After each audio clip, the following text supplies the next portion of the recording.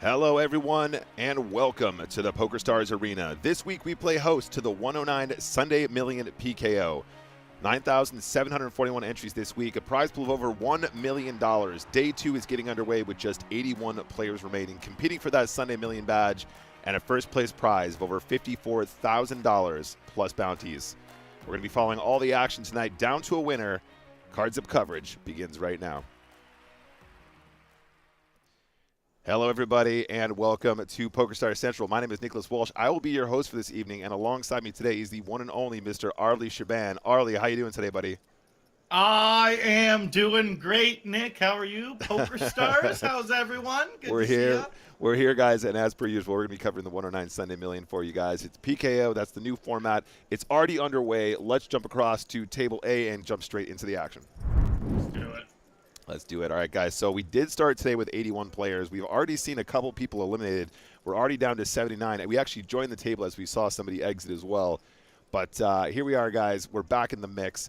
Hello, everybody in chat. We always have to kick things off pretty swiftly here, but it's a great pleasure to be back online with you guys. And hopefully we're going to be finding a winner this evening. Yeah, absolutely. 54,000 plus bounties today, Nick. It's going to be a good one. Oh, we got a little action here, too, with the 4s and ace 10 in the blinds. 3-bet before.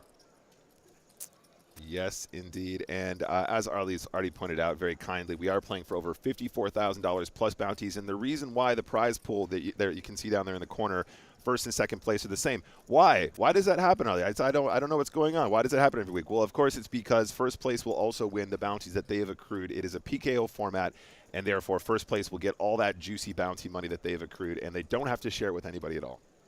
Yeah, exactly. It's way better because when the bounties first got introduced, actually, they had it staggered still, first and second.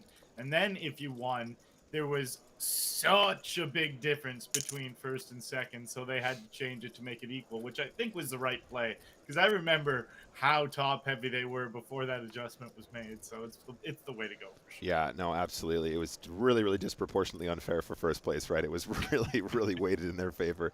Absolutely. All right, guys. So, yeah, we're going to be following the action all the way down. If you have any questions, as per usual, hit us up in the chat. And, yeah, let's keep it light. Let's keep it fun. Let's see if we can't see some cool poker action this evening as it folds around here to Marcan on the button with 9-8 off. The old 9-8 off doesn't want to do anything with it. Not today. Set up here.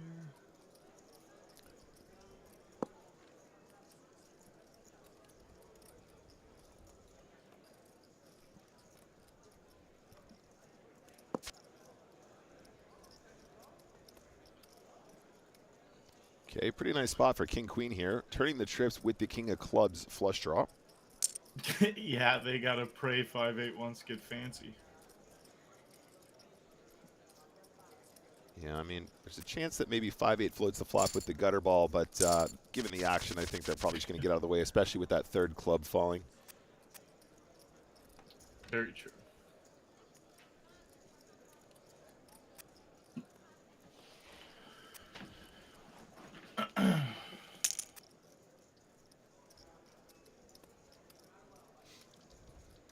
Alright, there we go.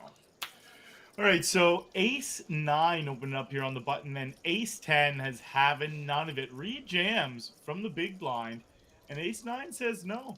Interesting, interesting. For only 20 bigs, you can call there with ace 9, especially with a big stack jamming on you. I get that it's deep in the Sunday Million, and you might want to wait for a bit of a better spot, but in general, that's, especially with bounties, that's going to be a profitable call. Yes, completely agree.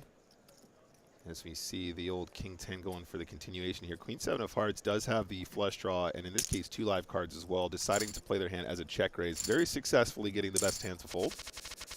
Yeah, and it's a great board to check raise on when it's paired. It means the pre-flop raiser is going to hit it even less, and you are going to want to use that as a bluff and also check raise your trips so you can build a pot. So It's just great to do it with a queen high flush draw. Yeah, that was exactly my thoughts. Those situations where you go, it's totally plausible I can have trips here. I do want to raise with trips occasionally as well. Therefore, what a great spot to sort of have a semi-bluff where you're going to have pretty considerable equity to try and improve into either the flush or the 7 or the queen in this case. Obviously, you're not so confident about those, but sometimes if you do check raise and get there, the opponent still tries to get to showdown with like ace king or something like that. They just think maybe you're check raise bluffing, and you know, obviously you can just get to showdown in a pretty reasonable manner here.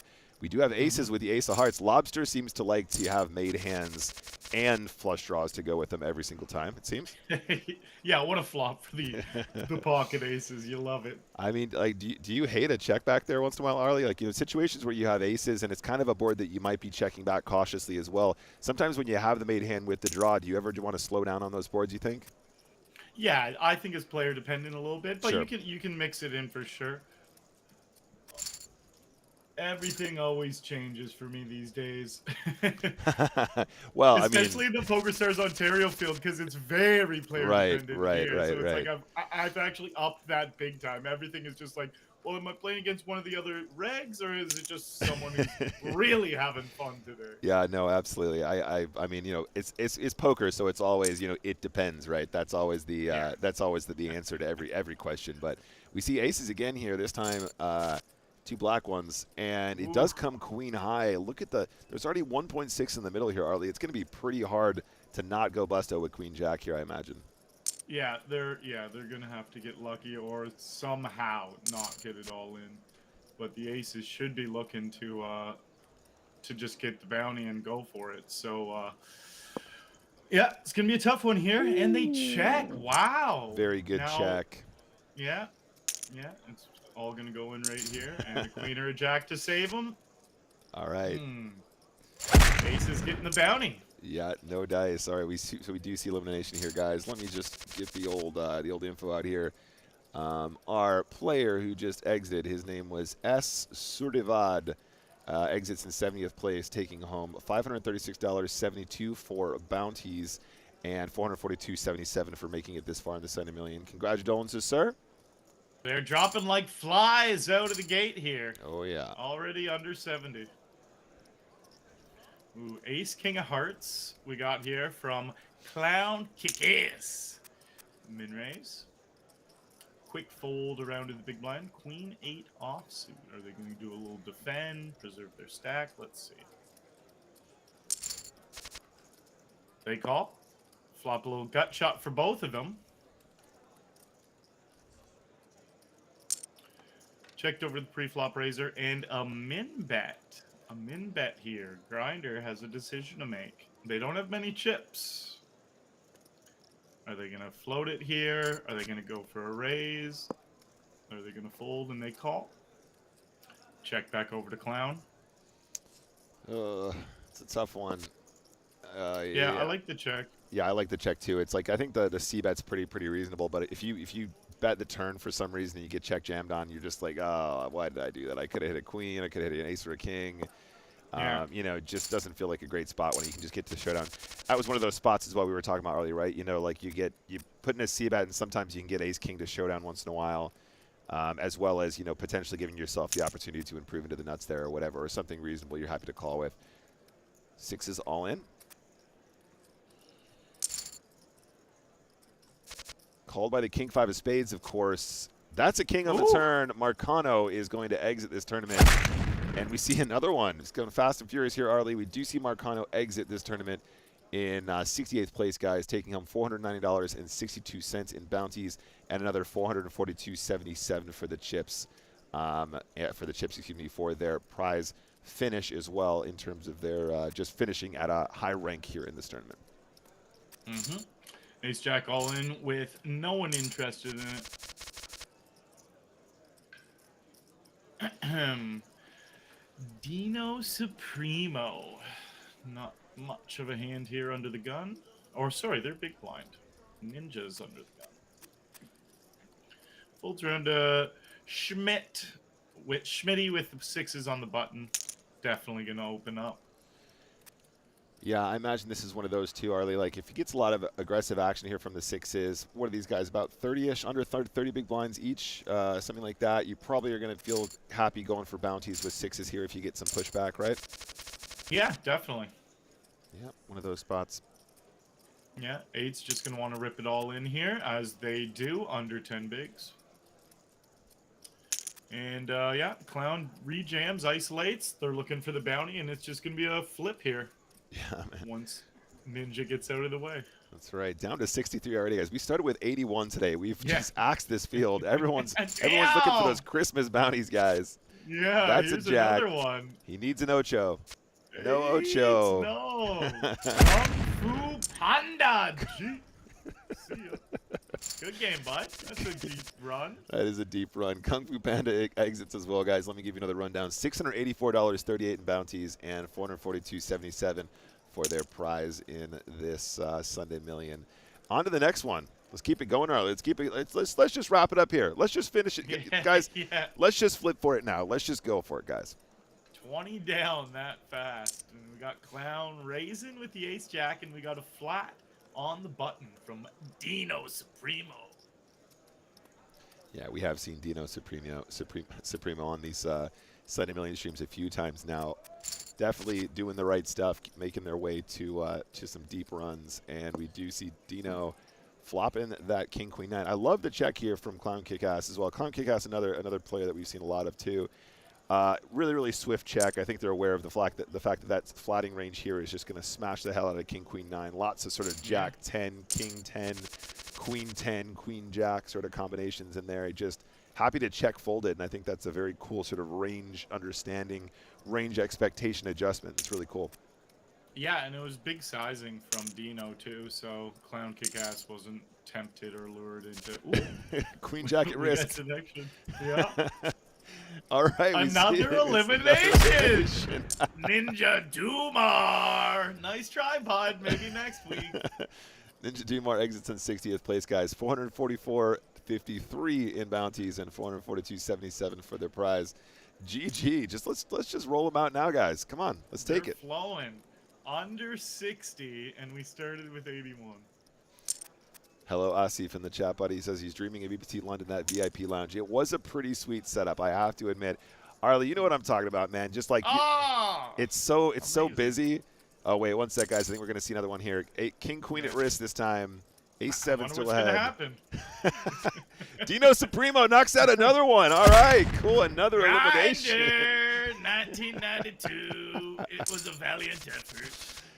All right, Grinder is eliminated, guys, in 58th place. 653.91 for the bounty and 442.77 for their prize. GG, sir. On to the next one. Deuces into eights. Can we see it again? This is just insanity, hand after hand. All the Ocho's saying, can I launch the animations? I will have that set up for next year, yeah, guys. I do have the facilities to do it. I just never actually got it on my stream deck. Okay, it's going to be a little bit slower. These guys are obviously considerably deeper than the previous spots. Yeah, and they both don't mind checking a bit here on the flop. And then Schmitty, they have a range advantage here, but Dino has better hands, so it just goes bet call. Yeah, I mean the deuces have got to hate the ace there as well. A lot of the combos that want to check back 5-9-5 just to try and get to showdown are going to be ace combos as well. So seems good, and the Ochos just take it all the way. Dino up to 11 million. Queen Jack suited folds there, which is pretty interesting. They just don't want to raise into the bigger stacks or something. That's pretty tight. Ooh, look at that flop. They would have hit two. Oh, that would have been an action hand. Yeah, that would have been a spicy one for sure. Top two versus the trading and flushing feels good. Ooh, but instead, we're on to the next one. We got 11 blinds here under the gun. Ace, Queen of Diamonds. We should just see him rip it all in. I like that way better than a min-raise. Oh, yeah. I've only been min-raise in hands like aces or kings, maybe. Probably always gets action from ace 9 here with the coverage. Yeah, I would think so. It's 10 big. I don't know. I mean, you definitely probably want to gamble for the bounty here, but that under the gun shove from this stack is probably going to be quite strong. Yeah. It's probably enough to just gamble for the booty, but we'll see how he feels. It's a big chunk Yeah. of his stack. Yeah, it's definitely a chunk. Without the bounty, I would like to fold more. With the bounty, I'd probably go with it. But hey, he's right. And maybe he's been sitting with him for a while and the guy's been a little tighter. You Yeah. never know. Yeah, fair enough, fair enough. I can see why he's thinking that for sure. We see a limp here. This was the guy who folded the Queen Jack of Diamonds. Now limps Ace 10 of Hearts under the gun. A flat here from Schmitty. And we see a flop. Ooh, that is actually a horrible flop for Cali limping under the gun. They flop top pair with 10 kicker, while Schmitty hits top 2 with their ace 4. How are they playing it? Yeah, I think really you could go Really either aggressive. way. Yeah, you really can. I I wonder if the big blind being in there made a difference. Yep, that was exactly my thoughts, Arlie. I was going to say, I think probably he's a lot more likely to raise this because he's concerned about the big blind having some gut shots or some straight draws like 5-6 or, like 5 deuce suited or something like that, whatever. Not 5 deuce suited. 3-4 suited where he's got a pair and a gut shot or something like that. And, yeah, it makes sense, and that's going to take it down. Kelly, who actually gets a pretty nice little getaway there. Pretty easy getaway with the ace-10. Otherwise, might have gotten really, really tricky to play that one correctly. Yeah, the big blind, I think, did have a big impact there because that's the only thing I was thinking. I'd be slow playing that all day long without the big blind. Right. Yeah, you're in pretty good shape there, and obviously a lot of aces are just going to want to try and blast you off there quite aggressively. Min raise here from Hoffer.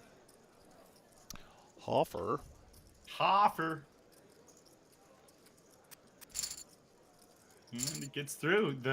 So Cali's definitely being incredibly tight. They decided not to defend the Jack 7 suited from the big blind, which again, they're on the more passive side for sure. Yep, I think that's definitely one you can quit calling with there. It's not the prettiest hand in the world, but it's suited and it's got some connectivity, so you're probably just going to want to get in there for the super cheap raise.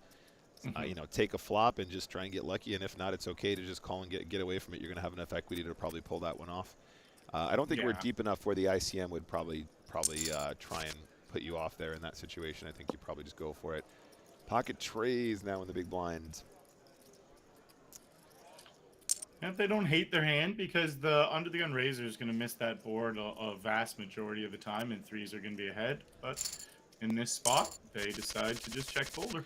I kind of respect, like, if you're going to play trays there, you have such a nice price just to set mine just because you're facing, like, the absolute min there. But, you also have to be aware that you don't want to get lulled into too many tricky spots where you're like, you might have ace-king, and then you end up doing a stack where you kind of just wanted to not even be in the pot in the first place kind of thing. So you got to respect the sort of defend, give up in this particular setup, right? There's lots of spots where you should probably always be continuing in there as well, but it's definitely got a weird feel to it when he's UTG. Thank you very much for the raid, F. Carmen. Appreciate you. Hello, everybody. Welcome from that raid. My name is Nick. This is Arlie. You're on the PokerStars Central channel. We're watching Sunday Million that way. Sunday Million cards up coverage. Stick around. Let us know if you got any questions about what's going on. Welcome. All right, we see a continuation bet that's going to take it down here against the 5-4 of diamonds. Blinds are up. 150,000, 300,000. They're beefy blinds. Down to 53 entries as well from the 97.41 that started. Tall Face in the chat says, show us the sweater. I got this one last year. This is the official PokerStars Christmas hoodie situation, or Christmas sweater situation. Not sure how much of it I can actually get on camera, but it's got some reindeer, it's got some spades, it's got some trees. It's really, really sexy, and it's actually available for purchase now in the store. Since everybody was so jelly of it last year, they decided to put it in there. So if you guys take a look, it should be available on PokerStars Store, either with points or with cash or whatever you want to do. Go take a gander. I actually was not told to wear this for that purpose, but I'm letting you guys know because I know a lot of you guys were looking forward to getting your hands on it this year. So go take a look for yourself, see if it suits you. It is incredibly sexy. Thank I agree you. with you, Nick. Thank you. Just, whew. when you stood up, I was like, man, come on, we're trying to commentate some poker here. Calm down. There's people in chat. You're on camera. What are you doing? We'll save that for after, Arlie. We'll save it for after. Exactly. So, oh, we see the the limp pre-flop from Hoffer and Schmitty raising with the 9 deuce. Good selection because you want to be a little polarizing with the raises from the big blind there. And they c-bet. Hoff floats, and now Schmitty actually has a real hand with an open ender. So we would expect to see them continue here. Keep the pressure on as a big stack. Ooh. And definitely got to get away from a fan from Hoff. Let's go, Schmitty. I like that. Very, very spicy. Mm-hmm. Absolutely. So and Schmitty's going to be getting into one here, it looks like. Yeah, I think so. I was going to say we saw our, and the 6s start the action here too. Our short stack that previously was raising with ace-queen UTG, an effective all-in with the ace-queen suited. Sakuris now with the jacks. Pretty easy rip, obviously. Yeah, and this could get Schmitty to back away now. Blazin doesn't like what they're seeing because they know they're just going to be crushed here so often, but they're getting great odds, hoping it was just going to be against a flip. Heart? No. Okay. A double up, though the shorty did not get eliminated. It's possible, Nick. It is possible. Yeah, indeed. I mean, Schmitty obviously didn't like the sort of raise 3-bet jam sort of dynamic and actually picked a good spot to get away from it too. Although you could argue having the ace is enough just to gamble for the bounty there when you got Schmitty stacked too, but not exactly sure. Yeah, he decided just to play it on the tighter side and was right. Worked out perfectly for him. Might get involved with this one. Decides to let it go here as well. King, queen suited. Going to open. Does anybody want that $435 bounty is the question. Dino Supremo with an opportunity here as well. It is quite a big chunk. I think I'm folding king jack as well, Arlie. I don't know about you. Yeah, I'd fold king jack. It's just a bit too much of a gamble, it feels like. It doesn't feel horrible with king jack there, but it feels like, do I really want to put in 30% of my stack? Yeah. I'll find a better spot. Yeah, exactly. Because you are gonna have him beat there some of the time, and you're gonna have him dominate a couple times. But then, yeah, he's gonna have the same for you, and he's gonna beat you way more often.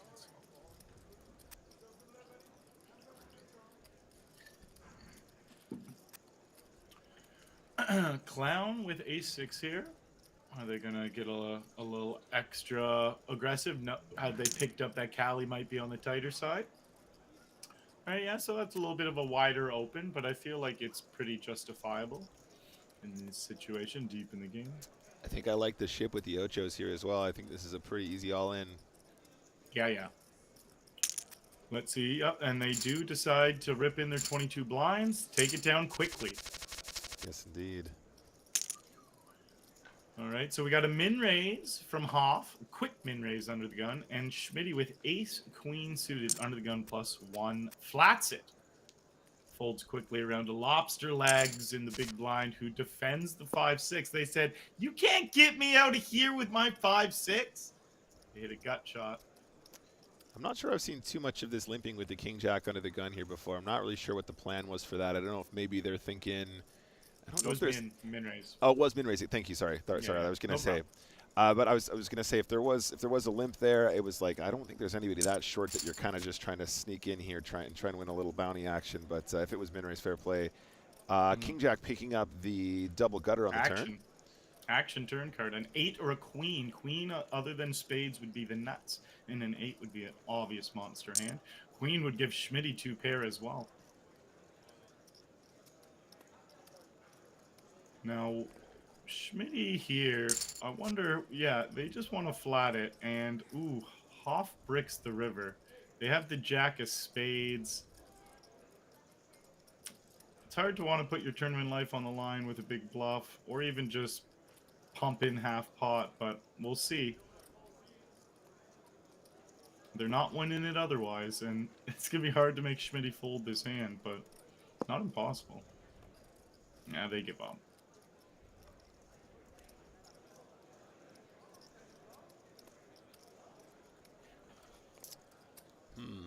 I mean, you just go for all of it, right? You just chuck it in and try and get the bounty, I guess. I don't know if ace king would miss a ship on this river. Does it go check on the river? Yeah, I was trying to think. It's hard. It might be hard to get called by worse there. Like maybe you're getting trapped because you're Sure. the big stack as well. It was a tricky spot. I don't mind either, to be honest. It's like Yeah. maybe the hands that are gonna call would ship. Yeah, I don't know. Well, Tough spot. Weird. It was weird. the fact that it runs out the 10 is interesting because obviously ace 10 is going to be part of that under the gun range sometimes. Ace jack is going to be in there, I guess. Maybe the same hand some of the time. Ace king, I'm not sure if ace king misses 3 streets.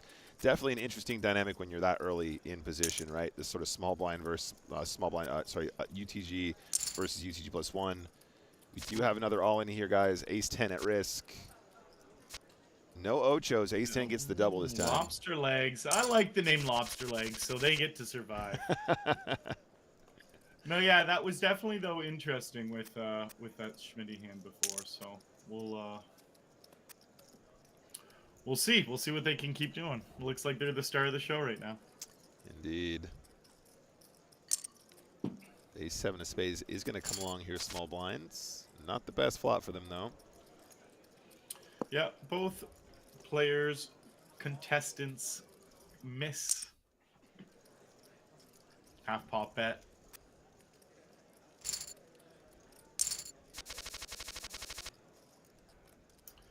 Takes it down, takes it down. Quick folds around to Schmitty, 8-5 suited in the big blind. In the button, sorry. They go for just over a min raise, and Dino with the ace-9 off.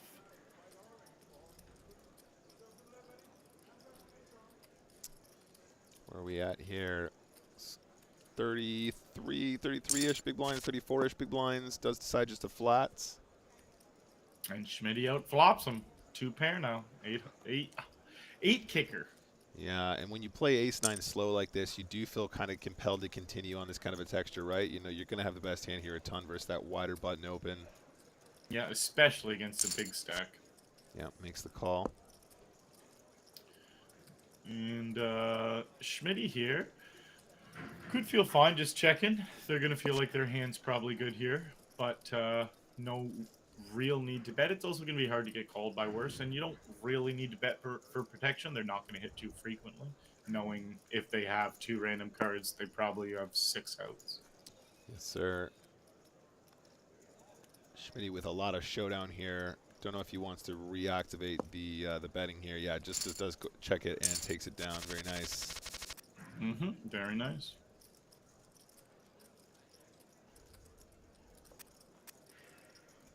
Yeah, things seem to be just going in Schmitty's direction the majority of the time, but not always. We'll see if they can carry the momentum. There's 50 people left. A little bit of blind v blind action here. Raising queen 5 off into blazes jack 8s. I think you're supposed to defend this pretty much every single time with jack 8 off, but obviously at this stage in the tournament, a lot of pressure being applied. Dino certainly has some experience with that late in Sunday Millions. Yeah, absolutely. Dino is a name I recognize from when I used to play on the global client. Now I'm relegated to PokerStars Ontario. No complaints. I actually love it. But yeah, don't see Dino anymore. Maybe I'll come out and join you, Arlie. Maybe I'll join the Ontario pool. Oh, it's amazing. I hear the Ontario spins are pretty juicy as well. So you know. Oh, they're so nice. Dino with the 8-7 off and gets a defend from Sakuri's queen 6. Both of them brick the flop. In a scenario like this, you would normally expect the big blind to check, pre-flop raiser to throw out a little c-bet. A little bit of c-bet. And take it down. Seems good. C-bet. Little quarter pot c-bet here. Exactly. Yeah. Love that size. Love that size when we get this shallow. It's really, really good. And our guy, yeah, he's been doing so well to try and build that stack. Looks like he's about to get seriously cold decked against Dino Supremo here. Yeah, I've only got about standard ship it in 21 bigs. Yeah, what are you gonna do? I think you're just gonna put the chips in here. Yeah, just gotta put the chips in. Is it snowing over there yet, Arlie? Oh yeah. Oh, it's yeah. cold in Toronto. All right, guys. So our guy Securis is going to be at risk here. He's definitely effectively committed himself at this point. Obviously, Dino could be shoving all kinds of stuff he's flipping against. I don't think there's really any way out for the ace-queen. Pocket 10s, pocket jacks, pocket 9s, pocket 8s, pocket 7s even probably can be played like this. Maybe even pocket 6s. Maybe even some ace-jack suited. I don't know. It's there's just too much that you have equity against or you're beating that you're probably just never going to want to get away from this. I think he's going to use some time bank to see if there's a ladder somewhere, but otherwise he's going to be getting this in. Yeah, he's probably just trying to see if he can ladder, because folding here would just be a travesty. Travesty. An absolute travesty. Even like seeing his hand in odds, you would have to call. It's just too much in there. He's getting good odds for the hand he has. Even Makes though the call. dominated. Oh, he needs a 10. He's going to need a 10. Ugh, cannot hit and KO'd as we're switching, guys. GG to our friend Securis. Very good run. Comes out in 49th place, taking home $974.03. Congratulations to you, sir. We're now on table 663. We're going to follow the action here for just a moment. Deuce 3 not wanting to defend the big blind. Very understandable. Ace, deuce of hearts under the gun. Are they opening or are they folding? It's kind of in that spot where I don't mind letting it go. They do fold. Ace 8 suited though. Yeah, you're going to want to open that, especially as the big stack covering everyone. Jack 10 suited. Yeah, kind of an awkward stack depth though, right? It's like, what am I doing in the spots? Yeah. You definitely don't want to just flat. That would be pretty rough, because then you're inviting in the blinds, and you don't want to go 3-4 ways with a jack high no kicker. But you don't want to rip that in either, so I don't mind the fold.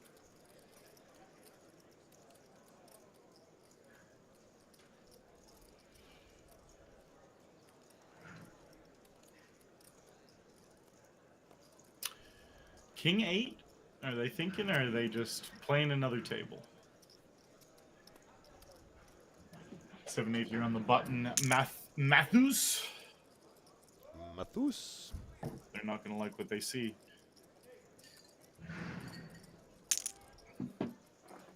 They do get 3-bet about 4 times their bet. Yeah, nice chunky size. These guys being on the deeper side, having a bigger 3-bet here small. All right, we are switching, guys, back over to table 490. This is our new feature. As we see the blinds go up now, guys, 200,000, 400,000 are the new blinds. All right, all right, all right. We got suck rates. Big old 25 million stack.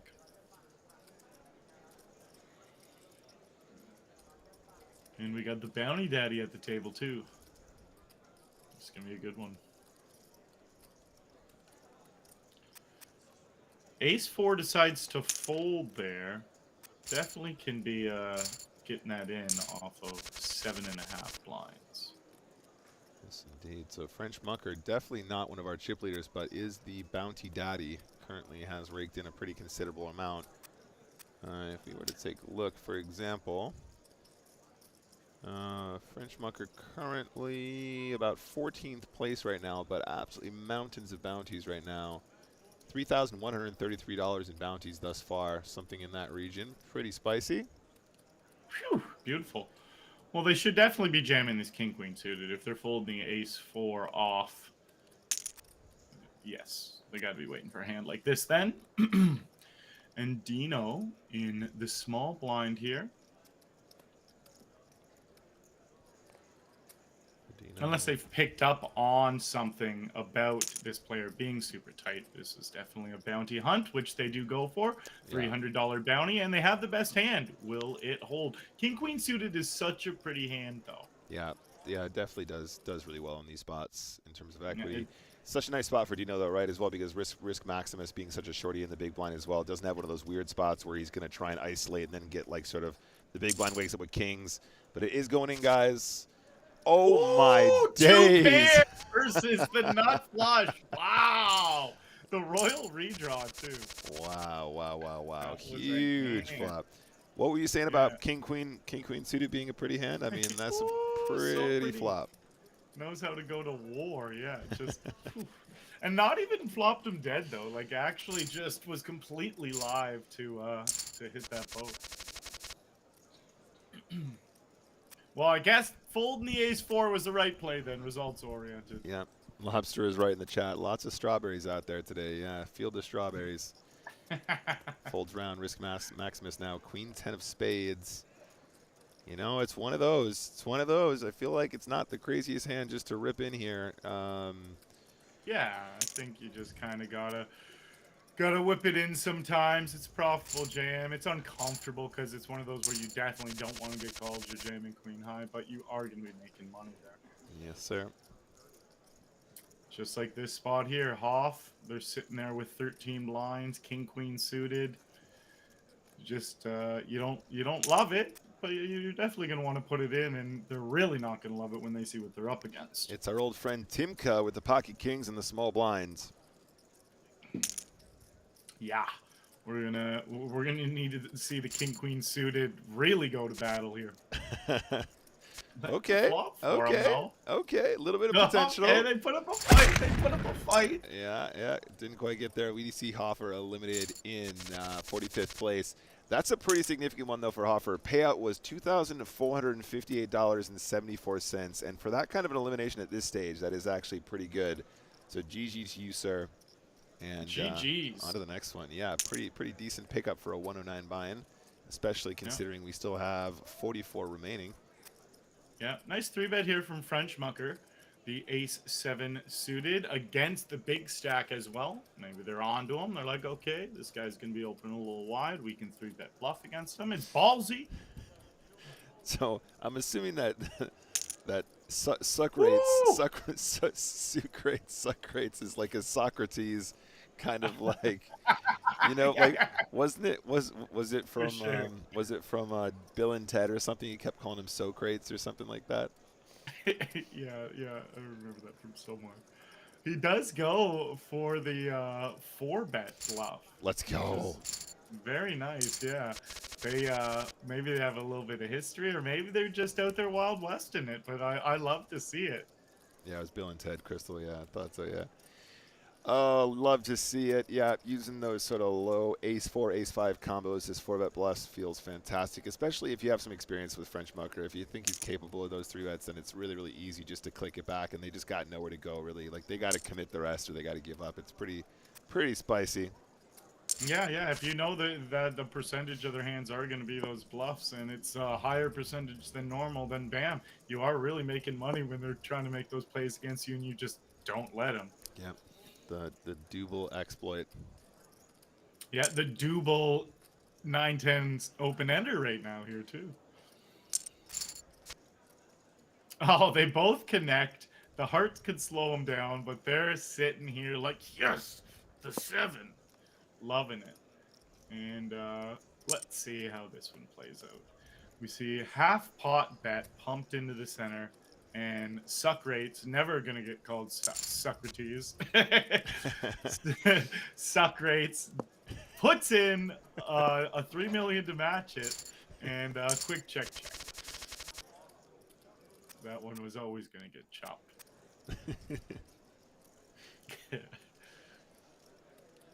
In my channel, when I read someone's name out, and I've decided in my head, like, first gut instinct what that name means. Yeah. They'll like break it down 2 minutes later. They're like, oh no, you said it wrong. This is what it means. I was like, no. You are Socrates to me. It doesn't matter. You are what I say you are. Yeah, exactly.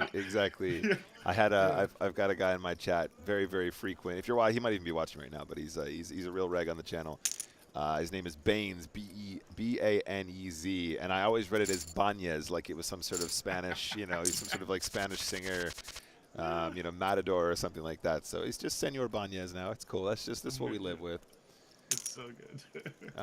Yeah, but if you are watching Suck Rates, let us know. Let us know in the chat if we're saying it right, because I feel like there's a Socrates joke there somewhere. Pocket threes are not even min raising. They're 3xing it here into the mucker. The mucker in the big blind with the ladies. M'ladies. M'ladies. And how are they gonna play this one? Are they 3-betting, calling, jamming? Just ripping. Jamming's the play. I mean, Yeah. trays. Are you really gonna call with trays in this spot, though? I mean, it's like it's the bounty daddy, but no, you don't want to. it's a lot of booties, but I don't know if he's gonna be ripping that light here. It's gonna be like, he's gonna have a lot of stuff you don't want to see. Does make the call. Oh my God! They Flops go for it the in set. the 3 cups. Oh, baby! All right, French Mucker, our bounty daddy, is eliminated, guys. That's a huge pickup. $1,591 for Nino here. So GG. Wow, what a 3! That's sick, man. GG to our friend French Mucker, 42nd place. $3,743 in bounties, guys. Sorry, in bounties and in prizes as well. So a huge pickup there. Already making serious bank, considering this is a PKO. Dino Supremo doesn't seem to appreciate the call with the trays, though. The 3s, damn. That was really going for it with the 3s for sure. He's like, I just want the money now. Just send it this way. Oh, okay, cool. I only got 20%. No problem. I can work with 20%. So you're saying there's a chance, Arlie? Oh, there was a chance, and there was a chance. Only Sauce says Dino is a great reg. I agree. We see a lot of Dino all over the place. Yeah. W Coop Scoops and all sorts. We've seen him in Sunday Million finals, Sunday Million streams, excuse me, many times, and some finals if I remember correctly. A little bit of blind v blind, guys. I think A7 is always a call here every single time. Yeah, I would be calling. Yeah, again, unless you knew something really specific about them being incredibly tight, you're just calling. Yep, so Queen 8 at risk here. There is a 7 on the flop. Queen 8 still needs to improve and is eliminated. GG to you, sir. It was a valiant effort. All right, we're switching, guys. GG to our friend MK21R, who just was eliminated in 41st place. $1,157, so a nice little payout there. That's with bounties and with their prize pool fund as well. And we were away from suck rates for too long. We are back for more. Louis here with top 2, really just praying that, they do get a little call ski here from Gamble. Okay. The Queen 10 gets there on that turn, but... I love you, Arlie. Guys, I gotta say, working with Arlie Shaban, man, honestly, it's the dream. It really is. We don't. I love you too. He's not just a pretty face. He really is the real deal. All right, gang. Let's see the conclusion of this. This should put an end to the hand here. Gamble. They floated the flop, but nothing more to do here. Not enough fold equity or anything, so it's over. All right, guys, so switching again. We are now on table 587. We're going to be following some more Dino Supremo action. We are balancing. That's why we keep swapping all over the joint, trying to bring in all of the best hands as fast as we can. It's going really fast today, though, guys. We're getting through them here. So, yeah, we're going to do a lot of switching today, I imagine. We are. Ace-8 is a very wide open, but it does work. So that's interesting. That is very interesting. Keep our eye on Thoclad? Thoclabia. Are we sticking to that one now? No, I'm still working out. Thoclabema. Thoclabema. Thoclabema. There it is. I can work it out. It doesn't have to be the first thing that comes out. But then once I've done that, if they're like, oh no, it's this, I'm like, no. It's Thoclabema. Here we go. Hello, Summer in the chat. How you doing? Summer, what up? Thoclabema. It sounds like there's something there, right? Like you're going, I don't know. What'd you think? I don't know. He Thoclabema. Thoclabema. Thoclabema. King 10 versus 7 deuce. Can 7 deuce ever pull this one out? Ooh, they have a chance now.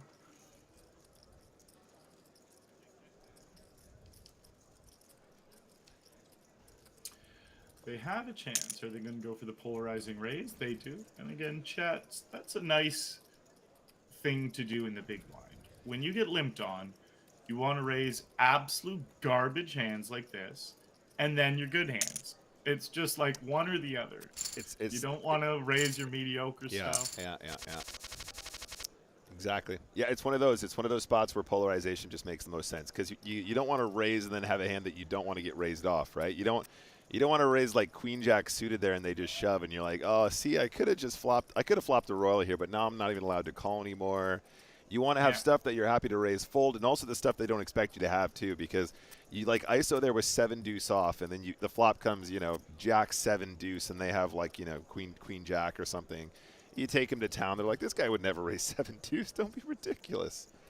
Yeah, exactly. But yeah, obviously having absolute position there as well really meaningful because you get to see bet a bunch of the really dry boards and just win every single time, and you've built up a nice little pot. You have absolute position against the player every single time. Apart from when you're always on the button, it's one of those where blind v blind, you're always going to act last, and it's one of those spots that people really undervalue and don't exploit often enough. The power of position, it's really massive.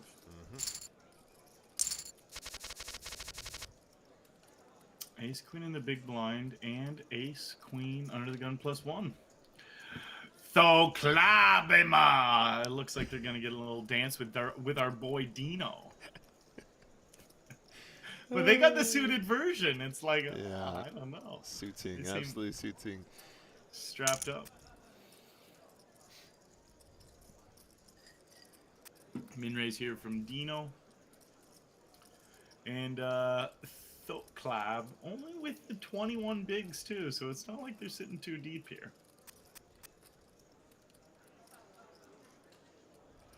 And how are they playing this one?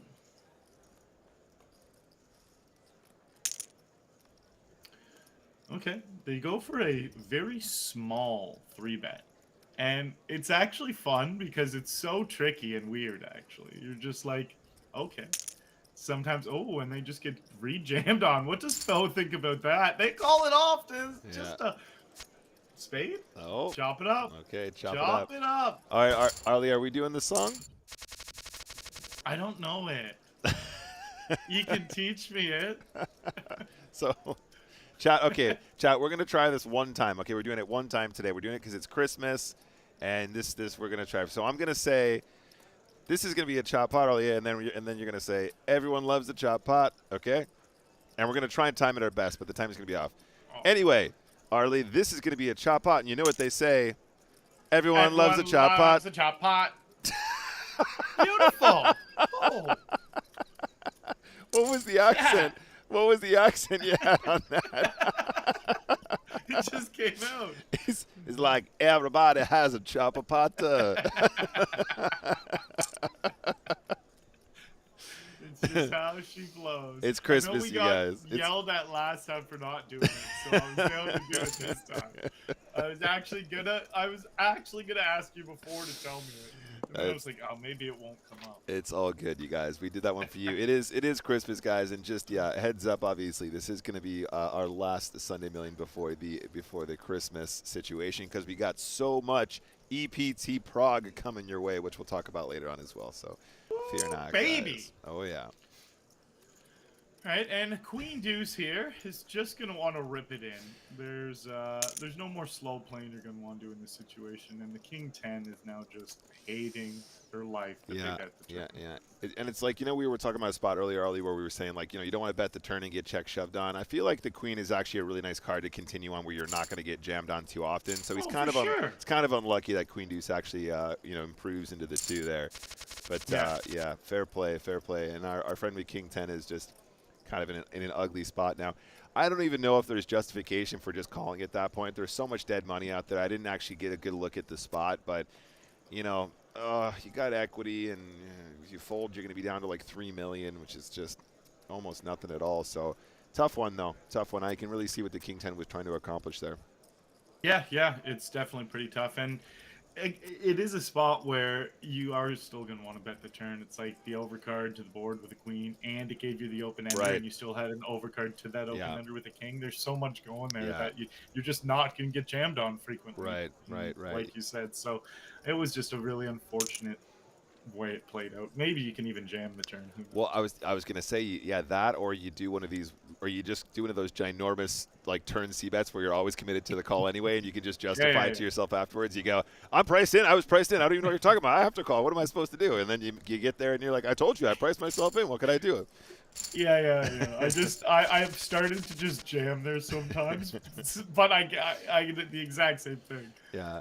I had a friend of mine that used to love doing that. He'd play like really deep stack cash games, and he would just make like these intentionally ridiculous turn size bets, so he knew he would have to call with a draw anyway.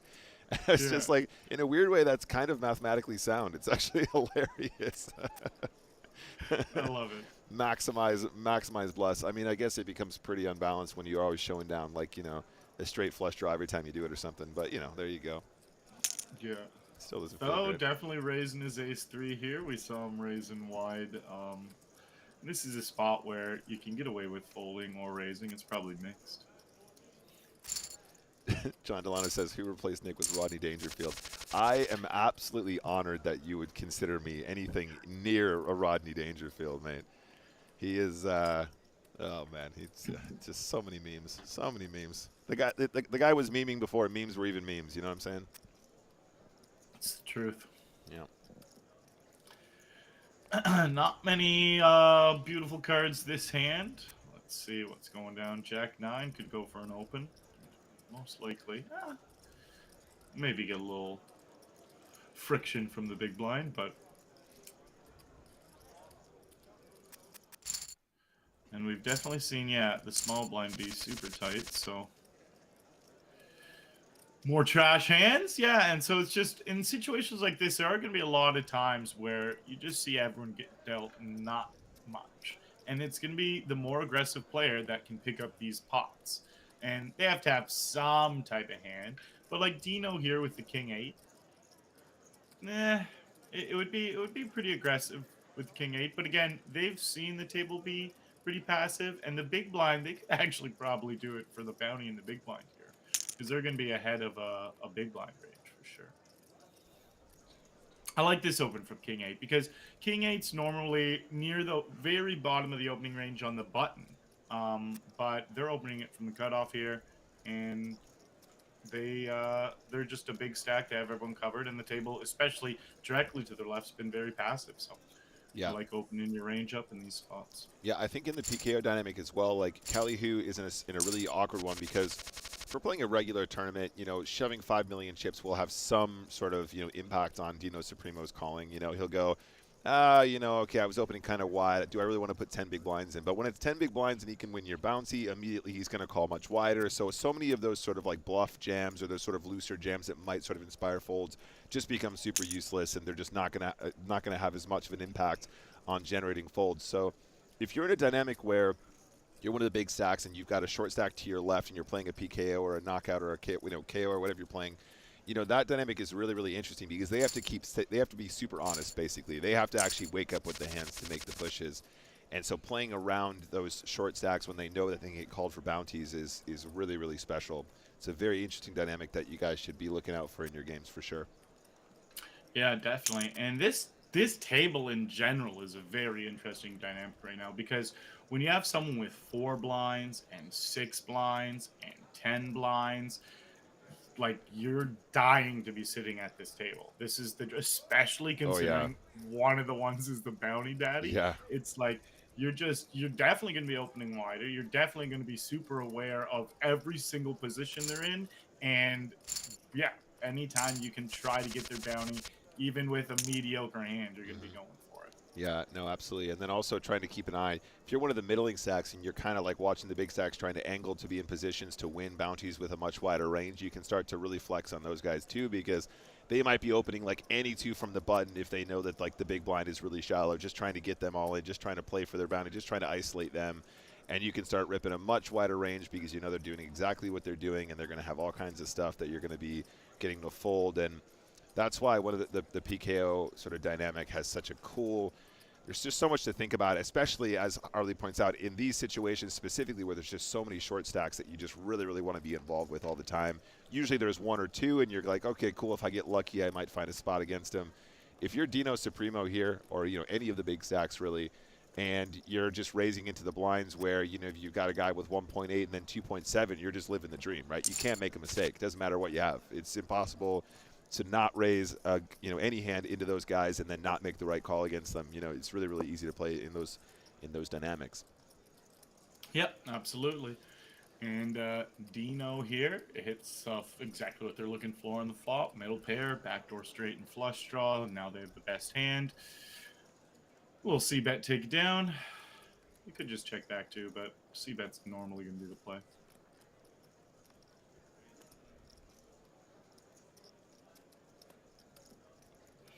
Normally going to be the play here. And ace high, playing against the aggressive under the gun raiser. You can just like. All right, gang. All right, guys, so we've reached our first break.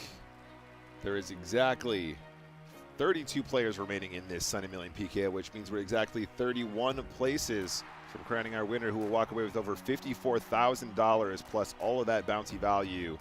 Currently, Sucrates is leading the pack with close to 41 million chips. We're going to go on a 5-minute break, and we'll get straight back to the action. Arlie Shaban, the Shabanimal himself. Okay, so tell me a little bit more about the Ontario situation. So for those of you guys that don't know, Ontario, as a result of legislation, decided that they wanted poker players to continue to play online, but they wanted poker players to play within Ontario. So if you're in Ontario, you have to play against other people from Ontario. It's what we call a ring fence in the industry.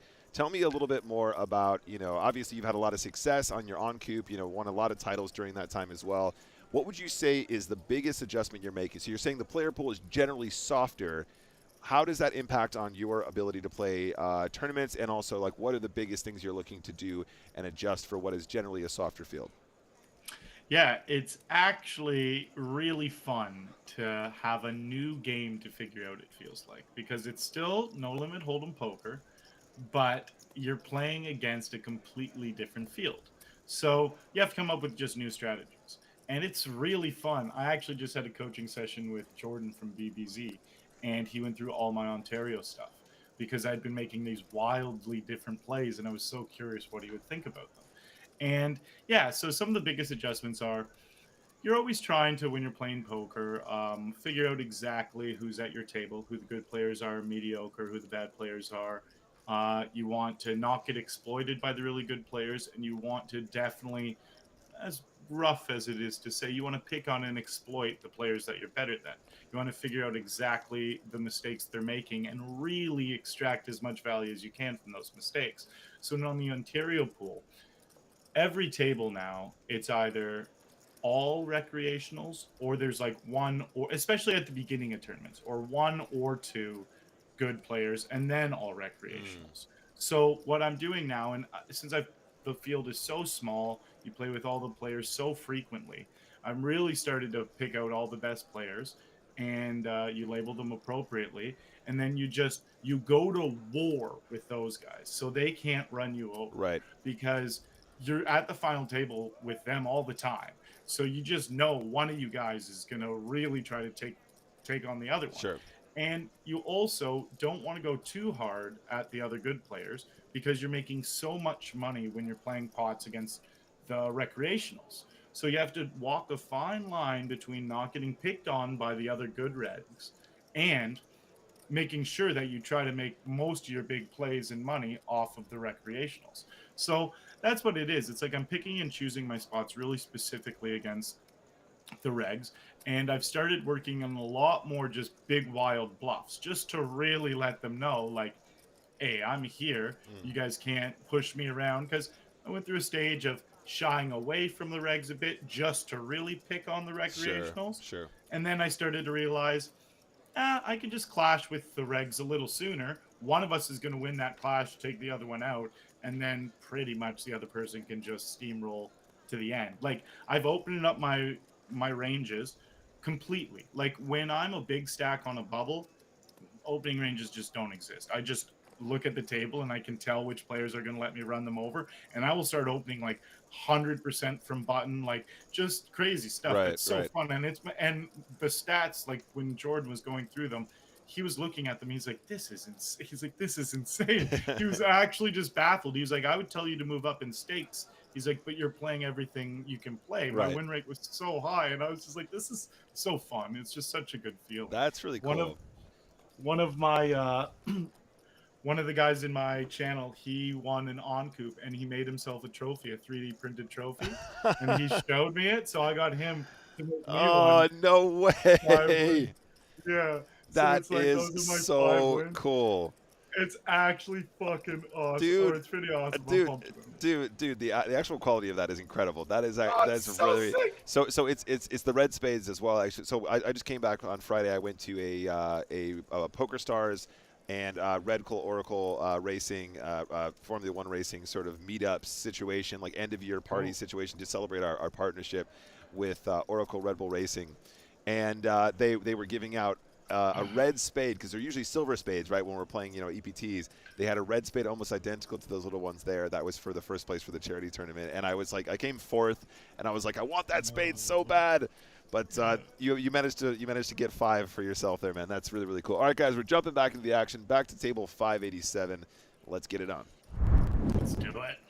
Yeah, we'll return to that conversation, Arlie, because that is really fascinating, and I remember, back in the days, before I was with Stars and all that kind of stuff, sort of moving around to different player pools and just trying to feel out where the edges were, and who the tough spots were, and it was just so much fun jumping into a pool and realizing it was ridiculously soft, and then trying to figure out what the pitfalls of that were, and who you needed to really avoid, and then encountering people who you thought were really, really bad, but it turns out they're just omega geniuses that were playing every stake. And I ran into a couple of those. It's so funny. And there's people who just honestly, when there's a field that different, people can create their own winning styles, where like you said, you are convinced, and I still don't even know if they're playing good or bad. The way they're playing makes no sense according to anyone, but then I'll look them up and like they're winning, and I'm like, no, their VPT is 52 over like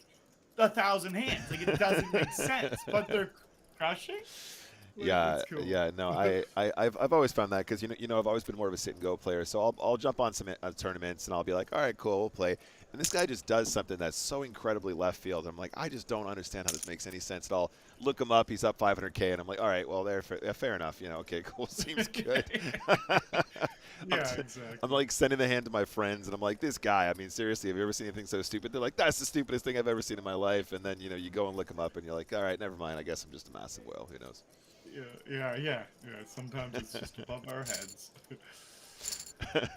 All right, guys, so we're back. If you've just joined us, we are following this week's Sunday Million PKO. It's a 109 tournament, happens every Sunday, and day 2 is on the Monday. That's why it's called the Sunday Million. And we are currently playing down to a winner who will win over $54,000 plus bounties. 32 players remain, guys. Let's rejoin the action here. 5-3 of spades for Uludak. Uludak. Yeah, we got some baby stacks at this table, and like, action is just gonna pop off for him. It has to. It has to. Jack 4 suited. They folded the Jack 9 off. They're really just like, next hand, they pretty much just have to get it in. Statistically, once you have a third of your stack in there, if you're only against one player too, you just have to go with any two. Question in the chat here. Are spinning goes profitable? Oh, my days, yes, sir. There are entire teams of people that are studying spins all day long to beat them. I have a command in the chat here because I do some spins during the week here on the Central Channel during the day. ! beat spins if you guys want to take a look at sort of one of my bigger graphs that came out of my Hold'em Manager from the last couple of years, including a breakdown of this year before I transferred over to Poker Tracker. If you guys want to give me a follow there as well. Of course, check out the Arlie Shabanable as well. Go give him a follow on all the social media platforms. How's your Instagram game these days, Arlie? Keeping up? I'm slowing down on the Instagram game. Yeah. I go through waves of Instagram. I understand. I'm Twitter. I'm mostly Twitter. I think poker is a very Twittery kind of thing, so I get it. I totally get it. But yeah, I go through waves too. Very active, and then like, I should probably post something. I haven't done something in a while, but there you go. Yeah, I actually started posting bit. We got an all-in and a call Jacker 7. Double up here from the Bounty Daddy. Not that easy. Yes, indeed. So Bounty Daddy was at. I mean, the Bounty Daddy being so short here as well is really spicy. But that double is going to put him in a slightly better position here. Mm-hmm. Ace 5 suited here. Are they going to be going for the big blinds bounty? And if so, how? They fold. Okay. It's tough once you get to under that 20 big blind stage lower. You're just like, oh, all your mediocre hands and opens. You're like, do I raise? Do I fold? Do I jam? What happens here? Especially with 32 left in the Sunday Million. Now, I wonder what the big blind's going to do. Are they just putting it in? Or are they just going to really wait for one more hand? I like just running it here. I think you're supposed to run it here. There's too much dead money, right? You're not going to get a better spot to be heads up, really. And, you know, you're going to triple your stack or something. Yeah. It just hurts too much in the long run. Yeah, I think so, too. I mean, honestly, having 9-3 of hearts there, you're like, it's suited. I mean, that means I usually snag a few extra percent, and I'm going to be heads up. That's the problem when you're playing 8-handed, 9-handed tables, right, Arlie? Like, you know, when you're a short stack, you're like, how do I even not get this 4 ways? You know, just being heads up, the equity that's implied with that, even if you don't have the best hand, is still so much better than getting it in 4 ways. Where I'd rather have 9-3 of hearts there than have, you know, Jack 10 4 ways or something like that, right? Your equity is just so much better having the 9-3 of hearts heads up. 100%. Like you're statistically just getting the right odds, but also there's also rule of thumb where if ever like you're being pushed all in and you can have their hand beat, it's better to lean towards wanting to call. Like they could technically still have 7-8 suited or stuff like that. I know it's slim pickings, but it's like you got to take those into consideration when you only have a couple blinds and you're trying to figure it out. Trips here. Oh, look at this hand. We got trip jacks against a flopped flush. What a turn card here. We should see them just well, I would say jam, but maybe they don't even want to jam because it's too scary. Jam or half pot. Definitely want to bet this. They bet small.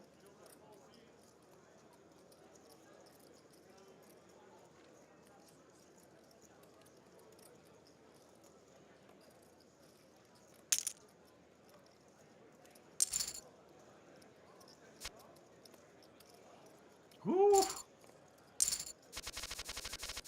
The double-double.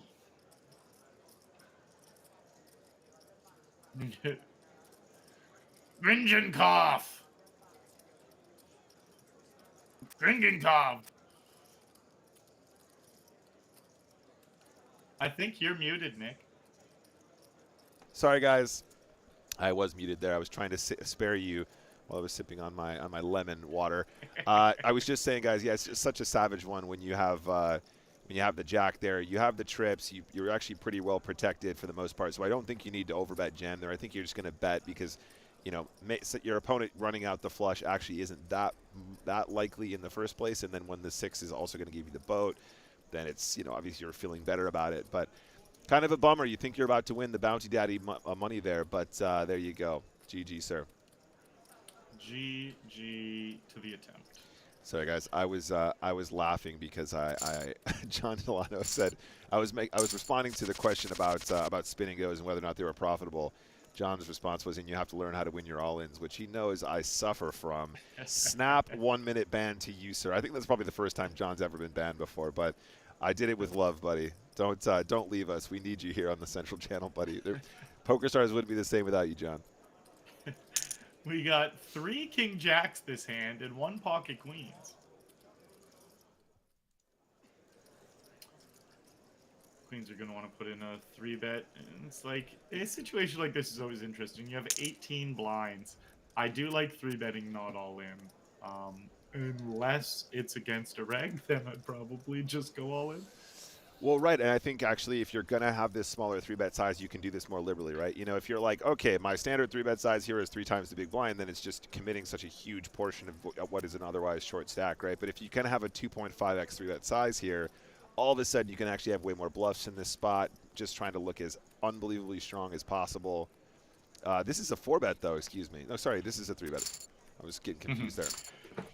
It's yeah, if people do want to start using that as like a polarizing bet that they do work in some bluffs with, that is a beautiful spot. I think for at least my game, especially on the new client, a lot of my spots would be like in a situation like that, it would be so much more heavily towards value, and I wouldn't be bluffing it that much.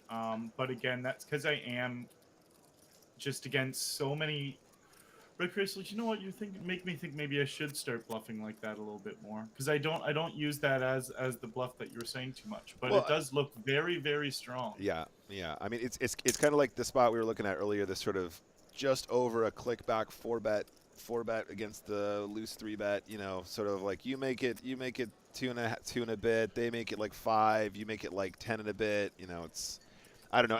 It's also, it depends what kind of fish, right? Like there are fish that never fold to any amount, so it doesn't matter. And then there's the fish that are like, oh wow, like poker's about survival, and I like to fold way too tight. Gringenkov going for the revenge here. They need no jack. They need to keep it clean. All right. Revenge. They got all their chips back with a little interest. Yeah, I agree with what you were saying there. No. Thank you for interrupting, because I was going to miss the all-in. But, yeah, Gringenkov picking up the chips there. No Matic again. No longer our bounty daddy, but still pretty much damn near up spot on our bounty daddy. Like, still really, really big, and still a huge amount to win from a single knockout at this stage. Yeah, the under 1 big blind all in here with ace deuce. Yeah, see, now it's hard to get this heads up, right? All of a sudden, like, everyone kind of wants a piece of this. This is your problem. You should have absolutely just gone with the 9-4 of hearts in that situation. It was for so many more chips as well. You know, yeah, it was for like 4 million. Now you're not going to have so much. It's like 4 million chips. Yeah, here it goes. King 10, the double knockout potential. The double knockout potential. Can they? Hey, a heart on the Gringenkov getting it done. Gringenkov with the double knockout here, guys. That's going to be massive. Absolutely huge. So picks up 856. Sorry, one sec. I'll talk about it in a sec, guys. So now up to 1.3. So double knockout, guys. Let's talk about who we just busted here really quickly, because those guys got some payouts as well here. So we saw Callie and who was the other player that we saw exit? It was. Yeah, it was 101 Funt and Callie 101 takes home $1,253 in bounty value, 856 for his 27th place finish. Callie gets $686 and $856 for their finish as well in 26th. Huge spot for Gringenkov. It was. Shock, the Arlie streams will be back soon. I've been maxing, relaxing, but we're gonna get them going a bit here in December. 2 pair here from Gringenkov, not up against much, and a big 80-90% bet here is gonna end this pot.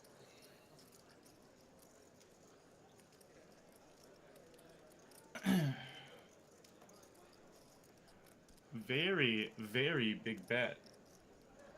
Maybe they're trying to put hands like Queen Jack or King Jack into a really into a bind, flush draws.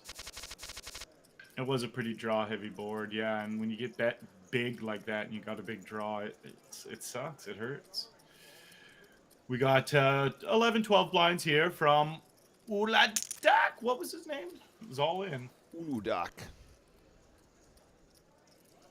All in.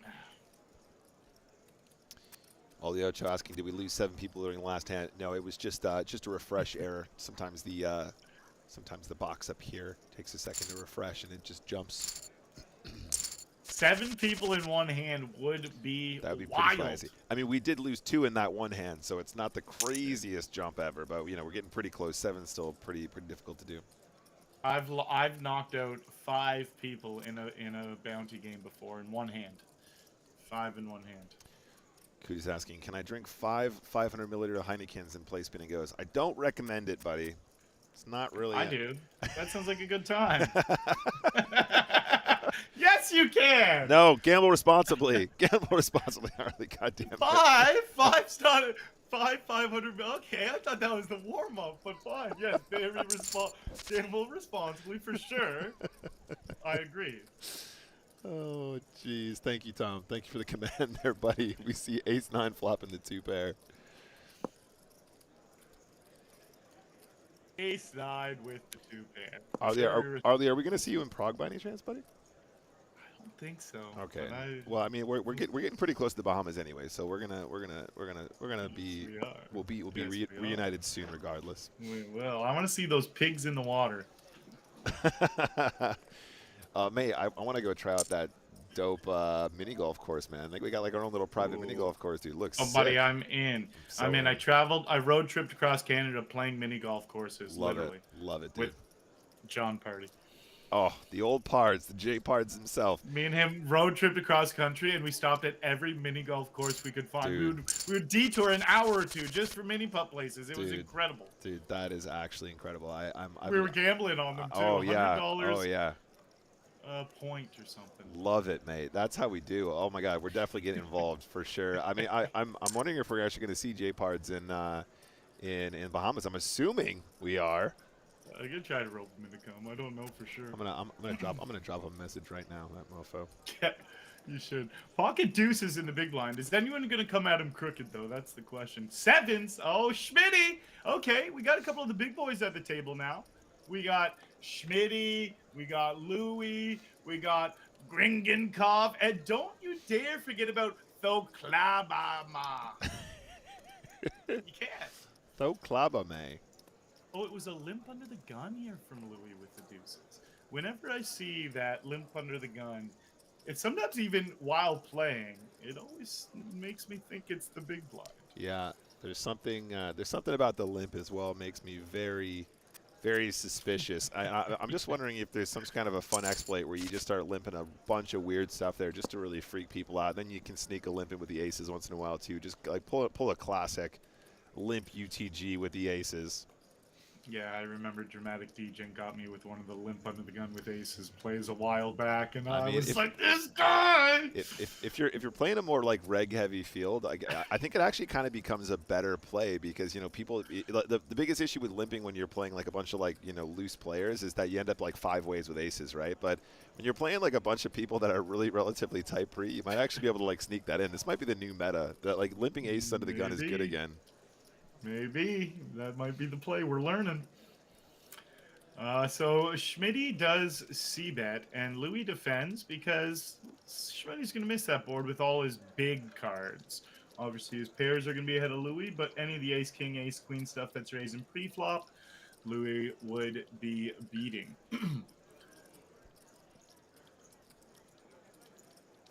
Sorry, chat. I gotta send this message now because I'm sure his ears are burning somewhere in Canada.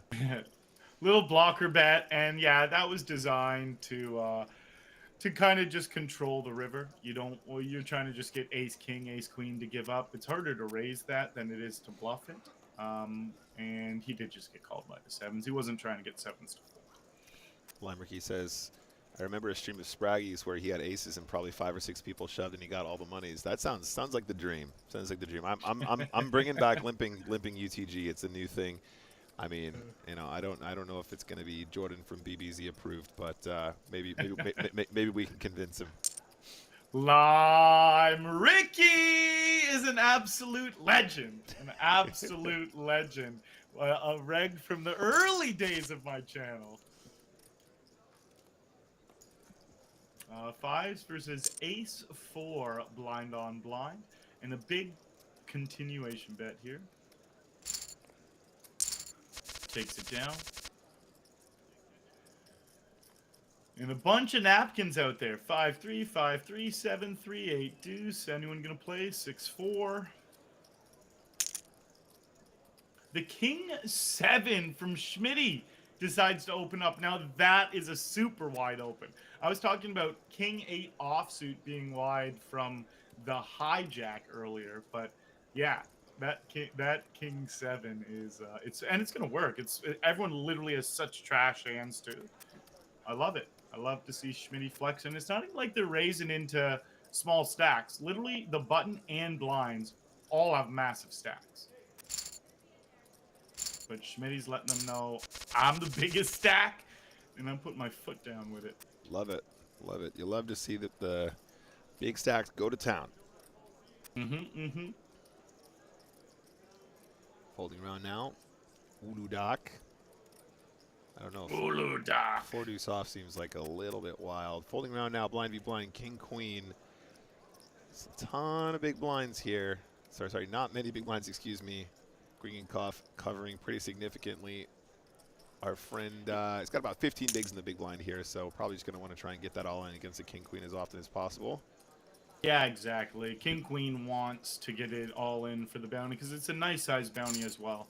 So they're either gonna do anything they can to make their opponent put their chips in. Yeah, I think I prefer the steal there. Like you could argue, oh well, you know, maybe he should play it slow because he gives his opponent the opportunity to make a mistake. But I don't know. I think generally speaking, if you're playing against an average to good player, they're probably going to be aware of the fact that, you know, people are going to hunt the bounties. They're not going to be raising super wide versus limp because they know they're going to get called a bunch and raised a bunch. And I think the best way to get the chips in the middle is actually just to do the raising yourself and hope that they wake up with something they're willing to go with. Yeah, I don't see anything wrong with that one. Pocket nines, raising it up. Not too much out there wanting to fight off the nines. Queen 8 here in the small blind. You just have over 10 blinds. You're in preservation modes. And Smitty here, 4-3 off. They have been pretty aggressive, and they do defend with their 3-4, 4-3. Top set here for Can't Stop Me. And they get led into. That's just exactly what you want to see. And it's actually a pretty nice lead here from Schmitty because Schmitty's going to be all over that flop way more than Can't Stop Me would normally, just because of the ranges. Can't Stop Me's going to have a lot of the big connecting cards, ace king, ace queen, those type of hands, and big pairs. And Schmitty's just going to have all that stuff right there that the flop came out with. But once they lead out and get called, and now they check and get bet into, pretty easy to let it go. Pretty easy to let her go that. But yeah, we definitely see Schmitty not afraid to put their foot on the gas. And we've definitely seen some other players be a little more passive. So that is a recipe for Schmitty to keep accumulating chips. We'll see if that's the case. Norman Ditch in the big blind only has 2 blinds. They were the bounty daddy for a while, $1,431. Correct. Whoa. Interesting flat here from the Jack-9 off in the cutoff. I don't hate it just because of the bounty in the big blind. I see. He's trying to get involved for the bounty value. That makes sense. And he folds. He folds for the 1 blind. Wow. Wants to find a better spot. Only reason. Yeah, that's the only reason Gringenkoff. Well, now he's got a gut shot. He's like, okay, what do I do? I do think that this is a slightly different, scenario than the previous one. Right, guys, we were sort of criticizing the fact that big blind folded, with, a ton of their stack committed, but this is a 4-way pot, obviously a very different proposition. That makes sense, right? And it's like No Man Ditch knows he's going to get all the action when he wants it, and he's about to sort of, get through the blinds here as well. So just trying to find a better spot, slightly better hand, and even maybe a worse hand that's heads up, like we were talking about earlier, seems good.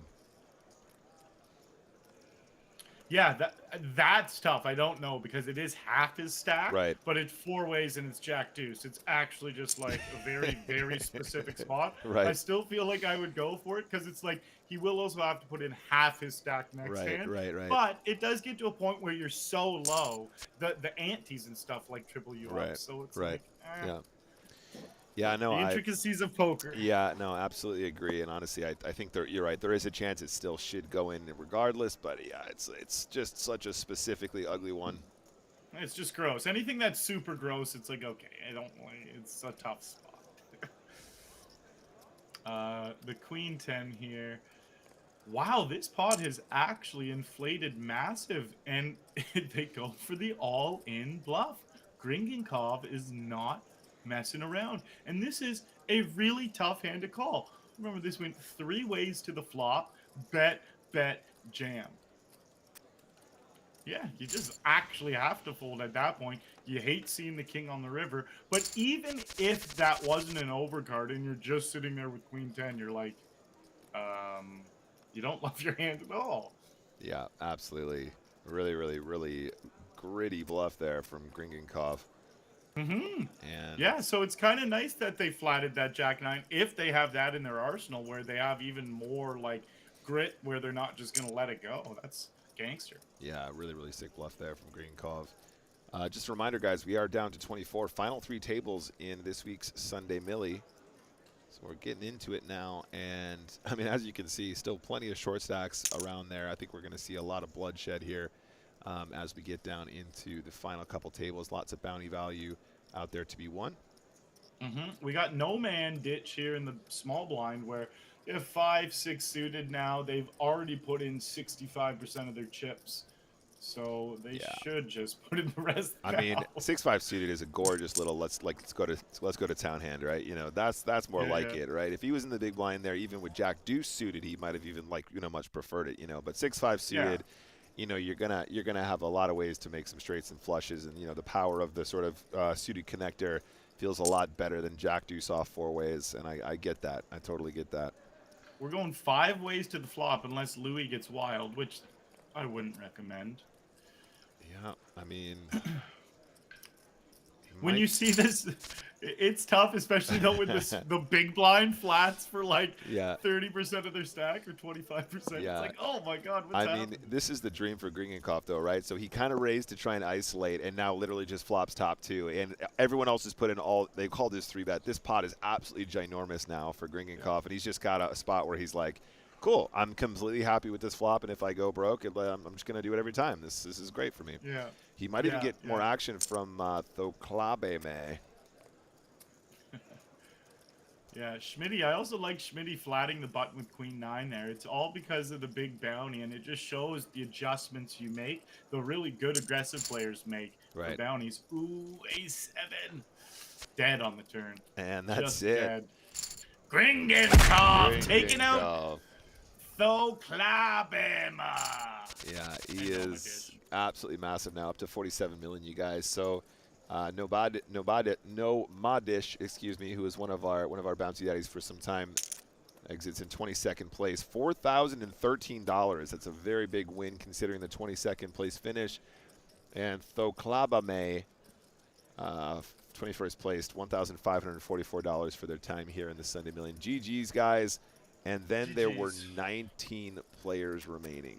19. Very quick. And we see Gringenkov opening the 10-7 off. They're not messing around. Love 10-7 off. I want to. It's almost Christmas. I want to see them snowballs, man. I want to see that snowball in straight through this tournament, just blasting them all off. Maximum ICM pressure, including bounty value. Just pump it in. Just all in every hand for the next 20 hands. You can do whatever you want at this point, buddy. You're just doing it. You're doing the thing. Let's see it. Ooh. Yeah, so they're sitting here with just about 8 blinds or so. It's, I would have been really tempted considering it's one of the big stacks. I mean, I don't know if they're aware how wide Schmitty's been opening, but ace-9's kind of a monster compared to that opening range, I imagine, at this point. yeah, if you're aware, then you definitely got to rip it in there. Sure. And they had been sitting around with them for a little bit, but it's so much worse when you have to jam over an opening and you know you're getting called compared to just being the first one to jam where you're like, I actually still might have fold equity. It'd be hard to with that many chips, but you know you have 0 if there's an open. Pocket 7s are loving a flop like this. Obviously, it's 3 ways, and you have an overpair with 7s. It's kind of the dream. You definitely want to bet as well. And they bet over half. They bet like 60% or so. And that's nice. That's good sizing, too. You don't want to make it really small where the big blind has a little gut shot or a little draw. And you don't want to obviously check because they had 4 different overcards they could have hit. And that's going to happen a quarter of the time. Yeah, I think it's nice to kind of just announce, like, guys, I got it. Let's just move on. Come on, no messing around. Just, you know. I mean, okay, I got 7s, okay? Put my hands up right now. It's 7s. So just chill. Everybody walk away. No funny business. We're all the big stacks. Plenty of bouncy value to come. Just get out of my way. Interesting spot here with the queen jack suited. Are they ripping it in or are they min raising? And then ace 3 of clubs. They're looking at a pretty juicy bounty, and they know they're going to be ahead of some of Lewis's jamming range here too. They go for the call. It is the right call. Can they hold? They're ahead all the way to the river. Louis Dono. A valiant effort, sir. Louis Dono exits in 19th place. $3,784 is a pretty significant win coming out in 19th. GG to you, Chunky. sir. And then there were 18. 18 left.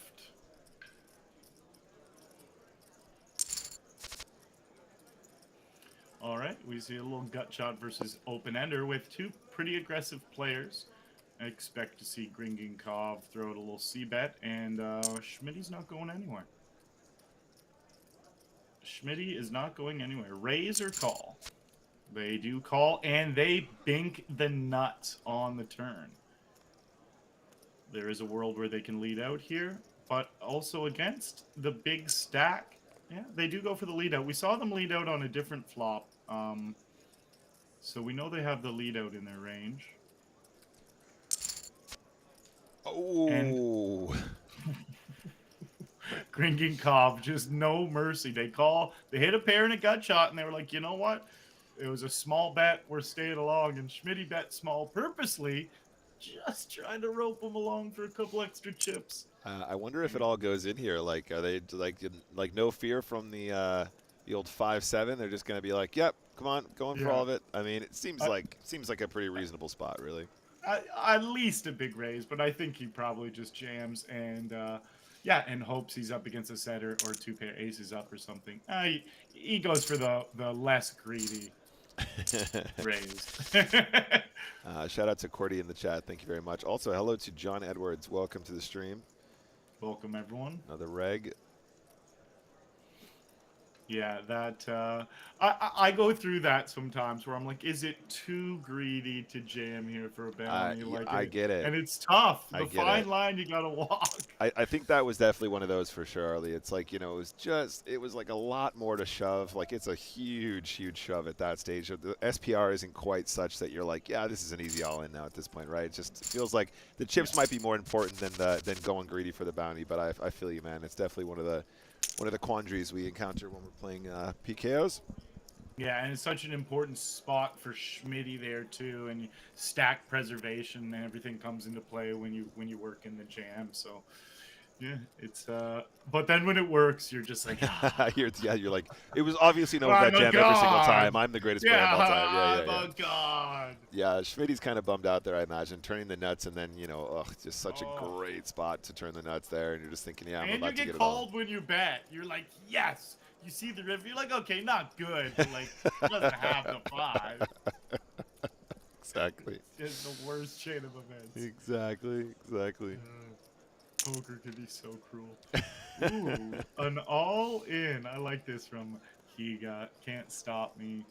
Hasn't been too aggressive, but they've been opening their small-suited connectors and stuff. They're not one of the tighter ones.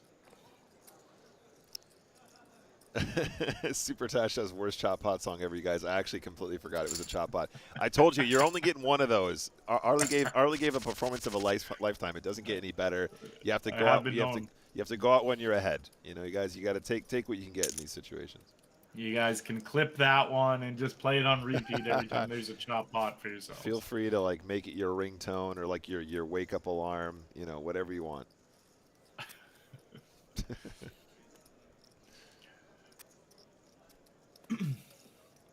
Ace 8 Gringinkov, if they're opening the 10-7 off, they are definitely opening up the Ace 8.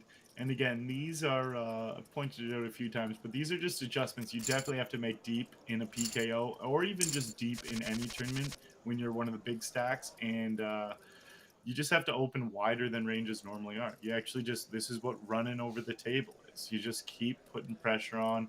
People are tighter. They're going to be folding.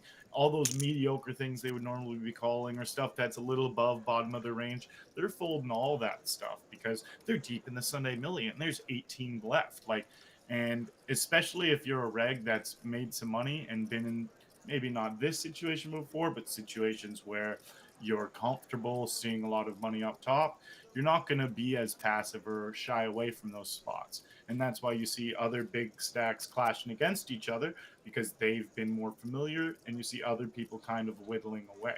And the difference in that is how you win the tournament. Yeah, absolutely. Is he okay? Gonna take a flop here. King Queen suited does pick up the gut shot and the backdoor clubs. And again, not many chips here for ace 6. Yeah, I mean, I was gonna say the initial open not all in from the a6 already is looking pretty suspicious off such a short stack. So I don't really blame him for just putting in a flat here with a king queen suit. I was gonna say might want to just get this in and try and play for the bounty, but you know, somebody raising off that stack from that position does feel quite strong. He gave him amazing odds here to call for his little gut shot backdoor clubs and stuff. Yeah, so he sized it in a way where he can shove less than pot on the turn, though, which I think is probably the plan here from the a6.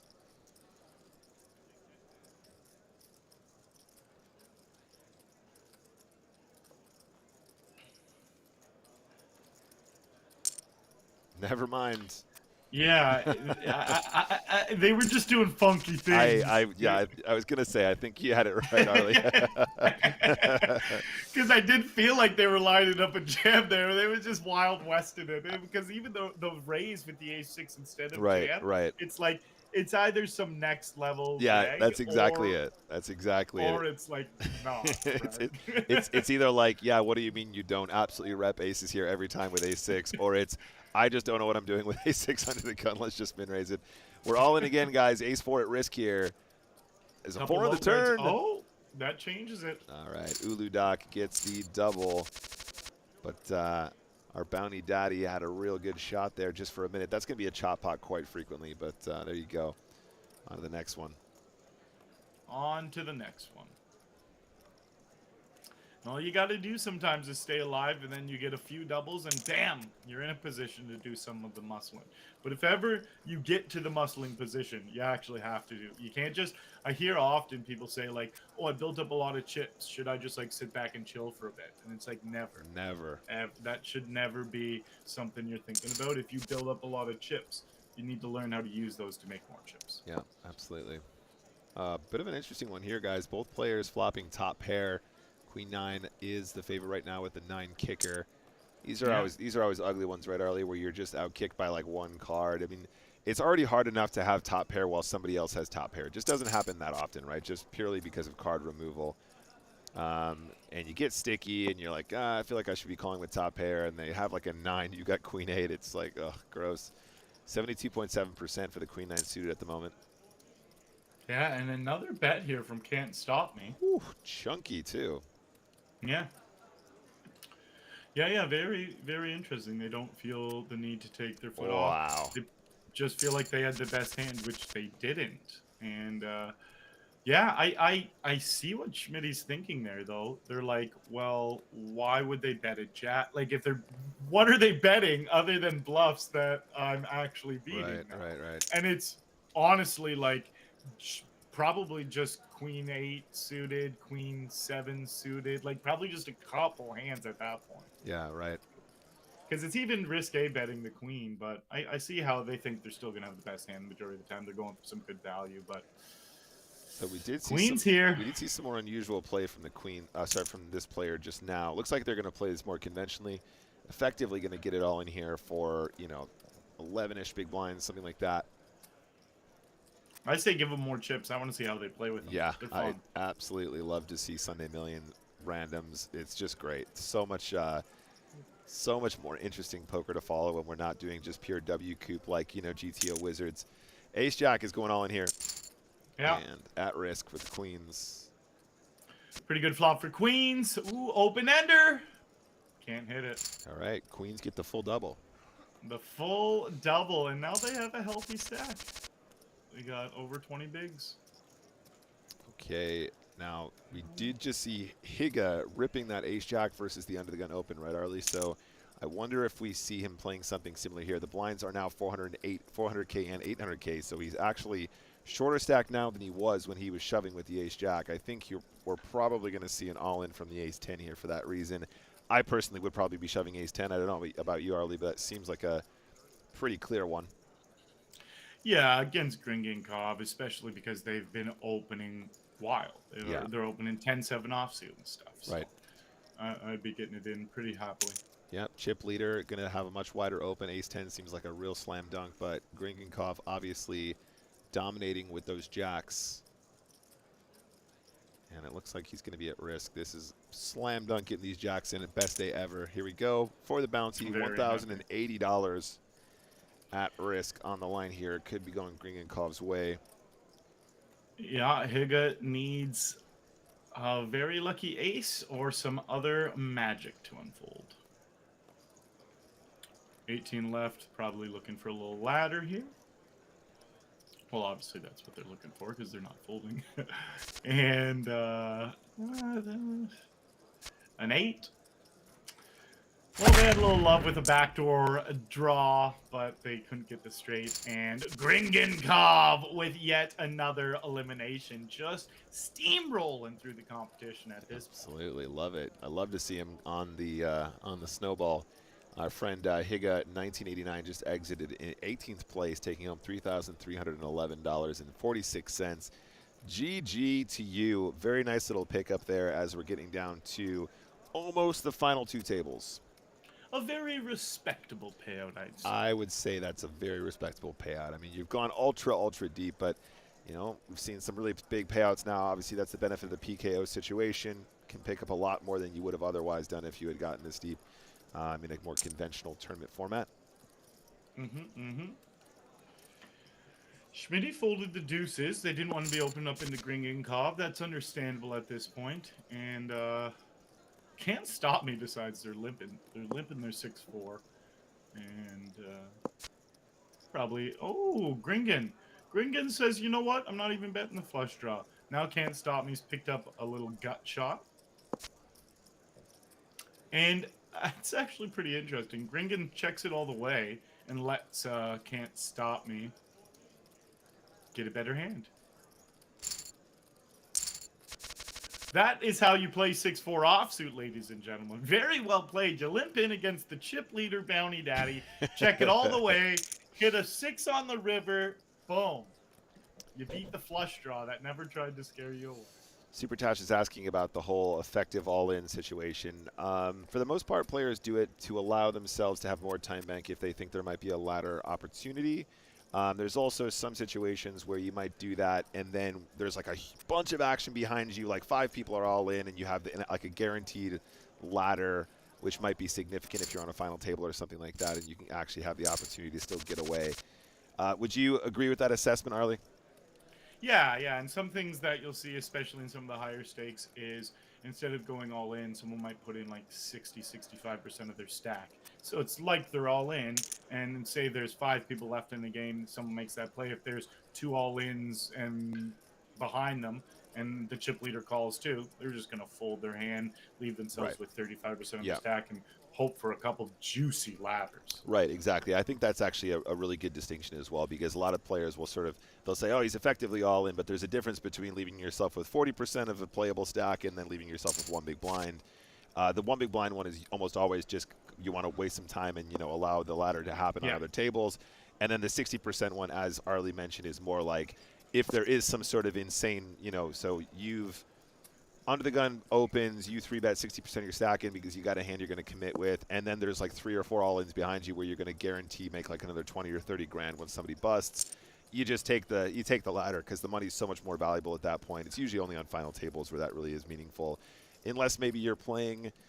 I guess single table sit and goes as well is also a potential spot to do that theoretically, depending on what the format is. I don't know, maybe a couple smaller multi-table tournaments that are in sit-and-go format where you've got like 3 or 4 tables, something like that too. But yeah, for the most part, you need to have a pretty deep payout structure in order to make that a viable strategy. Yep. Schmitty here, pocket 8s. They just won a nice pot against Can't Stop Me, who was playing pretty aggressively, opening pretty wide, and they couldn't get their bluff through. Ooh, the 3-bet here. I actually love this 3-bet. Ace 5. And now Schmitty has to decide if the button here is going to be bluffing frequently enough where they can play the 8s. They do not. And yeah, this Ace 5 bluff is just going to be working. Picked a great hand to do it against, and a great player who's been leaning. I'm also reminded of a situation too. Like there are some house rules, and some if you're playing live, there are certain house rules where if you're like the player that calls, the other player has to expose their hand first and stuff like that. I know people that do that same thing because they want to be the caller and not the aggressor. So then their opponent has to show before they do at showdown. If you're funny about that kind of thing, I think some people might do it for that reason too. But we see queens here in our cutoff position. Yeah, and they just 3-bet Gringinkov the hand before. Boom, 2 hands in a row. What do you think, Gringinkov? I mean, just gonna peel the old Jack-8 suited here and just like, you know, take it to town. He's like, Yeah. he's like, I'm gonna flop a flush and then we're gonna get it in. It's gonna be great. I don't believe you, could be what he's thinking. But the second time in a row does feel more believable. Oh, But they call and the they hit the, Ocho. yeah, they definitely didn't want to see that flop. John Delano, it's the no-cho, mate. It's the 8 you didn't want there. Yeah, we should see a continuation bet here. You don't want to be giving up free cards when there's a flush draw or anything.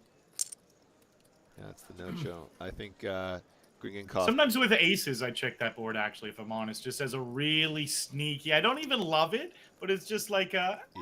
Yeah, no, I really like that too. I think also like this, from a theoretical standpoint, you probably should be checking with some of your ace combos as well, so you're kind of balancing those out if you just have like pure aces as an overpair. Yeah, queen's love in life here. This is like, yeah, what are they waiting for? You literally always have the best hand here. You're never, ever losing in this spot. Yeah, they're just thinking it through, and they win. All right, full double for the queens here. We're going to switch now. We're moving back over to table 417. Going to spy on this one Mr. Havener. Oh, Mr. Havener with a big old stack. 66 Damn. Yeah, he's got 66 million. There's already 7 mil in this pot as well, so it's pretty significant. Mm-hmm. Yeah, that was a pretty big hiccup though from Gringinkov. I think I think you just don't have to give him the full double up. If anything, just call the flop. If you want to get sticky pre-flop, you can just call the flop and then probably just get away from the turn. Like, you just don't have to put it in anymore. Yeah, I'd say, again, it's probably just very player dependent, right? If you think the guy's capable of, like, 3-betting ace-king, betting the flop, betting the turn, then you probably want to, you know, be a bit more willing to call it down. But against an unknown, you probably feel confident that he's not going to probably be bluffing too frequently on 2 streets, and then maybe you can get away. Yeah, I think there's definitely an interesting spot to think about. Yeah, once they pull that turn bluff, I'm just like, yeah, they really have to be a skilled player for me to start believing it in this type of situation. But he didn't even give him that chance. He said screw it, and I don't believe I'm going on the flop. Anyways, we see Socrates. Socrates is back. They go for the C bet. They have LVL absolutely dominated. They both hit the flop as well. Top pair versus bottom pair. Same kicker. Yeah, just bomb this turn now. 6 million. Easy turn C-bet size. Yeah, exactly. So many draws out there. Ooh, cheap. They bet actually really small, and that the danger with that is once you have one of those million draws that were out there, just getting such a sexy price to crack them. Indeed. 20 blinds, 21 blinds here, and ace king raising under the gun. Socrates not slowing down. They decide to flat the king jack off.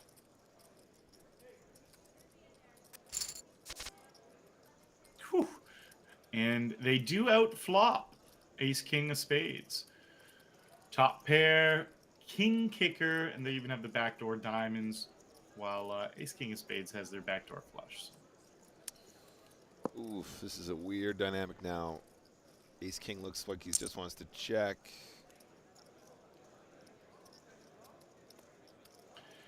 Yeah, ooh, it's tough when you're this short. You're going to be able to realize a lot of your equity with Ace King of Spades when you're deeper, but this short it hurts a bit. It's a small bet. Yeah. Oh dear. I'm not sure if Suckrates is going to be able to get away from this one. Yeah, it seems like a very ambitious raise. I mean, you have to ask yourself, Arxigos, do you really check raise with kings in this spot, really, bro? Like, are you really going to do that? Like, is this really a spot where you check raise with aces? Like, how many people actually have that? Just like, oh, Jack 6 deuce is the most obvious check raise ever with aces. And sure enough, no fold. Suckrates eliminates our friend Arxigos. 16th place, $2,667.80. And up to 1.6 million on their head as well. Yeah, I don't know. I think those situations you got King Jack and you're just going, oh, come on, bro, really? Like, oh, why are you making this? Why are you doing this so hard? Why are you making life so hard in this situation for me? But then, But then, you know, I just think there's so few people that just don't get overexcited with an overpair and just continue in that situation. Not even overexcited, just make a reasonable c-bet, you know, that most people would make, you know. But, you know, sometimes you catch them out there. You know, you got queens or something like that. You put in a check raise. I don't know. It's an interesting dynamic. It's tough because it feels like the check raise isn't necessary with the aces or kings. It's almost a little bit of like fancy play syndrome. Yeah, it feels like it for sure. I mean, I think probably the check raise is fine. I'm not criticizing that, but it just you just go, oh, I don't know. I don't think I know enough people who have a check raise with aces in this spot to really make me want to fold King Jack. It's just so strong here, and you know. Hey, speaking of people in the chat, it's my good friend Senor Banez. He's here, Arlie, the official Banez. Hey, Baines. Baines himself. Anyway, guys, there was 15 players remaining in this game. We are down to the final two tables now. Of course, we're playing all the way to a winner, so stick around, guys. If you just joined us, we are watching the Sunday Million PKO final day, day 2. 15 remain. We're playing for $46,000 and bounties as well. More than 46, in fact. It's a big one. It's a big one today. It's a big one. Oh, that's a huge turn for Queen Jack of Hearts here. I mean, if you weren't winning on the flop, you got a really, really nice hand to make some big ones on the way out here. And they do decide to still bet the turn. Looks like they're just going for a little bit of value. Yeah, I mean, it's interesting, too, because they pick a size when you're this deep. They pick a size where you can kind of, like, happily call a check raise. You've got such a monster as well. You're just like, okay, cool. I'm going to make it like 3 million. If you make it like 9 or 10, I'm still going to call, and we're just going to see the river regardless. But, yeah, Mr. Havener obviously taking it down there. Nice 2-pair on the river. Easy takedown. Smith Student find an ace-9 offsuit, pops it up, and Suckrates. Maybe thinking 10-7, flats it. The old 10-7 of spades. Gotta love it.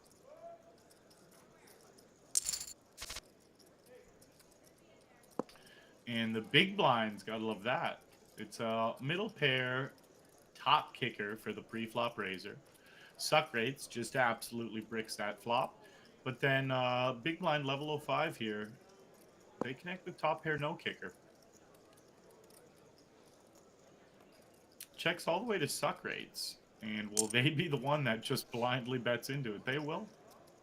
They will. And they're going to get at least one, probably both callers. Smith Student has the ace of diamonds, 2 in their hand, which does give a backdoor nut flush draw. And with a 7 on the turn, it gives Suckrates at least a little bit of showdown value. And yeah, they just check it. And now with the 2 of diamonds on the river, I can feel this just checking around. Smithy's like, wait a minute, I'm blocking the nuts. I'm all in. It's funny because I think that too often. And I'm like, well, like, I only have the 9. Like, I really do. I love the play so much that I probably do it too much. No, I get it. I get it. It's tempting. Once it works one time, it's such a tempting offer, and you feel like such a boss, and then turns out the other guy just like had like 5 high anyway, and you would have won with like the 9 regardless, and you're like, exactly. Bluffing with the best hand feels great, buddy. Well done. Yeah.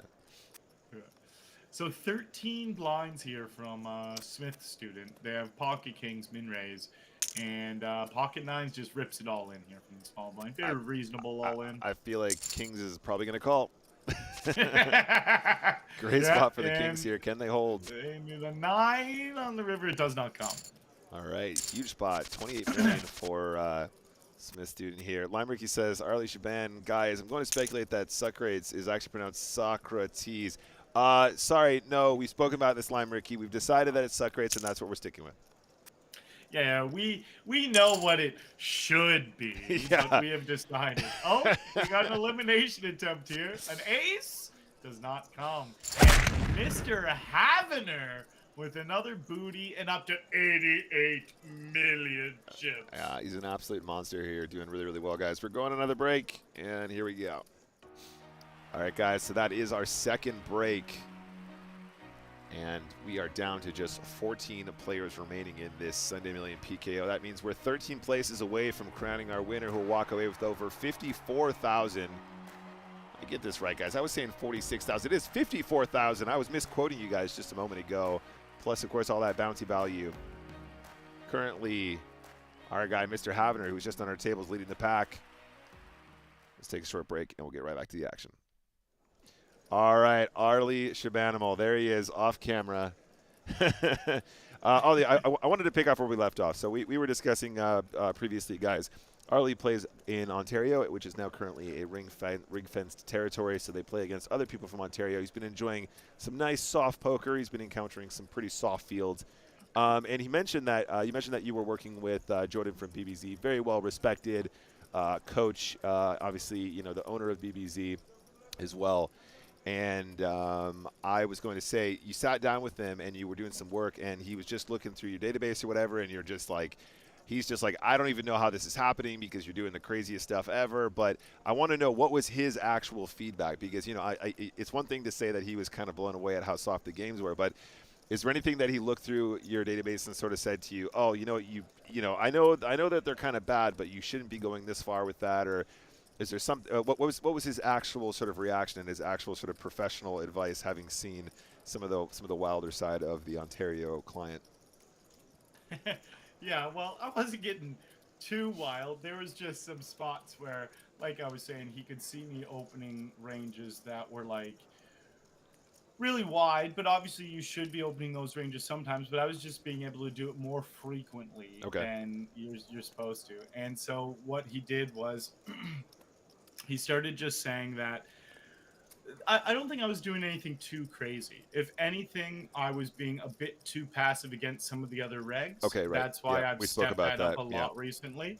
And then he also just picked apart like just regular holes in game. Like, one thing I need to work on a lot is I need to check raise more. I need to c-bet. No, my c-bet was good. I need to fold to what was it? I actually have a couple notes right here. So my it's my opening ranges that were the biggest thing when it comes to earlier positions. I can just open wider because when I was opening, I was printing off of wider opening range, and I just need to do it more frequently. So pretty much the opening ranges in Ontario are like different than regular open ranges. I can just actually open them. It's like new charts I have to think of in my head. Right. No, I said that was my good meme of follow-up. So this was an analysis given the player field, and not just sort of like you're not playing to what is a conventional sort of GTO opening range kind of situation. This was in direct relation to the new player field that you're making reference to. Yeah. Yeah. Okay. Absolutely. That's really exciting. I think it's really fun to sort of have somebody as accomplished as Jordan to be able to bounce ideas off and to go through that kind of stuff. And try and analyze some of the situations that you're putting yourself in as well. I mean, that's really cool, man. I'm really happy to hear that you guys are enjoying the Ontario situation. I mean, obviously it's better when we all can play together and all that stuff, but that's very cool. Arlie, I know a couple people are asking about the streaming situation. What's your schedule like right now, or what's the plan for streaming in the rest of the year, and then obviously moving into January? Yeah, well, it's just gonna be same old. I went hard this year. I didn't really take any time off all year. I went pretty consistently 10 months straight. So November I've been chilling a little bit. Still streamed some, but for the most part I've been regrouping, relaxing, plotting what's next, and that's only gonna happen a little bit longer. And then I'm just back to the regular grind where I'm gonna be streaming on average 4 or 5 nights a week, and just going pretty hard second half of December, January, February. I always come out of the gate really hard beginning of the year. I like Right. setting a good mark. I feel And that. Yeah. yeah, so that's my game plan. I just want to head down. I'm going to be streaming a bunch. I have my $100,000 profit channel on my challenge, which is just seeing how quickly I can make $100,000 on PokerStars Ontario. Mm-hmm. I'm just starting to actually work in cash. I haven't been streaming cash really yet, but I've been dabbling off stream, and it's really lucrative in this Ontario field. Yeah. So I'll probably just start working in cash for 2023, and actually studying a bit of cash, because I've never studied cash in my life, and I'm already profitable on the Ontario client. So I'm like, ooh, if I study some of this deep stack cash, then I'll make more money. So that's kind of the game plan moving forward. Just same thing I've been doing for a while. Just head down, streaming hard. Well, you heard it here first, guys. If you don't already follow Arlie on social media platforms, go give him a follow now. I'm sure he'll let you guys know when he's going live and all that good stuff. Really excited for your 2023 calendar. We're gonna get back to the action now, guys. But yeah, just going back to what you were saying about cash as well, Arlie. Like, I think that a lot of people get into poker because they enjoy tournament poker, and that's totally understandable. Most people like tournament poker. It really is a cool thing, and it's really fun when you're doing well and blah blah blah. But I think having a bit more of a studied background in cash can be really great, especially if you do want to travel and play more live poker, because you busted your tournaments, whatever, you played the events that you wanted to play. There's always cash games going, and knowing how to beat live cash games is just very significant, and can really blunt some of the sharper ends of when you're not having a great session. You travel to an event, you're in Prague or whatever like that, you're in London, you busted all the events that you wanted to play, you didn't really win too much back, and then you can sit and play cash, and can be very good way to try and get back some of those tournament winnings, tournament losses, excuse me. And I'm a huge fan of the format anyway. I just think playing cash games is so much fun if you're in the right crew, if you're playing on the right table. It's just so much fun. Yeah. For me, since I don't play live too much, and they're normally fun, like vacation spots, like Bahamas coming up and stuff like that, I kind of treat cash as like hanging out with friends and drinking and having a good time. Right. So I don't treat it as like trying to make money. I still try to make money, sure, but feels like me playing like slots or like casino games for someone else. Like, even though I'm technically still profitable, it's like I just treat it like that. I don't think through. I just chase draws. I get responsibly drunk and just have a really good time. I also enjoy that dynamic as well. I think playing live cash it really is for the giggles more than anything else. And like you said, still winning, still beating the games, of course, but yeah, really just enjoying the people's company and stuff like that. That's what it's about, for sure.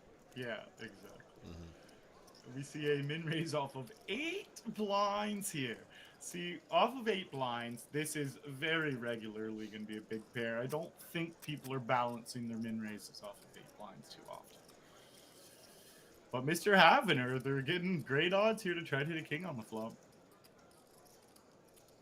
Yeah, I mean, with that stack, how can you not just try and flop trips or whatever and just go for it here? It's just a really interesting one. Queen's obviously getting a really nice board. If they do this just right, I love a really small c-bet here, like a quarter pot. Yeah, just like that. Just teeny tiny, just enough that you can ship the turn. You got the Queen of Hearts in your hand here as well. That's such a significant blocker. Check shoved on. Queens are good. Queens are good. Gets a full double. Jemmy. The perfect slow play. There you go.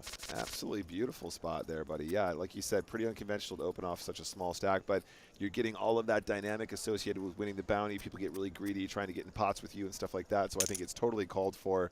And that really, really small c-bet, totally love that. Yeah, everything just worked perfectly because and sometimes you're going to get cracked by that king 3, and it sucks. Like, they were not drawn dead by any means on the flop, but you have enough times where you're going to double up and get all those chips, which is so important when you have a big hand to try to maximize. There's a lot of people sometimes where they get a big hand deep in the game, and they're just, like, scared that it's going to be the thing that takes them out, and they don't really try to milk it. They're just happy to win the pot. Right. You actually have to try to get as many chips as possible when you have big hands, because when that big hand is gone, you're just waiting for another big hand to play. Right. Like, you got to maximize each one, and that's what we saw happen there. No, absolutely. That's yeah, a lot of people just really, they're like, I just want to go a little bit further. I just want to survive a little bit longer. I don't want to leave yet. I'm having a good time. Don't make me leave the table. Don't make me leave the table. Okay, I'm all in with ace-king. I'm all in with ace-king. I'm not going to make any effort to try and get value from this hand. I just want to get folds, and then I can stay in the game a little bit longer. And, you know. Yeah. Smith student, pocket tens under the gun, and we see suck rates with the ace-jack. How is Smith? Okay, little min-raise.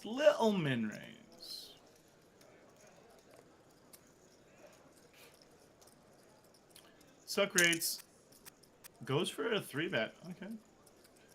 Just straight up 3-betting. Maybe they can't see that Smith is always playing big hands.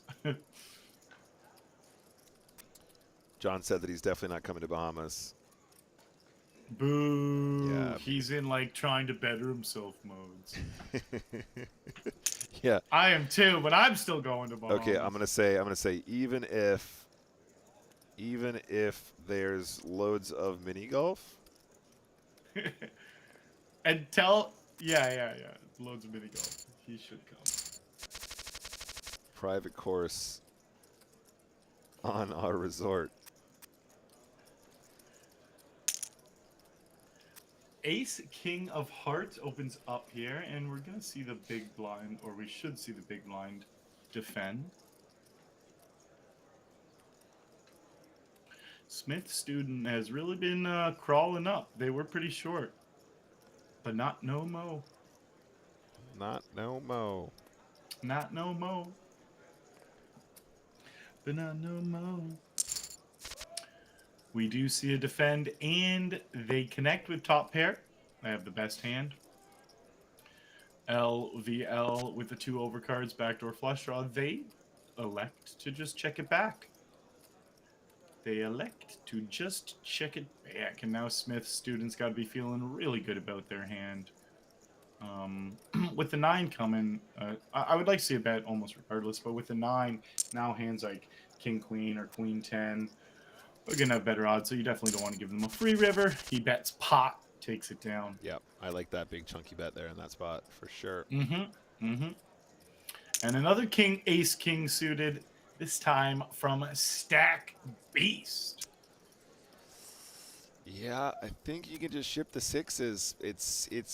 You're not completely in love with it. I mean, maybe it's an ICM fold. Honestly, I'm really not sure. It doesn't feel like it's a slam dunk. What do you think, Arlie? But it does feel like it's probably good enough against one of the bigger stacks. Ooh, they just results oriented, knew what flop was coming. Yeah, it's definitely a close spot. I don't mind the jam.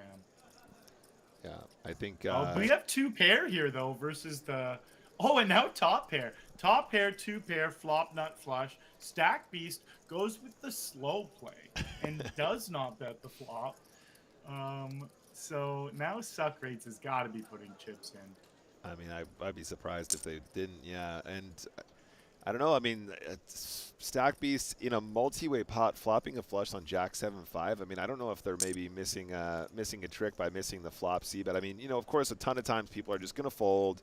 But you're not really going to get value from the kind of hands that are just going to fold flop, right? It's like you're only going to get value from 5-7, Jack 7, you know, Queen high flush draw with a 7, or Queen high flush draw with a Jack, or, you know, top pair. You want to start getting value from it right now before some more spades fall, and it makes it even less likely you get value from them as well, I think. Yeah, no, exactly. Like, and that's a mistake I think I used to. Oh, and they lead out here. They're gonna get raised and not like it, but Little blocker bet.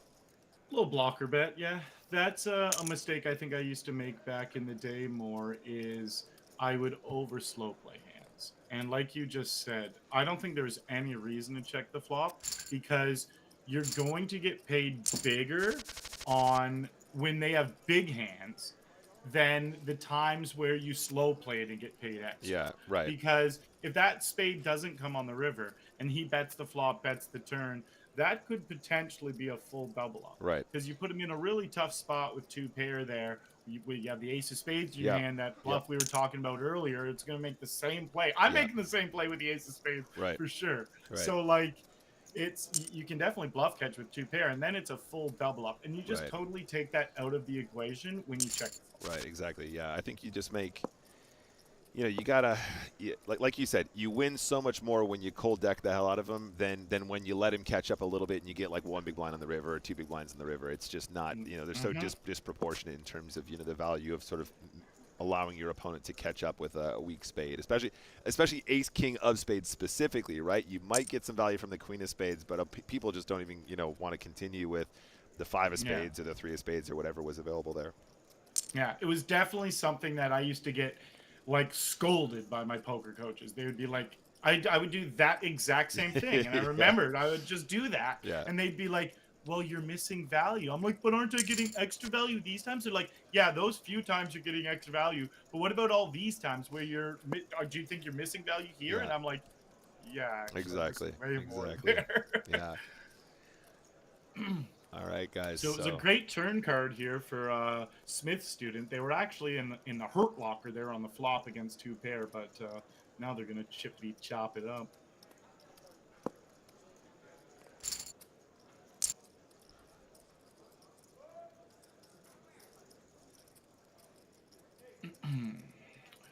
Japush and Cleo. Pocket threes. Quick fold. 12 players left in the Sunday Million with somewhere between $46,000 to $54,000 for first. Hey, PokerStars Español, gracias por el raid. Welcome, guys. Bienvenido a PokerStars Central. What up, guys? Thank you very much for the raid. Always appreciated. PokerStars Central. We're here, guys. Welcome. We are down to the final 12 of this week's Sunday Million. And stick around. We're going to be crowning a champion very, very soon. Probably not too much longer yet to a final table. This is a PKO after all.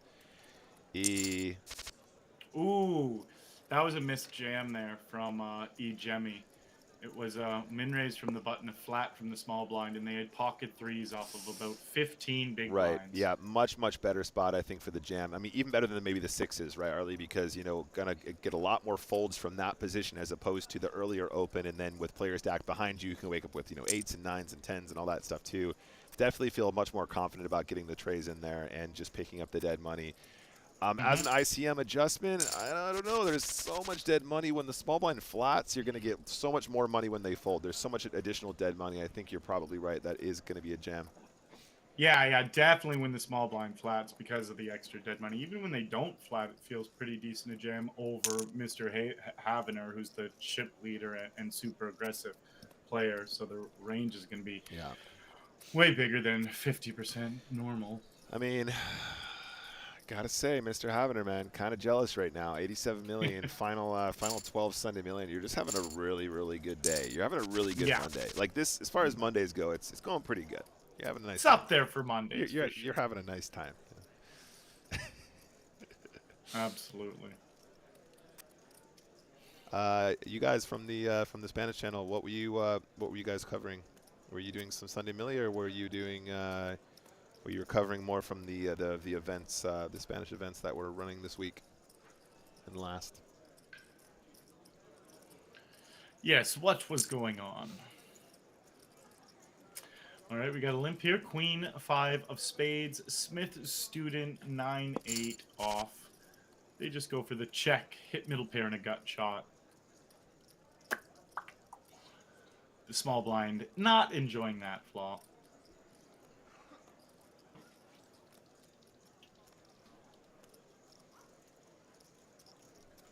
You were following Sunday Million as well? Did the stream go down then or something? It was like in these part timers over on the Spanish PokerStars channel. They're like, oh yeah, final 12. All right, guys, cool. We're gonna leave you in the hands of Nick. He's gonna cover the final table, and adios, muchas gracias. They have to go to Praha tomorrow. Yes, I know they do. I'm gonna be joining them out there. Okay. Vale. Todos bien, siempre. It's okay. Everything's okay. It's okay. It's okay. We see pretty much pot size bet here from Smith. It's going to put an end to this one. Blinds are up. 600,000, 1.2 million. Ooh, hello. Speaking of, stack beast with the pocket kings. And we have pocket sevens here on the button as well. They might clash. Yeah, I guess. So what are you looking at? 12 million, 12, 24, 30. Yeah, I mean, this could get spicy for sure. I feel like Push might just go for the call. I don't know how aggressive they have been lately. I think off this stack depth, I actually prefer the flat with the sevens. I don't know about you, Arlie, but it does feel a little on the deeper side, and we are getting close to this final as well. Yep, me too. I like this flat. They're not going to hate this flop, though. It's not that big a bet either, and they're going to have the best hand the majority of the time, I would think, because they're going to be up against a lot of like ace king, king queen, queen 10, different hands that just don't have a pair in it. I think one of the cool things about flatting with the sevens there, Arlie, like you said, you're going to have the best hand quite often, but it's one of those boards too, even if they do have kings or aces, they'll slow down because they're afraid of you having a jack in that spot a lot of the time. So I think you don't struggle to get to showdown with the sevens in that scenario. It's just the turn that becomes a bit tricky, because then you go, am I betting for protection? Like, I don't want to let an ace or a king or a queen to peel, going to the river. And it is difficult. I appreciate why the sevens get out of the way there, because it can be difficult to know what to do, and maybe you just try and, do a straight set mine there. I don't think you're deep enough to pure set mine sevens there profitably, but you're not a million miles off, I imagine. I think it's probably okay. But yeah, it does have that interesting dynamic. As you're flatting in that position, you will have trip jacks there quite frequently. And I feel like Stack Beast just has to really, really give you credit, and you can get to sevens for a decently cheap amount. We got a pot going on here now. I actually agree with everything you said, though, and that's really well put about having the jack in your range and it slowing down the bigger pair, because that should make it a little easier for the sevens call. Mr. Havener hates seeing that river. Yeah. Suck Rates thinks they hate it, but they love that river because it helps them lose way less. 9 million.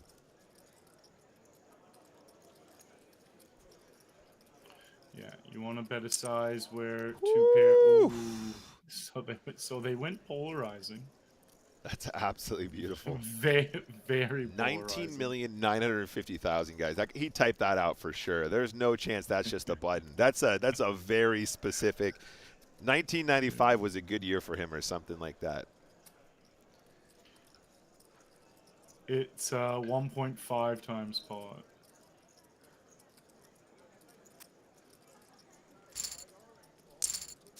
LFG, bro. Mr. Havener almost up to 100 million. He's stomping this game. Let's go. That's a big boy stack he got going on. Yeah, I do recognize the Mr. Havener name, though. I think definitely a reg. 9-4, probably a little raise here. I think they're in a spicy mood. Just limp. Mr. Havener. Oh, he's got a silver star in the old scope. There you go. He's having a good time. Don't worry, guys. He's having a good time. He's having a really good time. He's going to be having a better time in about an hour and a half. Arlie, tell me if you think this is any good. Average ROI 98.1%. He's having a real good time out there. That's actually so savage. How big's the sample? It's 4,400 games. That's chunky enough, man. That's big enough. That's big enough to actually make me want to cry a little bit. 5,000 games, and he's got a 98%. It does make me kind of want to quit poker forever, but that's beside the point. Don't worry about that, guys. Everything's fine. We're having a good time.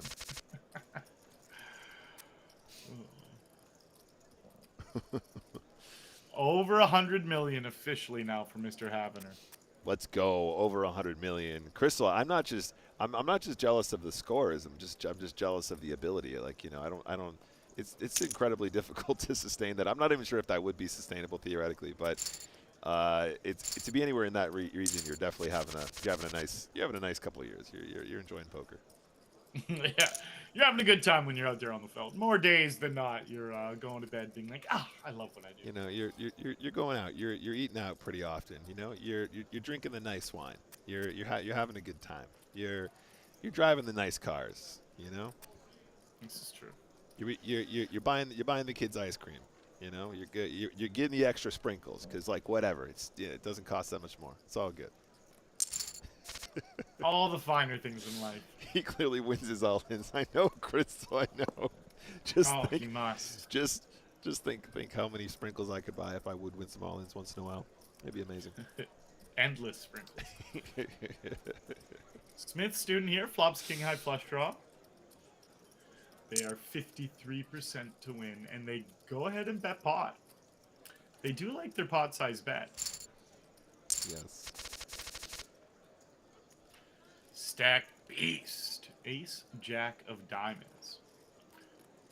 So we only have one super short stack. Everyone else is over 20 at this table. Ace jack opens it up just over min. Smith student has done a really good job of getting dealt good hands and winning with them. No, they've definitely grown their stack quite substantially over the last hour.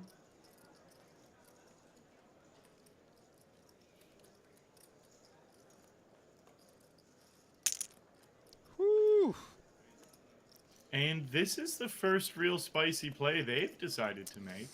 Yeah, this is it's on the larger side too, guys. Yeah, interesting hand selection, and it just was not believed. Yeah, I mean, just trying to maybe attack the wider openings from Sack Beast there. It wasn't having any of it, though. A pretty confident shove from Ace Jack of Diamonds as well there, like not messing around at all. Not messing around at all. It was a huge percentage of Stack Beast's stack if he got that wrong. Yeah, but, absolutely. Bam. It worked, and Ace Jack at least plays very well if it does get called. But Ace Jack suited, but you did not have to deal with that.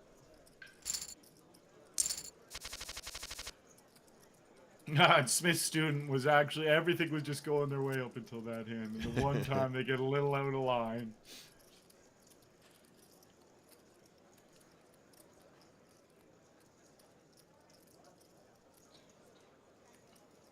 G-Push and Cleo folds the Jack 8. They just don't want to be opening up into Mr. Havener. That's where you see some adjustments. Some adjustments when the big chip leader, aggressive player is in the big blind. It's deep in a game. It's a lot harder to be raising their blind. Suck rate's limping the 10-4 off.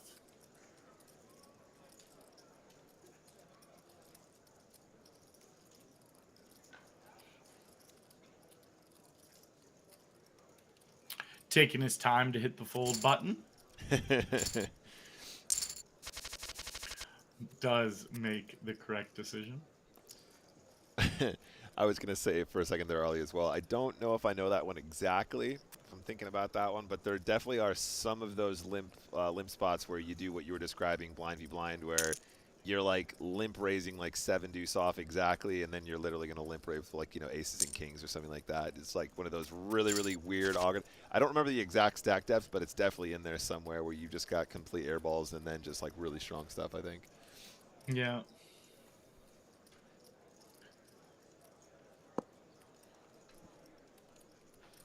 Pocket fives, appreciating that flop.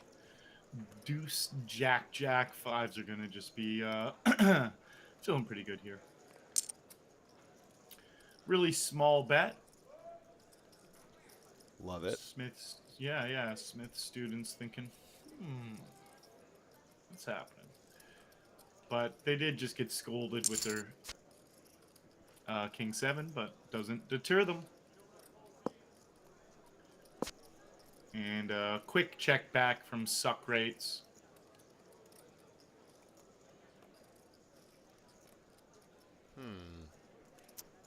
Yeah, king isn't really the best river either because, of course, suck rates can still have some king X combos here that he flats in position. Yeah. Snappy checks. 5s takes it down. Such a nice feeling, isn't it, Arlie? You're like, I'm in no man's land with 5s now. How do I win this pot? And you get to showdown, and you're like, oh, just beautiful. Just give me the pot. You know, no trouble. Don't put me in any weird spots. Just let me get to showdown and just have the best hand. They're like, let him have ace 10, let him have ace queen, let him have 4s, just like praying those random hands you beat. You're like, ace, you're looking at you going, ace 9 suited, ace 10 off. Yeah. I love it, man. I love it. Stack beast here, 3-betting. It's not that big a 3-bet either. Just a little bit above a 3x here, which again from the small blind at this stack depth is relatively small. I think Arlie's got a good point here. Does defend. Not a great flop for 9s. These are always really tricky to know what to do. Yeah, especially okay. So about 1/3 continue with the 9s here. And Mr. Havener does have a lot of chips. They got a gut shot, the backdoor flush draw, and they turn the open ender and stack beast. Now that they get called, hate their hand. Yeah, Arlie, and like this is another really interesting one. Like a lot of people, you're told like don't chase gut shots. It's a bad draw. Whatever. But like the more advanced you become, the more you realize that there are situations where you don't just chase the gut shot to make the gut shot, but for when they have to slow down and then you can bluff. Like this is such a sick spot for Mr. Havener if he wants to actually squeeze the trigger. Like he might not realize how good it is, but there are certainly opportunities where you're going to float for gut shots, and then your opponents are going to indicate that they just hate their hand and that you're going to be able to take it off him. So maybe he pulls the trigger now. I don't know. He has to bluff in order to win it. This river definitely feels like a great candidate when Stack Beast doesn't bet into you. Yeah. They're either slow playing a monster, right, or they don't have a hand that's going to call a jam. Yeah, it's polarizing. Exactly. Like they don't. Yeah, they don't have a hand that's going to call a jam, or they're slow playing.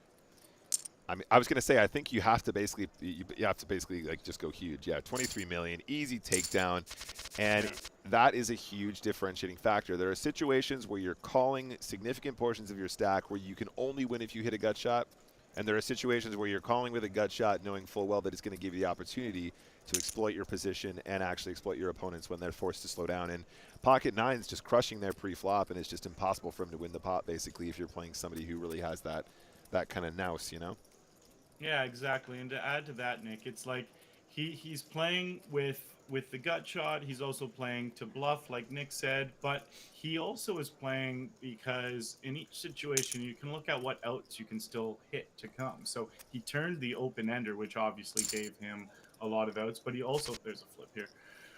The 4s want to hold, but there's an ace on the turn, and Smith student back up to 34 million. Got a bounty there too. All right, quick swap now as well, guys, but we are going to see an elimination here. Ejemi, we just saw eliminated with the pocket 4 as exits in 13th place, paying out $4,247.94. GG to you. So we're back on table A, and we're back to table 587 with two tables remaining and 11 entries still in this Sunday Million PKO. 11 entries. Yeah, and they also had like backdoor club draw on that other hand I was talking about. So they had a lot of backdoor potential as well as a gut shot. Right. And you saw them turn some of that backdoor potential. They did not connect with the open ender, and then bam, take it away with a bluff. Yeah. 5-5 bluff. Yeah, very good point. Yeah. And again, another thing you're sort of conventionally told is like, oh yeah, backdoor draws, they're so rare, but then you don't realize how frequently they're useful, even if you don't make them, how useful it is just to have them and how it augments the way that you play a hand as well. And again, it's like whenever you start doing a thing, you're taught general rule of thumbs, and then the better you get at it, the more you realize why it's important that there's more complexity to it than you might imagine. But definitely appreciate this, guys. Look at this spot. Pocket kings now, and king 5 of hearts. Woohoo! Very interesting spot. Spicy one. It is a spicy one. We see a healthy about 55% C-bet here. And Gringenkov, they might just rip this in. Maybe they call. Oh. Ooh, that is just glory town.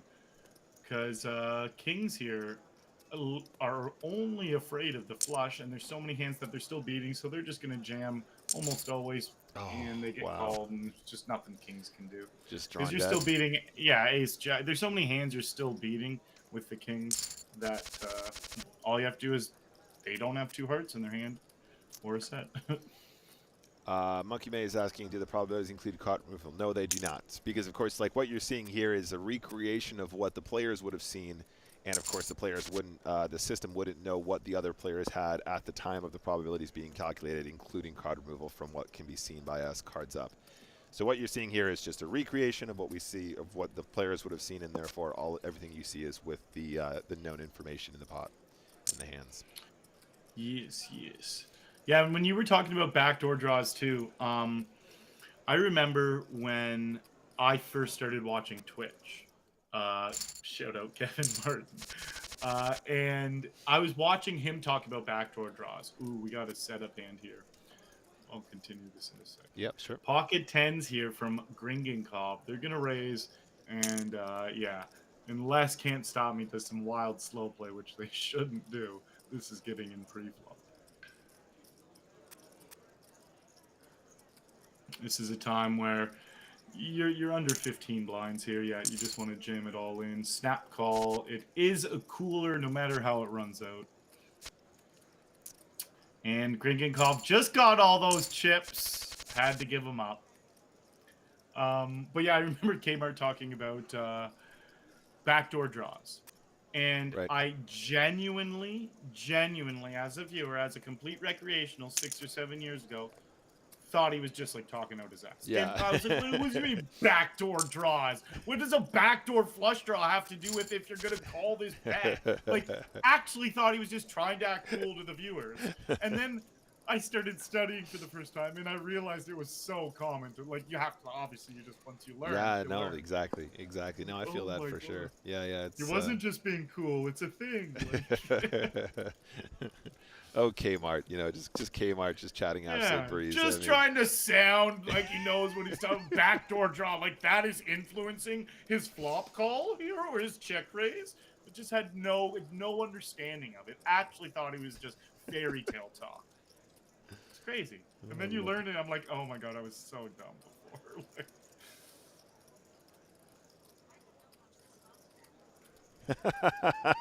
was that a message from Kmart? Just I don't know how to respond to that. Well, Apple Watch heard me talking. Too many S's sometimes. Siri thinks I'm talking to her. The Pocket Threes call this beefy turn bet, which was actually a ballsy call, but I guess they're looking at the flop and the turn, and they're thinking, what? How are they connected there? Like, how did this guy connect with that? But, ooh, threes are going to love seeing they were right there. 23 million chip pot there with trays, man. That's very significant. Mm-hmm. All right, so. Nicely played. We got the King 5 suited from Schmitty here. Looking very, very short. Is going to play this as a shove, and obviously running into these jacks here from Luis. Really, really good spot to pick up a bounty. $906 available. I think you're just going to shove to ISO this a lot of the time. I don't think you're trapping with a hand as weak as jacks. Obviously a very strong hand, but still one that's very vulnerable if Gringenkov does decide to flat. 6-8 suited is exactly the kind of combo that might crack these. And it is a jack high flop, but the clubs are still available. Full house for the jacks. Full house for the jacks. All right, guys, so Schmitty. Yes, they were rolling earlier. GG, Schmitty. Schmitty Durr exits in 11th place, $5,079.47. GG to you, sir, guys. We are now hand for hand. So we're going to be doing some switching, I think, to try and see how we get to our final here, guys. But we're getting close. We're getting there. We will have an unofficial final of 9, of course, guys, as per usual. So there's no unbalance between the tables. Pretty common practice these days. If it's 6, if it's a 6 max tournament, unofficial final is 7. If it's 8, then unofficial is 9. All that kind of good stuff. All right, switching. Switching. Well, looks like 6-3 is really in there doing work. Oh, it's Mr. Havner. It's Mr. Havner, so anything could happen. Yeah, okay, King of Diamonds River, I'll make it 20 million. Thank you for coming, sir. Yeah. Oh, they don't even pull the trigger on that one.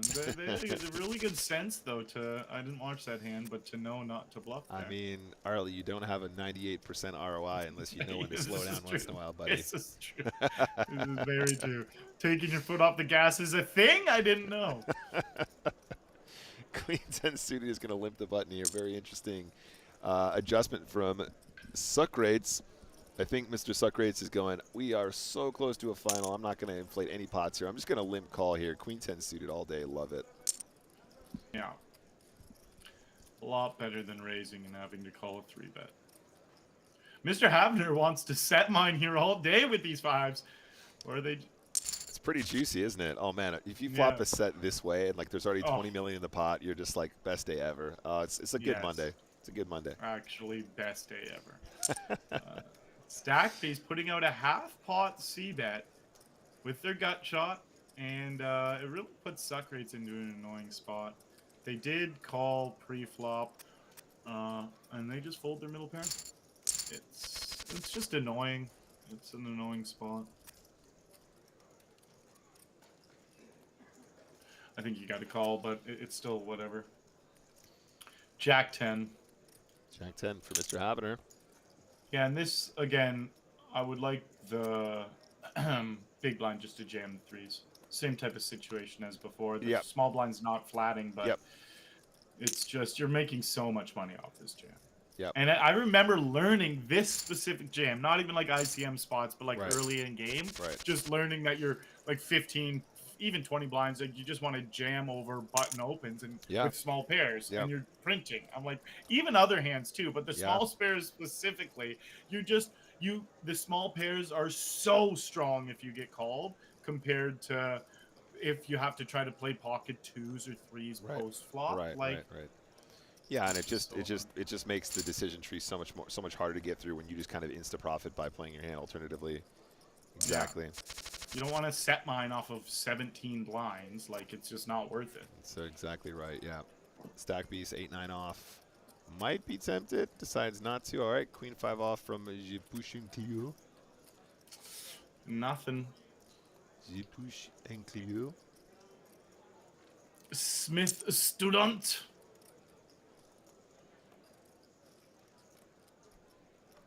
Have a good one, John. Always good to see you, bud. Cheers, John. Always a pleasure, buddy. We see a small raise here from Suck Rates.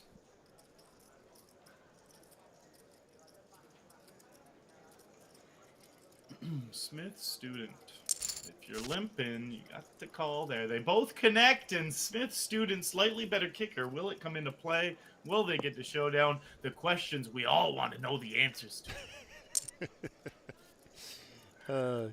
You know, I actually hate these spots, Arlie. It's like where you got, like, this is probably a bad example, but, like, you know when you ISO really wide blind v blind, you know, they're small blind limps, you ISO, and then they call, and then you got like 4-5, and the board comes like Jack 10-5, and you're like, well, I don't want to turn my hand into a bluff, but I also don't want to check a 5, and it's just it's such a weird, goofy. When you bet, and then you get check raised by like 8-9, and you're like, oh, God, why do I do this to myself? God, no, it's always greasy. Smith student just folds right there to that C-bet. They wanted none of it. You prefer just not to connect at all, so you can just bluff like happily and just be like, oh, cool, it's easy game. Easy game. Suck Rates, limp folds the King 8.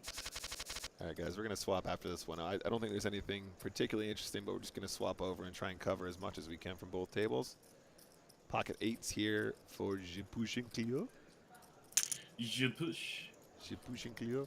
Mr. Havner might be tempted. Might be tempted to just like be like, yeah, let's go. Yeah, it's tempting. He's got a stack where it's probably not the craziest thing just to flat here as well, but I don't know. It seems weird. I feel like he might just find the flat. Yeah, I'm definitely on board with the flat. That's probably what I would have done in this spot. The Ocho's looking really nice on this board. Terrible flop for Trays, of course. Yes. Je push en Clio. I don't mind a check here with the 8s. I think that's fine. Yeah, I don't mind it either. It's like you don't want to play for it all, and just a little pot control. Yeah, this isn't the craziest turn either. I mean, your Ochos are going to be doing pretty good here in many cases.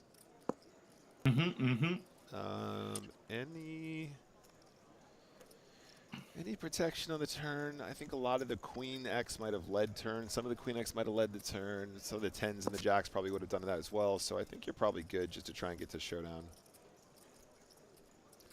Yeah, I feel like I'm indifferent on the turn. If I'm Mr. Havner, I want to bluff now though, probably, because I think a lot of the queens would have played differently in position if you're J push. So maybe this is the spot to actually try and rep it now at this point. Jack or a 10 would have bet for sure. The queen probably would have bet for sure at some point, right? Yes, sir. That's how you do it right there. Yeah, nice bet. I like it. I mean, I'm probably still the hero calling with 8s, but that's beside the point. That's the thing. Like, it's hard to put Mr. Havner on a real hand, especially them being pretty aggressive. Yeah. But you're only bluff catching, and when you're bluff catching, it's just tough deep in a game. It's always tough. But I definitely see a lot of logic to call too. It's like Mr. Havner probably won't have a queen there, and are they really betting a king on the river? Stuff like that. But again, really hard to make that decision. Yeah. But le bluff. I like that bluff. I love that bluff. That's why I suggested Arlie, because I was like, yes, right there. Beautiful, beautiful stuff. All right, Jack 7 of hearts going to open up here. King 3 suited in the big blind, does defend. Here's where you can get away with one of those really small C bets. Yeah, we're definitely getting in the zone now, guys. The shallower you become, generally speaking, the smaller your flop C bets are going to get, and indeed your C bets to follow, of course, as well, because you're just applying so much pressure in relation to, you know, a greater percentage of your opponent's stack, right? You know, if you're going to just like default to putting in 33% as a C bet every single time, I think you're denying yourself a really, really big scope of opportunities, right? I think me and Arlie had a conversation like this last time as well about having smaller flop C bets, which gives you more opportunity to bluff later streets as you're shallower, right? Rather than having a big chunky flop C bet, which you really want to get folds, because getting folds on the flops are really fun. But then the pot is so overinflated by the turn and river, you're going to shove, or you've got an awkward, you know, turn C bet that's just, you know, you want to put in 60%, but it's like, you know, 60% of their stack, and it's just really awkward. And so much better to understand how to adjust as you get shallower and give yourself more scope to have some more tricky plays and get more value from your big hands, and then also build smaller pots that you can take down on later streets. And there's just so much little nuance to it that I think a lot of people just don't appreciate. Yeah, exactly. I remember when I was first learning about changing my C-bet sizing, I always used to do 50%. It was just 50% C-bet. Right. And I remember not even comprehending. I was like, it's too much to learn on how to change it. I'm just sticking at 50. And like, I remember having to talk with Patrick Tardif, actually, Egyptian. And we were getting coached by Ryan LaPlante. And Patrick was just like really talking me through the different boards textures to change it on. And I was like, it started clicking, but like it's so important now that I get it. Yeah. But like originally I was like, no, too much to learn. It's too over my head. Changing on different board textures. I don't get it. Like, it's just so mandatory. I definitely had the same thing where I was going, like somebody told me, oh, you know, putting in a C bet's really important because you just want to get the fold in the flop. And I was like, oh, if I go that small, I'll just never get any folds. And you realize that depending on the board texture, you can just bet like one big blind, you get all the folds in the world, you know, depending on what it is. Oh yeah, and depending on like what stage of the game it is in too, like. 1 second though, Arlie. This might be Je push and Clio. Looks like it might be. And I think Aces is probably likely to call. I don't know. You got chat. What do you guys think? Claps in the chat if you think Aces is going to call a shove here. Oh my days, it's going in. His name is Suckrates. This is one of those times where you just want to flat. Yeah. Lasas just says fold in the chat. Thanks, buddy. Appreciate the contribution. Aces miles out in front, guys. If we don't see any spades, a spade or a 6. It's going to be 100%, and that is a KO. All right, guys. So that means we are on our way to a final table, ladies and gentlemen. and we are going to be playing for all of the jewels. Stick around for a little bit longer, guys, and we will try and find ourselves a winner for this Monday's, excuse me, Sunday Million. All right, swapping now. This is the official, unofficial final table, guys. I always have to do a little bit of funny wizardry there as we redraw for the final table. So I'm just there trying to talk you through it and finding the final table at the same time. We got there in time, though, guys. We're here. We're on the final table. And this is your unofficial 9, guys. Wish some luck. We did see Jay Push and Cleo exit in 10th place there, taking home $2,590 in bounties and $3,316 from the prize pool. So GG to you, sir. And now all of those prizes you see down bottom right are what they are playing for if you want to see what the payouts are going to be. Of course, don't forget that we're also playing for bounty still, guys. And most notably, the jump between first and second is going to be that final PKO takedown. Who do you think's winning, Nick? Come on, let's hear it. I really want Mr. Havener to hit that sweet 100% ROI today. So I would love for him to win it. And yeah, I mean, you know, who doesn't want 100% ROI average? You know, come on, let's be real. I am sorry to tell you though, but it is most obviously going to be Gringenkopf. Just because he's got a little stack right now, just because he's got a little stack, does not mean anything. Ooh, look at this hand actually. Laslas says he's got suck rates. Fair play. Luis and NRD Okay, has had a deep run last week as well. I did recognize Luis as well. Yeah, I think you might be right there. The all-in really stifles Suck Rate's hand here. It's actually so frustrating. Yeah, it's a real bummer when you've got such a nice draw. Yeah, you want to be the one jamming here, not calling. Wow, Stack Beast just going to town in this situation. Yeah, just didn't believe. Like, he 3-bet pre-flop, C-bet the flop, jam the turn. He said, you don't have a jack. Can you imagine if he just says, like, King Jack, and he's like, you know, go on then. I guess I'm calling. He's like, oh, I got that one wrong. He's just sitting here with pocket fives like, cool. The poker's so funny like that because you do have to just go off of statistics or how probable something is. Right. Sometimes it's not probable they have quads, and then they do. Thank you very much, Tom.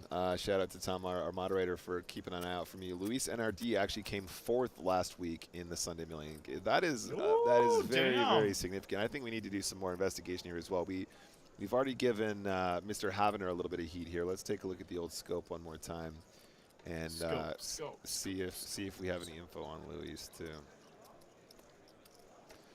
Oh my God, Luis NRD, gold star on PokerStars, absolutely trumping my man here. Oh shit! Is he having a good time? He's having a good time. He's only got a 25.6% average ROI. How embarrassing! Stinky. I mean, honestly, Luis, grow up with your 25% over 88,000 games.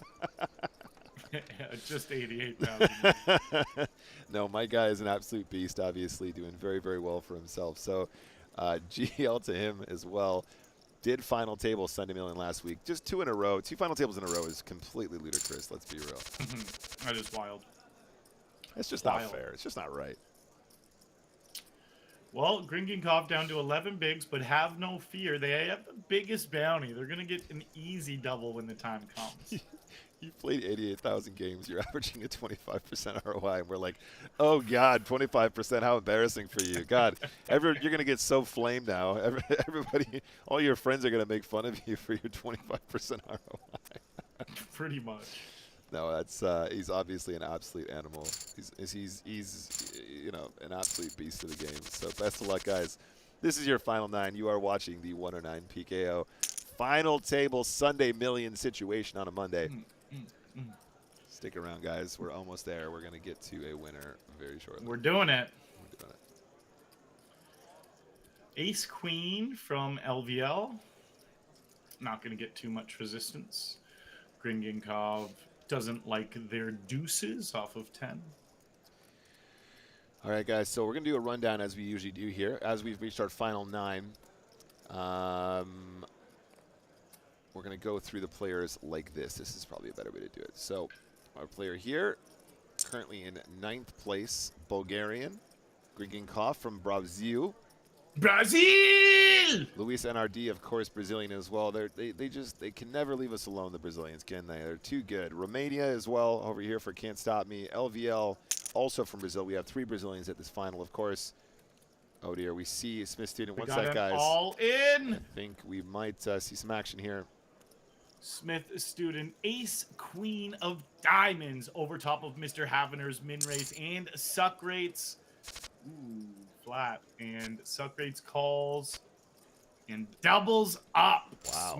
Smith Student has been doing work this game. Man, ace-jack seems like a pretty wild call, Arlie. I don't know about you, buddy, but this is a final table scenario, and calling the rip there seems like it's a little bit on the gamblery side. Gamblery. Yeah, like Mr. Havener made the fold, but they did have one player left back behind them, and suck rates just couldn't find that fold button. It does feel like you're gonna be behind. Yeah, pretty bad shape. Yeah, Mr. Havener here is from Brazil as well. Suck rates from Hungary. Smith Student from Azerbaijan, and Stack Beast representing the United Kingdom. And yeah, we've gone all the way right now. Bulgaria, of course, for Iluxa. Yeah, no Canadians, I see. Pretty unfortunate. No one representing. Yeah, there's a big chunk of suck rates stack there. So It was. you know, sometimes you gotta just go with it. But here we go, guys. Final 9. Another smaller bet on the turn, and that 10 definitely gives Smith Student the hand. 2 pair over 2 pair. 2 pair over 2 pair. Lasau says no one from Ontario. Funny joke. Nice work, buddy.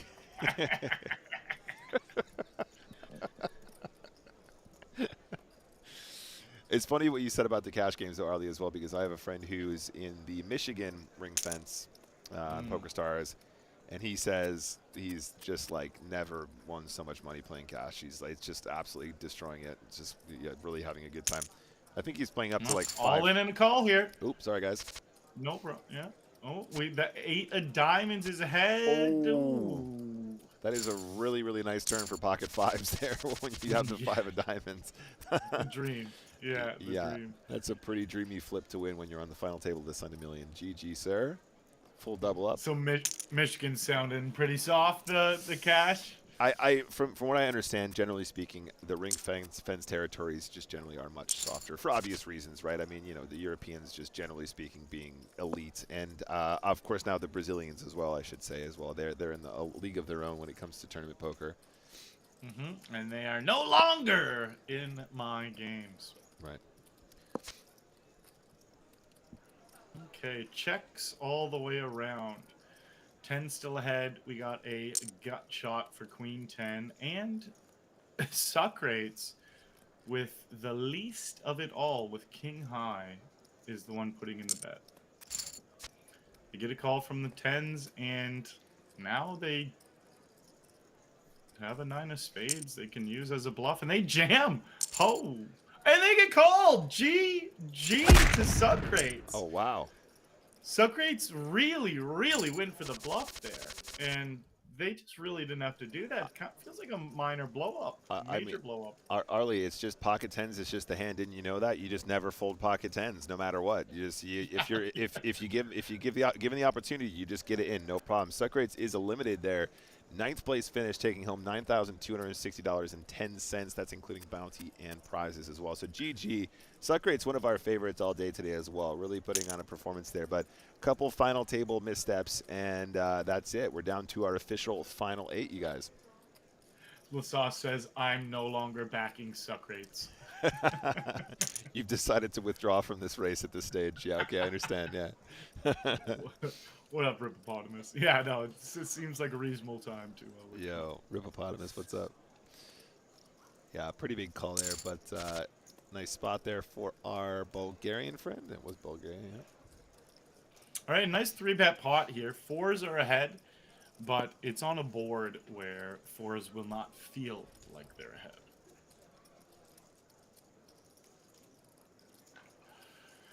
Mr. Mr. Havener, you are in this situation now. How are you playing it? A very small Z-bet. We're talking 20%. He had an actual 20% button.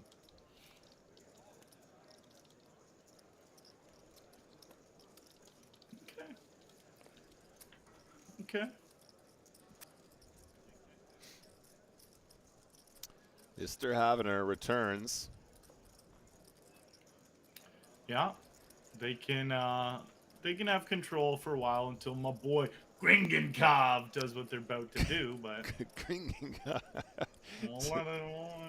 somebody made a joke earlier asking if Arlie was trying to do a monster truck commentary, and I was like, when he says Gringenkov, you could definitely imagine some monster truck being called Gringenkov, right? Like, bringing out Gringenkov, the Dark Destroyer. Gringenkov has returned. The Dark Destroyer. Now we're talking. I'm pretty sure the Dark Destroyer is a nickname of like a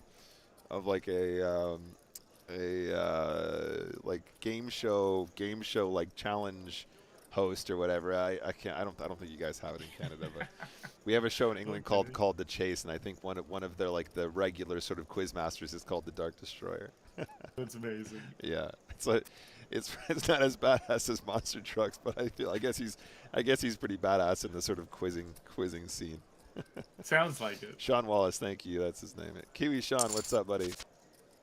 Ooh, and look what we have here. Gringenkov, top pair in one stack to pot ratio. Come on. Gringenkov. Come on. Show him what you got, Gring. Show him what you got. Cracked Out, he says, do you enjoy playing hyper/turbo tournaments? It's like you don't even know me at all, Cracked. It's like you don't even know me at all. I do enjoy hypers and turbos, absolutely. All right, guys, that's another break. Here we go. All right, guys, that's our third break of this evening, and only a few players remain. 8 players remain in today's Sunday Million. That means we are just 7 places away from crowning our new champion. They're going to walk away with over $54,000 plus all of those bounties as well. Mr. Havener, the man himself, is currently leading the pack with 126 million chips. We're going to go on a 5-minute break, and we'll get straight back to the action in just a moment. All right, Arlie Shabanimal, tell me, buddy. We are both going to the Bahamas. So, guys, of course, January is the return of the PSPC. It hasn't happened since 2019. We're super duper excited to be returning. I'm extremely excited to be going back. Now, Arlie, I don't know if you know this, but I took a pretty significant bad beat here. I'm still grateful, still a happy boy, but here's the scenario. 2019, I was meant to play the 25K. I was supposed to play the PSPC. Yeah. Unfortunately, as a result of the timings, it didn't work out. It's all good. I'm about to sign my contract. I'm about to join PokerStars. I'm really excited about that too. Don't worry, Nick. We'll get you the next year. Of course, after 2019, there wasn't a whole lot of PSPCs to be had, so we missed 2020. We missed 2021, 2022. Yeah, it's not really happening. Okay, 2023, we're coming back. Nick, we would love for you to do more commentary. You've done such a good job on the European Poker Tour. We'd love to get you back in the booth. Of course, guys. Of course, it's an honor. It's my absolute honor to take part. At which point they tell me, as a result of the working visa that you're required to have to do commentary, you're not actually allowed to play any poker while you're in the Bahamas. Oh, no.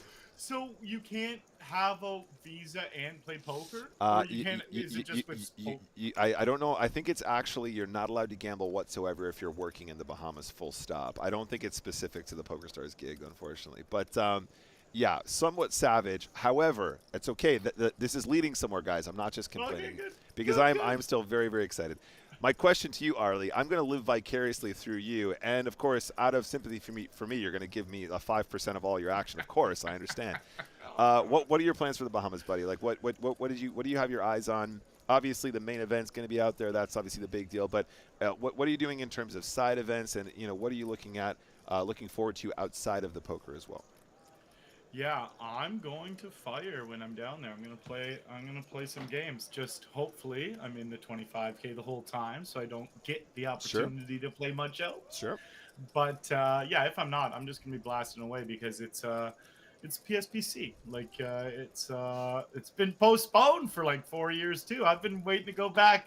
It's actually crazy that that happened to you. What a postponement to not actually getting to play. No, But it's cool that you'll get to be there at least.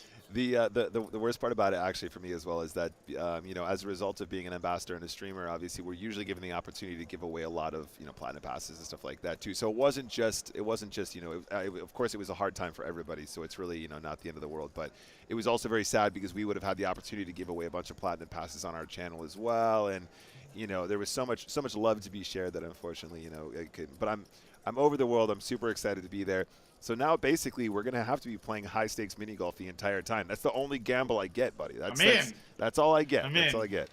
I don't know. Yeah, and I'm gonna be exploring all the water stuff. Like I'm gonna be really soaking it in this time because last time I was at the PSBC, I was a new streamer, and it was the first time we met, Arlie. Yeah, we were sitting and streaming together in that little games room. That was that. I lived in that place.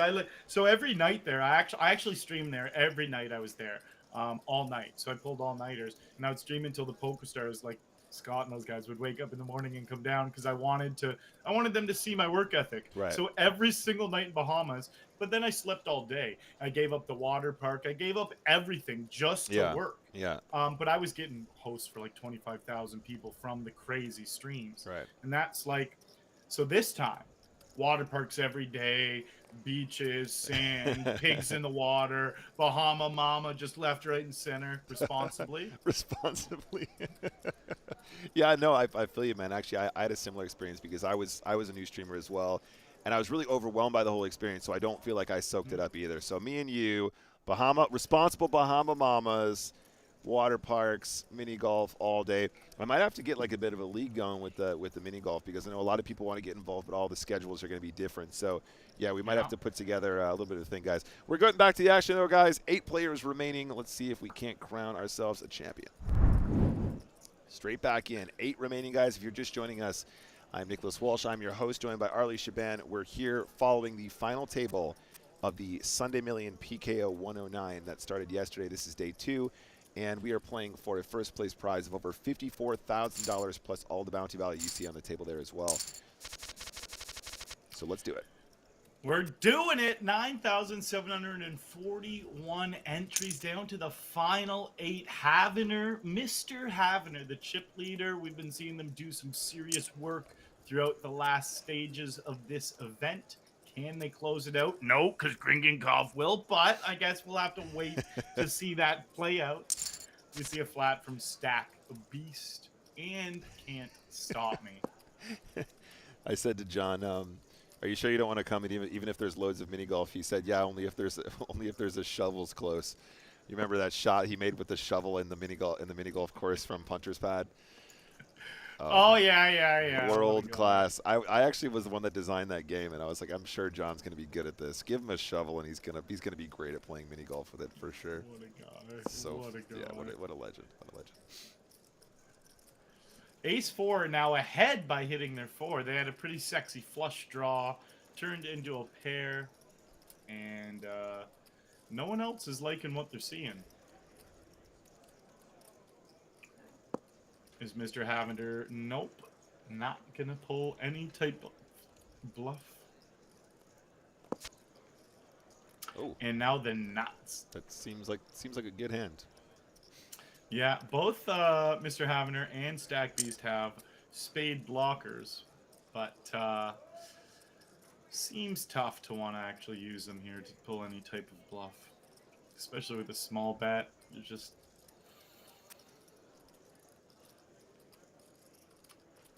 most likely going fold here. Don't want to get too creative. Yeah, and I don't know if Stack Beast is like telling a believable story that he suddenly has a flush on that river either, where he's just like, yeah, Queen of Spades, okay, cool. Well, now I'm raising. Like, I think you probably would have done something different in position there if you had the flush draw. So it's not really that believable to try and get weird there, regardless. Agreed. Mr. Havener, no foot off the gas, keeps it going, raises Ace-5, level defends. They have pretty equal hands that will chop here the vast majority of the time, but that's only if they can get to showdown. Bet call. Now we see another check here from LVL. Does Mr. Havner want to keep going, or is this when they decide to give up on this hand?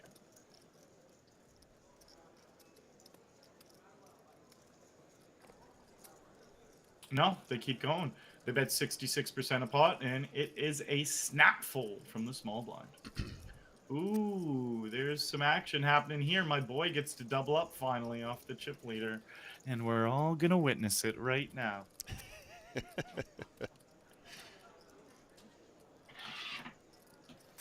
Gringenkov with the 13 blinds, 26 million. They're jamming ace king all in. All right. And I think it's gonna be an easy call. I think it's an easy call with these nines. Mr. Havner potentially to be the bossiest chip leader of all time.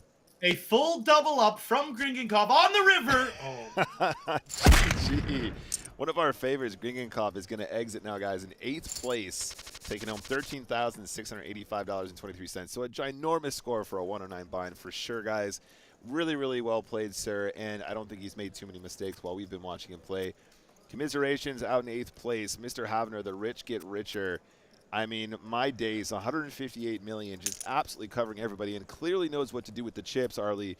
This could be the Christmas snowball we've been waiting for this entire time. You know what, Nick? It might just be that. The Christmas snowball we've all been waiting for. There's definitely some merch opportunities there. PokerStars is missing out on getting some Christmas snowballs made or something like that, you know? Like I'll get them on the line after and we'll get that sorted out. We'll sort that out for sure. Alrighty, looks like Mr. Havner is going to get their open. Mr. Havner is going to want to open up the ace-9 here, and we have a stack beast in the big blind, 22 blinds, ace-9. Ooh, and Mr. Havner has decided to go for the open jam.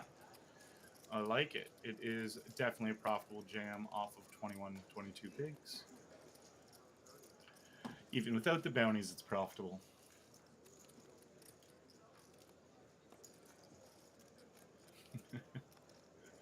Stack beast, ace-9 off, goes for a little raise here, pretty much a min raise. Queen-7 in the big blind. Everyone's in the same ballpark, the same 40 to 60 million ballpark, except for one Mr. Havner, I guess level S7. Middle pair here from Stack Beast. 86.6%, checks it over to 13.4% in the big blind. Okay, Stack Beast still well ahead here, up to 93% now. Bet, take it down. And we see some pocket 9s from LVL. A little min raise with the 9s. Folds around to Stack Beast, who Jack 5's not going to want to do anything. And quick folds, quick folds. All right, King Queen from Mr. Havner. Mr. Havner. Going to see a raise here.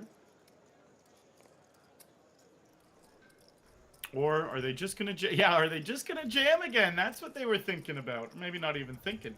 Maybe they were just running 8 seconds of the clock, then jam.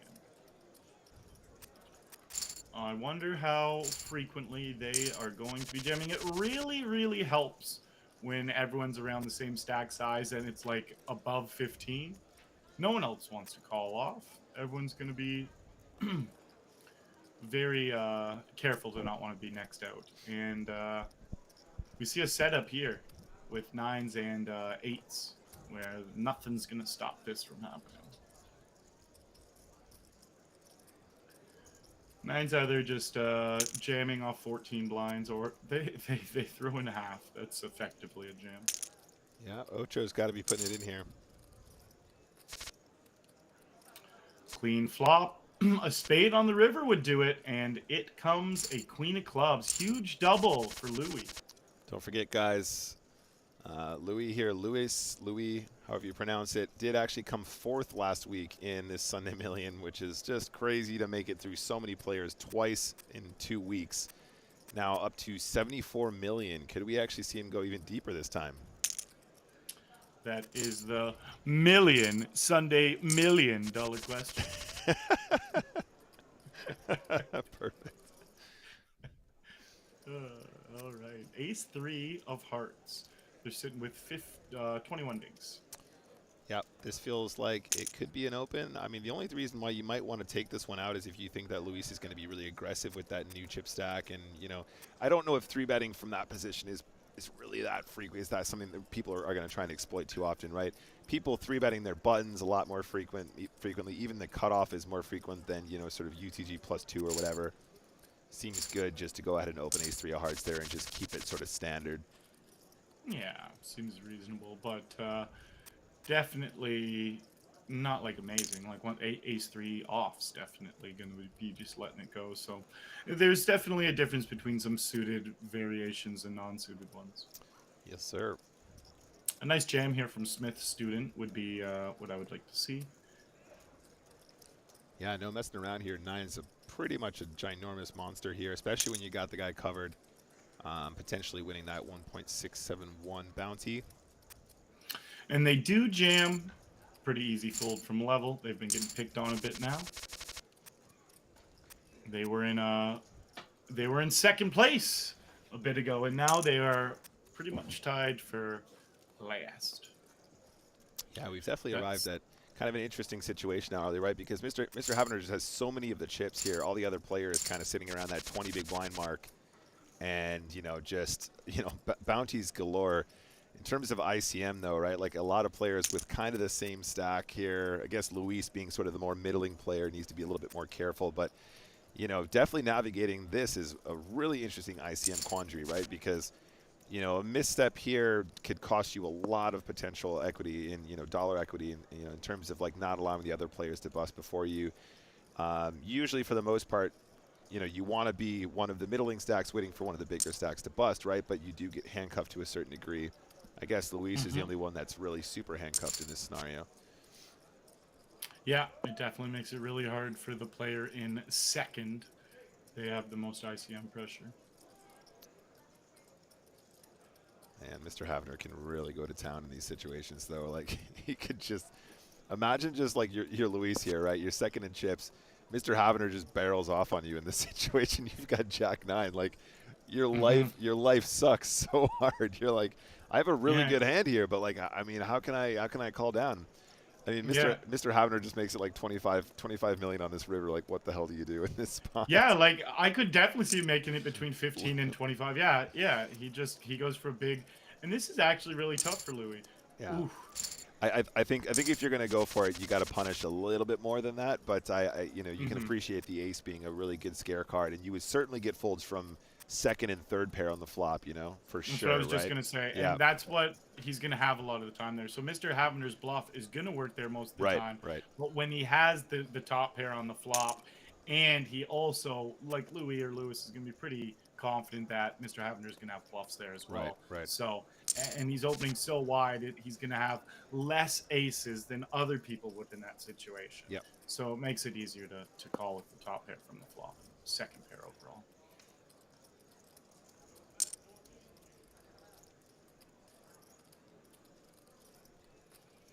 Little C bet.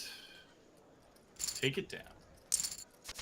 Yeah, nice and small. Keep it controlled. Kings in the big blind here for those blinds. LVL level of 05.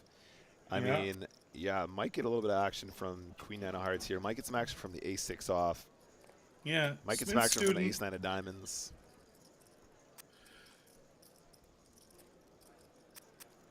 Oof, yeah. I mean, if Smith Student didn't open it up there as well, I mean, Can't Stop Me for sure could have been doing something blind v blind, and that probably is exactly what Level would have wanted to see there. It was their saving grace that Smith Student opened.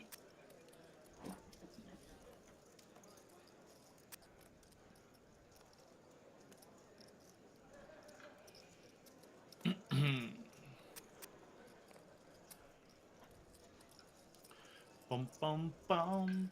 Queen, deuce. And they still complete. People are not giving Mr. Havener walks, really. I mean, yeah. I was going to say, though, I think also Mr. Havener can just go to town against these limps. You know what I mean? Like, I mean, Queen Deuce off is probably already, where are we at right now? This is already a borderline limp anyway. Like, it's probably like, just the combo that you probably are supposed to limp here in this situation, but it's not exactly a high value proposition. But when you're in the context of a final table, and you're limping against like the ginormous big stack who has the added incentive of trying to put you in a bad spot to try and win your bounty, like I think you probably get blasted off that a lot more often than you'd like. Maybe taking out Queen Deuce off as just completely giving it up there might make more sense. Yeah. Just so happens Mr. Havener has like kind of a nice hand to check back and just play a flop with. And Pocket Kings really loving what they see here. Almost no better feeling. Only better feeling is when you have aces. Yeah, I mean, it really. We were talking about this earlier, Arlie, right? Kind of like trying to make the most of every opportunity and not feeling like too much like you just want to win the pot, but. I can feel the pressure on the final table here, and I can appreciate why they're trying to play the kings fast there, right? Just not giving their opponent any shot to catch up. Yeah. The only alternative line, I guess, would be to maybe just flat. I mean, the SPR would be pretty close to 1 regardless, right, after the call. So you would... I like the flat. Yeah. I like with queens, I'd jam. Yeah. With aces and kings, I'd flat. Just because you're literally just saying no ace on the flop. That was like if no ace on the flop, you're crushing. That was kind of my read on it as well. And when we look at when you do more work like in ranges and you look at like more situations like that, like queens really is usually the cutoff, right? Queens just want so much more protection than people realize. In big spots like that, and then kings and aces are so much more devastating when you actually have a flat. You trap so much harder with those, and you'll be looking at certain ranges where you have the decision to sort of like trap with big pairs, and you'll just see queens 100% push 4-bet or whatever, and then kings and aces will have some deviation. Well, you sneak it in there once in a while, or the shallower you get, the more likely you are to have a flat. But potentially a trap opportunity there that might have been missed. Just for what you were referencing that I said earlier, actually, you really want to maximize it. And like the guy actually had ace jack, he's an aggressive chip leader, and so he can have a pretty wide 3-betting range there. He doesn't actually have to have a strong range. So if he's 3-betting hands like jack 10 suited or something, and then you let him flop top pair or ace jack and he hits top pair with a jack, like you're stacking him then, or you're getting the double up for sure. Whereas he's only calling tippity top of his range to 4-bet over him. I mean, or at the very least, he puts in a c-bet, which even if it's a small c-bet, will still be a huge percentage of the chips in play. Like, it's already a 3-bet pot. The pot's up to 30 million. So if he puts in like a quarter pot sizing, that's already chunks and chunks and chunks. Like 33% of some of the shortest stacks, right there that you're just picking up once you shove flop or whatever. So appreciate it for sure. Yes. Right, ace queen suited now. We do see some people starting to pull away a little bit. A 94,000 stack, and 82,000 or 82 million. So yeah, and then we see some guys getting lower down in the 30s. I mean, if this isn't a squeeze spot, I don't know what is. Come on, ace deuce of spades. You're mandatory squeeze in this situation every time. Yes, please. Yes, please, Mr. Havener. I mean, bad timing, ace queen suited, obviously, but I'm saying the squeeze is beautiful. I don't know I don't know if I love the jam. I think you can do it not all in here, but I was thinking that also. I mean, if you're gonna get ace queen suited to fold, shove that in all day long, baby. Let's go. Yeah, that's an interesting hand all around. Unbelievable. Yeah. Oh, my days. No, ace-queen suited. Don't do it to yourself. Don't do it to yourself. Yeah, you just got to take a stand sometimes. I mean, but the fact that he just rips it makes his range, like, weaker, in my opinion, right? Like, ace-queen suited is going to be better more often when he's not 3-betting all in and not 3-betting none all in. I would agree. There's action this hand, though. We're going to see, we're definitely going to see people get it all in here. They just flat. Okay, I take everything back. Now we're going 4 ways to the flop. Ace king flatting here is reckless. Because now you're actually going 4 ways to the flop, and this is like why you want to 3-bet with ace Yeah, king, because you don't want to bring nines and a suited ace in. Like, I mean, I think maybe it's a two thing. It's like two-pronged attack here, Arlie. I think he's hoping that one of the shorties picks up a spot to jam, and he's going to trap them and blah blah. fair. But also, I think Yeah, with Mr. Havener on the button, he's hoping that Mr. Havener is going to put in some weird squeezes that he can shove over and stuff like that too, right? I agree. As I was saying it, I was starting to think some of those points you just said about the small stacks and trapping, because I actually don't hate it. I don't. I was talking about hating it, but I don't. Yeah, I mean, I think also Luis and his 25% ROI probably but he knows the spot pretty good too. Probably better than I do, almost for sure. This very true. Yeah, no, the short stacks beside him, it's so funny because I wasn't taking that into consideration, but it's a perfect trap spot. I'm like going back on what I said. Yeah. Because when you get re-jammed on by those guys, you didn't raise enough, so it reopens the action. Then you get to isolate, and then you get stuck in these spots sometimes where you go 4 ways. But for the times where it does work, I think it was just a slow play attempt.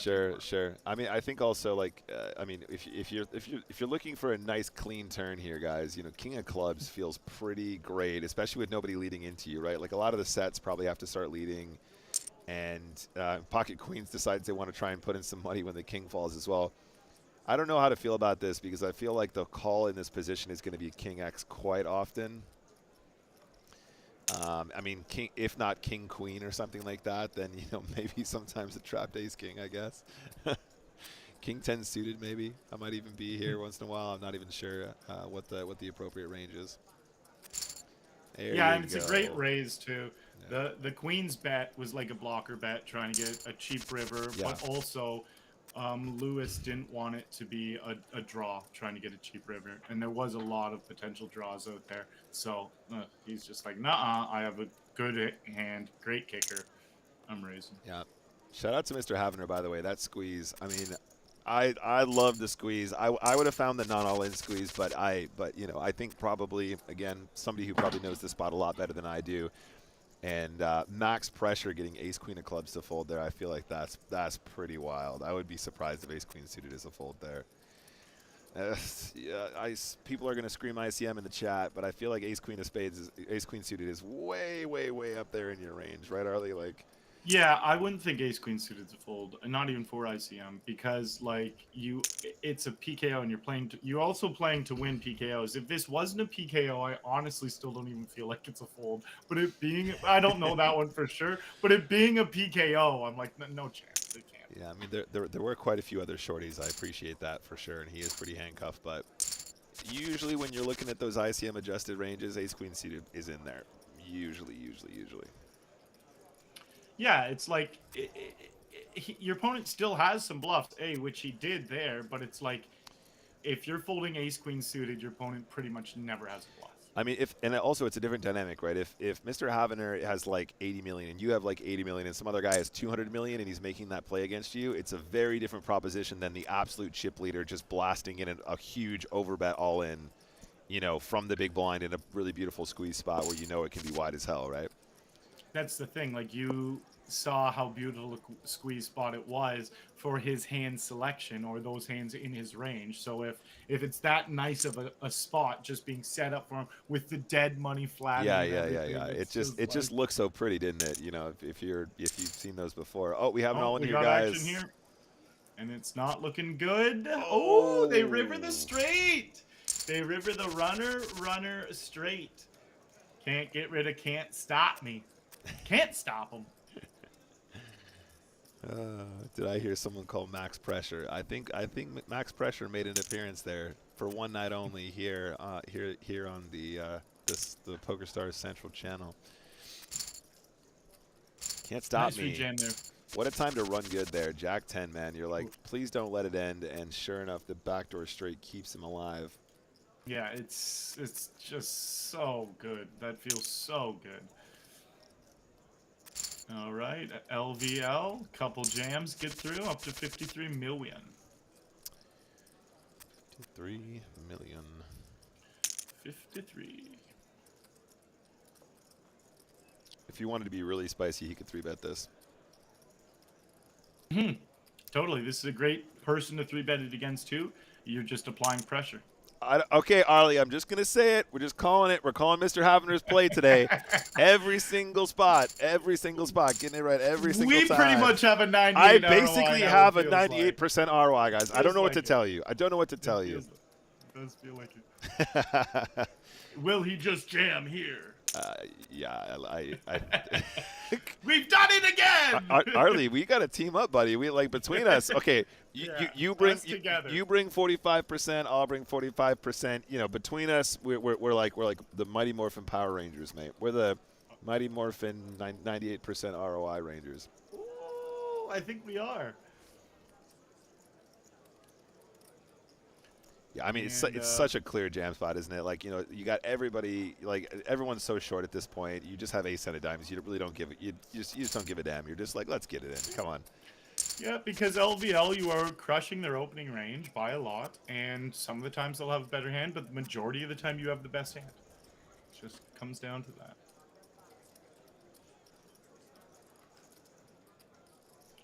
Everyone just has trash here, and it's a walk.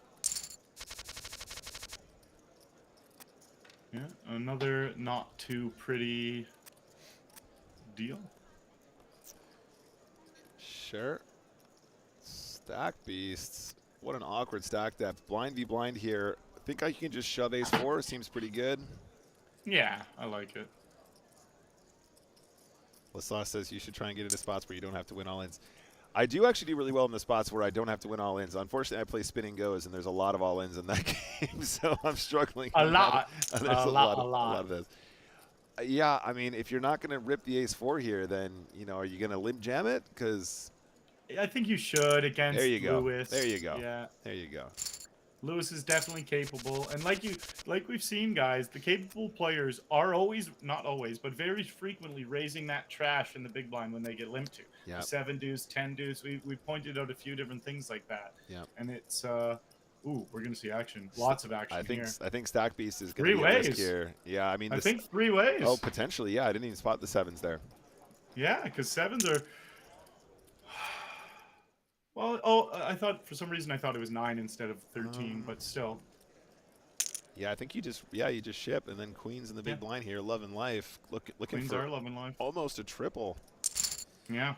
All right, here we go. Just, a cooler there for Louis. Does not want to set now. I wouldn't mind a set on the like river. That. Wow. Can't stop me up to 150 million, $777 bounty from Stack Beast. Yeah, that was a pretty significant pot there. Can't Stop Me finds the absolute dream setup on this final table of the Sunday Million PKO 109 and exits Stack Beast in 7th place, $10,915.83. Very, very significant situation there. This is the guy that was at risk with Jack 10 just a minute ago, managed to find the backdoor straight to remain in, and he stuck around just long enough to find queens versus 7s versus ace 10 and hold. I mean, where's that run good? Send me some of that run good. Can't Stop Me. Send it this way. When you're done with it, have a great final table. Send them my way, please. Exactly. One up me, sugar. Ace Jack's suited's going to want to rip it in here. 10 blinds. And should just get it through, yeah. What's up, Miss Sugar? Walshaban. Yeah, we need to workshop the title of our team. But yeah, I'm with you, Miss Sugar. I appreciate the support. I like it. King Jack suited. Goes for the non-all-in raise. Smithy now the shortest stack at our table, guys. So the one with the least to lose here in terms of ICM needs to start building a stack up and doesn't have too many other prospects of getting a ladder. Although we do have quite a few very short stacks, so you know it's not completely out of the question. He's got a hand here to do it with. Yeah, Mr. Havener with King Queen on the button, though. Probably will make a flat. Smith student's like, okay, dreamy spot. I'm all in for sure. Yeah, and it's pretty decent odds for King Queen. It's easy call now, yeah, for sure. Jack's at risk, guys. Big flop. Open ender. The straight. Oh! Boom, boom, boom, boom. Smith student having none of it. None of it. King Queen does manage to find the turn straight, but the boat on the river for Smith student, very, very good job by man. Smith student huge pot now, up to 74 million chips, and no players exited. 6 players remain. They open jam into aces now. Oh no. They need an 8. No. All right, aces hold. Wow, Mr. Havener. Mr. Havener down to 81 million. Yeah, just ripping there, just trying to apply max ICM pressure. I mean, look, Arlie, we saw ace-queen suited fold to the jam earlier. I mean, unless they're waking up with aces, they might be folding like way better hands than ace-8 off there. So I can see kind of where the head was at with that decision for sure. And it was working when they were doing it before, definitely. It looks great when it's working, and it looks horrible when it's not working. But that's actually just poker. Like watching Ben CB stream, some of the bluffs he pulls, you're like, what the heck was that? It looks crazy, but like when it works, you're like, this man is a god. So yeah, we just like. We're getting to see both sides of it for Mr. Havener, where they literally look like a god, and yeah, where they've that play wasn't even too outrageous. It just ran into aces. It's always tough when you run into aces, absolutely. Yep, that was a saying I used to tell myself when I was first trying to go full time in poker. Was I had a really bad tilting problem, and it's like when I was trying to figure out if I was playing hands right or not, because that was the most frustrating. If I felt like I was playing them wrong, I would just have to tell myself. Sometimes you can play a hand perfectly and lose because like sometimes your opponent just has that monster you don't expect, and then that thought turned into I would always say this phrase to myself, sometimes they just have aces. Like if you play a hand perfectly, you're slow playing your kings, the flops jack high, you get to the river, get it all in, and they have aces, it's like, you know what, but like sometimes they just have aces. It's okay, you played it perfect. Sometimes they just have aces. That's what we saw there. Exactly. Sometimes they just have aces. Otherwise, Mr. Havener is just snowballing. Perfect. Just super That's snowballing. The thing. The play works so good if they don't have aces, but when they have aces, you can't be like, oh, I played so bad. It's like, no. Sometimes they just have it. Exactly, mate. Yeah, I was going to say King 5 probably likes to shove over the limp here. A little bit on the deeper side, though. So about 15 bigs. Maybe that's a little bit of an overplay, but it's definitely going to be in there some of the time. Yeah, like it's making money, but one of those plays that it's like you overkill. Exactly, you don't need. You're risking too much. It feels a little bit spicy, especially with Luis being so short there as well. Like, yeah, you know, I think you're a little bit too deep to love that jam, but it's probably going to be slightly plus EV. Exactly, and it's like I would even like jamming with King 10 from the small blind over that raise more than I would like jamming. They're both not like perfect, but it's like, yeah, it felt a little too greasy. It feels like jamming ace deuce with like 20 blinds on the button, where it's like, well, it's profitable, but like there's someone with 12 blinds. Why don't you just min raise? Something like that. Yeah, no, totally agree. Totally agree, buddy. All right, Can't Stop Me is going to be obviously loving to see a little raise in front of their ace-queen. They flat it. Wow. And they do flop top 2, while the original raiser has a gut shot backdoor king-high flush draw. Really, really, really nice flat for ace-queen. I'm just going to have a flat and see how it goes. Oh, top 2 feels good. Yeah, and they're probably thinking the same thing here. I'm just going to have a flat and see how it goes. And they, yeah, needed to dodge the 10. It's harder to keep betting here with the King Jack. Yeah. Call on the flop. You know, I think it's like, it feels like you might be able to get away with going again here because you can definitely get some Queen X to fold. Maybe some hands like Jack 10 to fold on the turn. The problem is when you have King Jack, you're blocking Jack 10. You're also blocking King Queen, which is another combo that might want to flat here as well that you're trying to get to fold. So it gives them more ace combos some of the time. And I appreciate the second barrel kind of because I can see where some of the merit comes from. But when you have King Jack specifically, I just don't know if they have that many combos left that you want them to have that they can still fold, right? King Queen being a huge one right there, I think is pretty significant. Yeah. Yeah, and it's against a chip leader. It does just feel... It's like a double-edged sword. Sometimes it's the perfect play to make it against a chip leader because you know they are going to be calling well a little bit wider range or c-bet and stuff like that. But then the double-edged sword is it's the chip leader, and they're not going to let you push them around. In that scenario, they just had it. And then sometimes they have ace 10, and then you river the straight with a 10, and they have 2 pair, and then the stack's perfect. You just rip in less than pot on the river, and you look like a genius. And you're like, hey, how did you win that tournament? You're like, oh, I had the best hand the whole way. So it was 100% skill. Exactly. 100% skill. Okay, okay. Mr. Havner gets a little call here. And are they taking the foot off the gas, or are they applying pressure?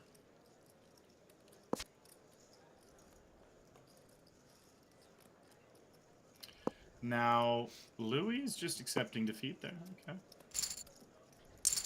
Yeah, that's fair. Ace Queen and King Queen. Yeah. Lou here having about 20 big blinds. Something in that region might be tempted just to push the Ace Queen off. I certainly would. Yeah, me too.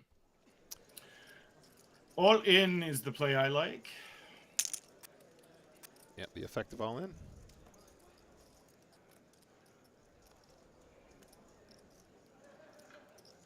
Yeah, pretty easy let go with the King Yeah, Queen. King Queen, just it's a lot, especially with Luis being so short here. Smith student, ace 10. We have seen Smith student just battling out in the trenches. Battling it out. They tried to make one fancy play that didn't work. I think shoving deuces here is really cool. I think when you got 179 million as well, the shove is just so punishing. Like, it's really hard for a Smith student to actually have a call. And I actually agree. And actually, with level on your left as well, but you know, having significantly less than Smith student doesn't really change the dynamic apart from having an additional dead big blind in there that you pick up when they fold. Yeah, with Lewis being so short, it really helps apply that extra pressure. Yeah. Like, Smith student had 3.5 times as much as Lewis at the start of the hand. Oh, level's the one betting. Yeah, I mean, with that gut shot, I think you got to try and sort of take charge here. But Smith student actually has the clubs as well, so it makes the call. No dice. I mean, I guess you gotta pull the trigger again if you want to win the pot. There it is. Yeah. And that's a good river to pull the trigger on. Right. You have all the threes in your range. Right, Smith right. students got like none of them, some of them, but you know. Yeah, and like, you know, let's say that Smith student had a hand like ace-8 suited and they just called the turn, you know, after having all check the flop or whatever. Like, it's still really hard to call with an 8 in this spot, right? Because they can still just have jack 10 or... So hard. Yeah, so hard. So you can really appreciate, given the action, why this is such a good line to take.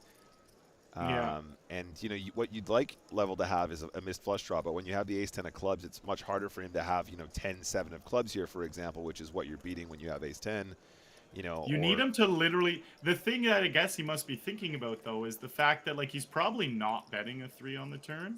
Like, he could be, but maybe he's not. Potentially. And, yeah, and, like, there is every draw that missed. Yeah, you're right. He does have some of the draws that he could have, but, like, I guess he was seriously considering an ace-high call.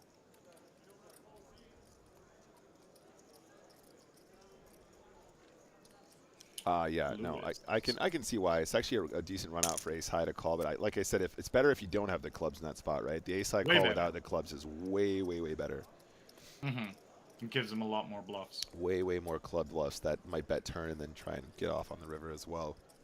Oh man. And the thing that really helps him pull the trigger with that 10-7 is the check back on the flop. He just, the original Razor just doesn't have that jack. Oh, wow. King 4 King going for it. King 4 goes for the call. Wow. And they do not get there. Mr. Havner just getting hacked away at. And now, shortest stack, 50 million. Just everyone has 50 million, pretty much. Yeah, it's been quite the roller coaster here, guys. Now, can't stop me, obviously, after that really sick setup with the queens. Up to 179 million. Mr. Havner was one of our beast chip leaders. Now, right Mr. here, Havner back in the rips mix. it in. Yep. Pretty standard all in.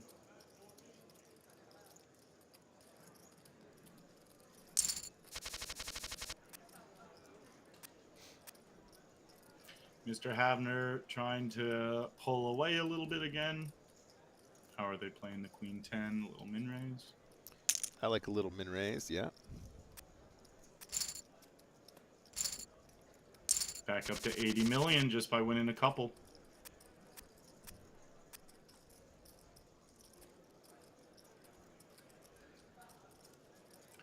Yeah, Lewis is playing very well.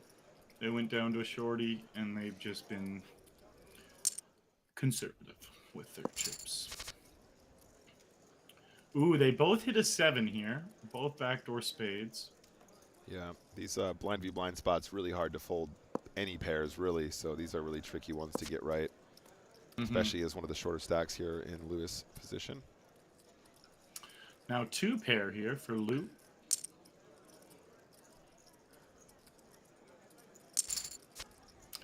Ooh, and Lewis does make the call. Now Lou's gonna put in a bet on this river. They're trying to figure out how can they get called.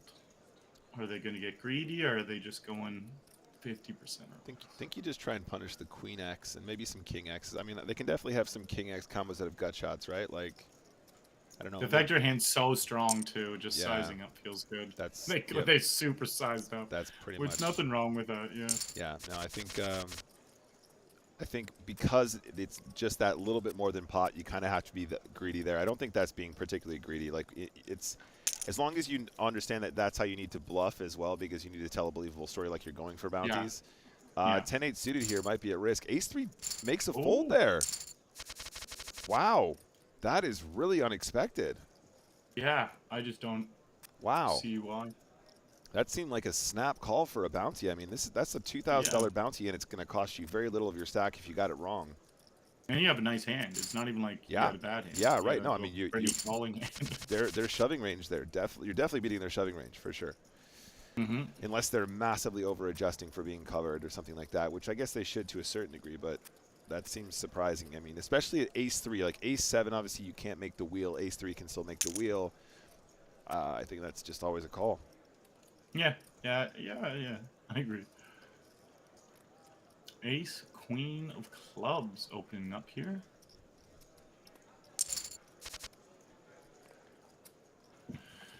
Beautiful flop for Can't Stop Me.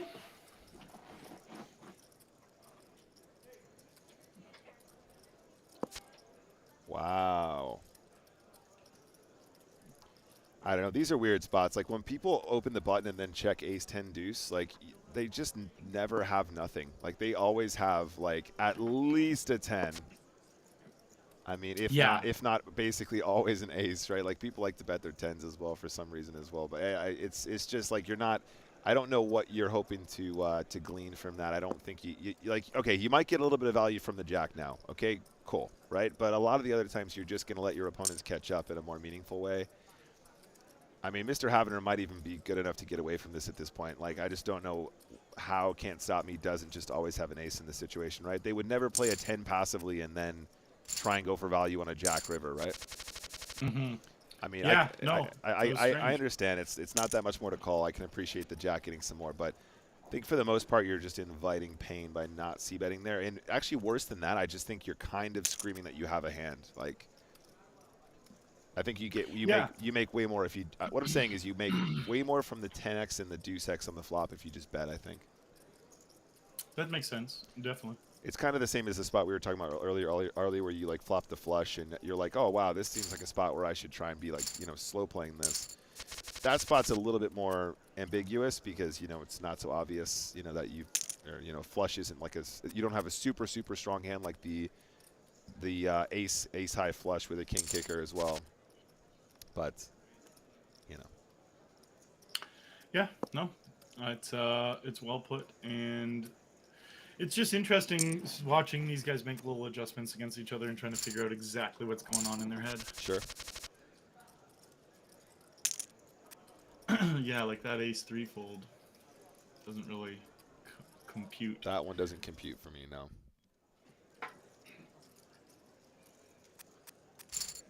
Ace-4 gets it through, though. 200 million. We have now seen a 200 million stack. And level with Ace-King doesn't look like they're going to get any action. They min-raise. So I'm sure we'll see a flop.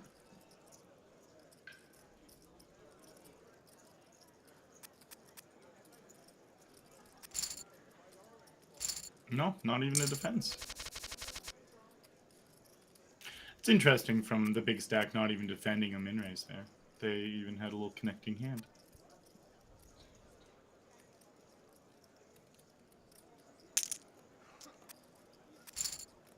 the old half stack scenario. Yeah, yeah.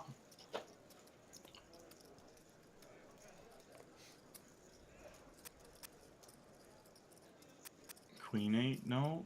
Jack 4. A little limp.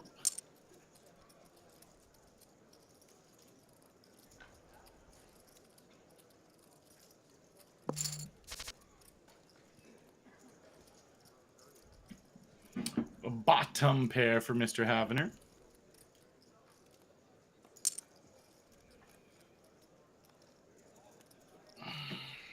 And it is LVL betting. Mr. Havener calls, and LVL is hating what they see.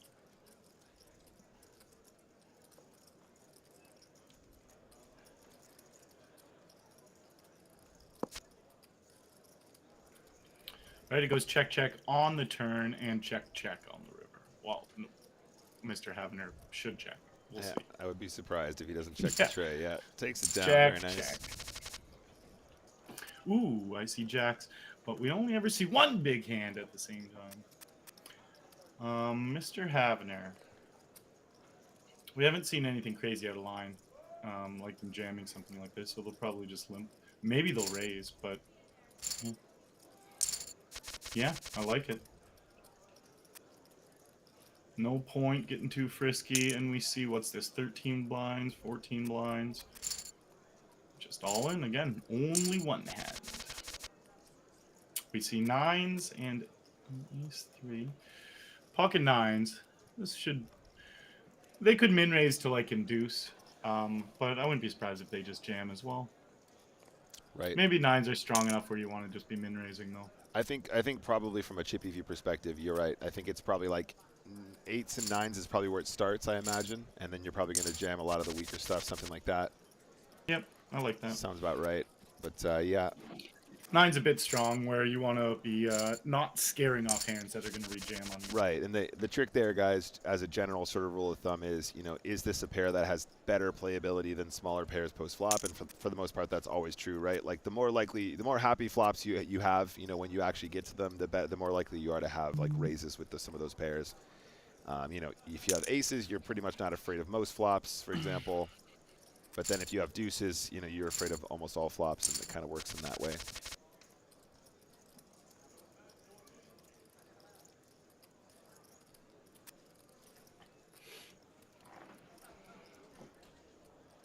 Ace 6.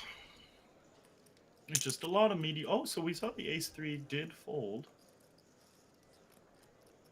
Yeah, I think he's just not happy with that position. Yeah, that makes sense. It's so awkward. Playing a little bit tighter for the final table, and I think that makes sense with that combo in that position for sure. Yep, you're raising Mr. Havener's blind if you did, and you right. only have, what, 11, 12 blinds. Yeah, feels awkward. Yeah. And yeah, stack preservation is such a big thing deep in games. I never understood that for quite a long time. I remember playing a live tournament at Run It Up Arena, and I called an all-in from Patrick, and he shoved. There were 6 of us at the final table. He shoved under the gun. I was under the gun +1. I called, and he looks over at me. He's like, "How dead am I?"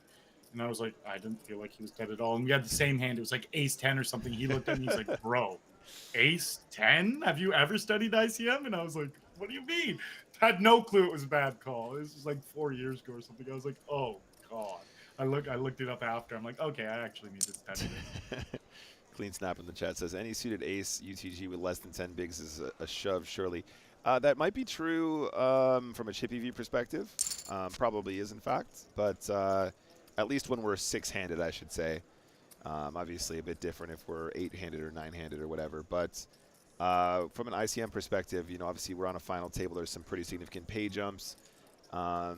And it's a little bit trickier to, you need to sort of be a little bit on the tighter side to try and recognize that or take account for that. Yeah, things do change quite drastically on final tables, just based off of your stack size, your opponent's stack size, and a bunch of different factors. We see 3 hands, but 2 that should Smith student would have a pretty standard read jam here. And Yeah, obviously, I think this Lou would love that. this is definitely a good jam. And then Lou waking up in the big blind with kings. These are the spots that you want on the final tables, guys. Just I mean, we saw can't stop me had in a very similar spot just now with the queens, right? So ace 10 open, pocket sevens jam, queens jam behind. Oh man, just the dreamiest king spot of all time. So good, and you hate it seeing them call when you're Smith. And they need an 8 on the river. Cannot hit it. Jeez, very well played, Smith student. You did well. Yep, there you go. So we do see Smith student exit in 6th place, guys. Takes home $15,444.77 for their time here. GG to you, sir. And then there were 5, ladies and gentlemen. We're down to 5. Couple big stacks starting to rear their heads, and a lot of shorties have a lot of work to do to try and get up and out of here and into a position where they can take this tournament down. We see an all in here from level, and we definitely have a little think from Can't Stop Me, I think. Oh man, this is probably a call. Yeah. 13 blinds. Ooh, they make the call. They're flop double for gutted. Jack. Diamond? And the diamonds. Oh my days. So many outs on the turn. So many outs on the turn. So many outs. Yeah, that diamond draw. That is sick. There's so many outs in that spot. That's unreal. Mm-hmm. Yeah, you can see what's happening there. I think ace jack's definitely reasonable, especially for the bounty. And you know, I think you're probably going to be doing pretty well against that range generally. Mm-hmm, absolutely. And Lewis, easy jam here, 10 blinds with an ace on the button. Yeah, Lewis is in trouble this hand. I was just going to say how well they're playing.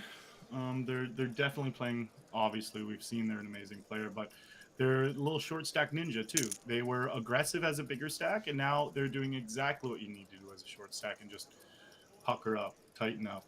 And they should just. Yeah, I think this is an effective commit.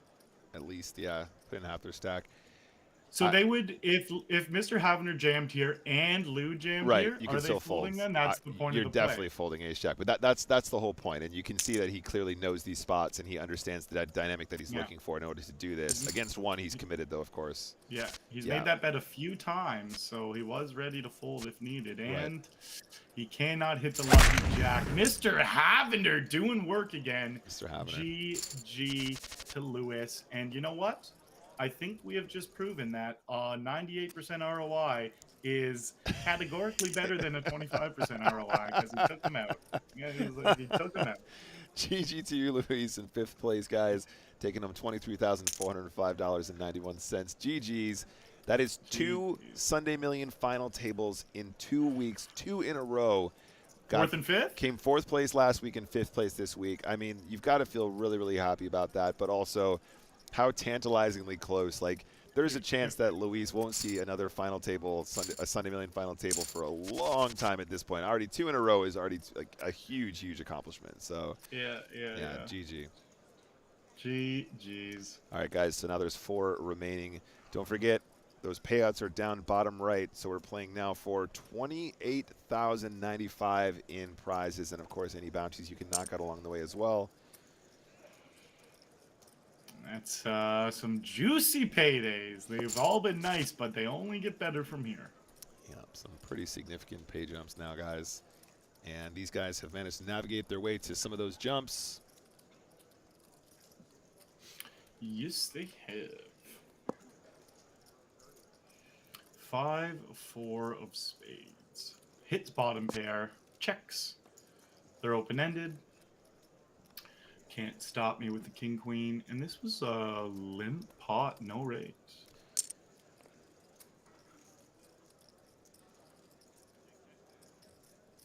Bet here from Lou with their pair of 4s and open-ended straight draw. They get called by the king high. Seems reasonable. Yeah, when the board pairs here, you're feeling a lot more confident about your 5-4. Probably quite happy to get to showdown now. Might even be tempted to just bluff catch, right? Like a little check call on the river feels good. I like check calling more than betting. But yeah, I like check calling more than betting. Like, you know, you like a blocker bet here if you think you're going to get called by ace high more often or something like that, where you have a little bit of value to go with your block as well, I think. Question here in the chat, though. Chief Keef says, are you allowed to play in these tournaments in the states where it's legal to play for real money poker? No. Unfortunately, the states all have their own individual laws, and therefore they're ring-fenced with each other. So ring-fenced on their own. So if you are going to play any poker, you're playing against other people from the same state where you are allowed to participate, and not with this, because this is on the global pool. This is part of the European and global market. Yeah, exactly. And most of the states that do have legal online poker in the U.S. have a version of PokerStars. So it's still PokerStars. It's just not connected to the global client, but they have their own series and their own version of the Sunday Million, like the Sunday Special and stuff like that. So, yeah, you can look out for those in the state you're in. Yes, indeed.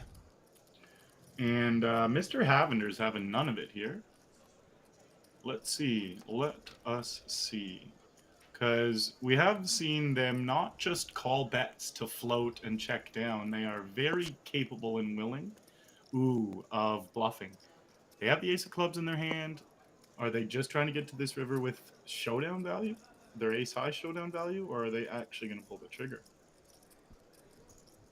I feel like their call on the flop was more to pull the trigger on something. Well, they just thought their ace high was good. It was 3 ways, though. I guess they were just a non-believer. And that's good, though. Like, being sticky like that, and your opponent seeing you show down that a7, they're like, oh, damn. Like, I couldn't get him to fold that. Like, it makes them think next time they're going to bluff against you. And we got a little gut shot here versus a bottom pair backdoor club draw. And everyone over 100 million.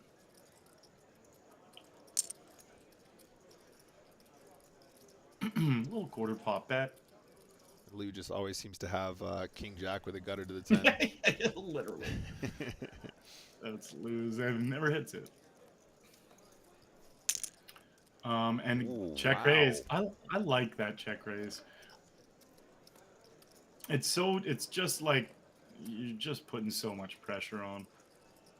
Yeah, I mean, it's definitely something you can start mixing in when we have this this sort of four-way dynamic. It gets peeled as well. Lou is not folding King Jack here.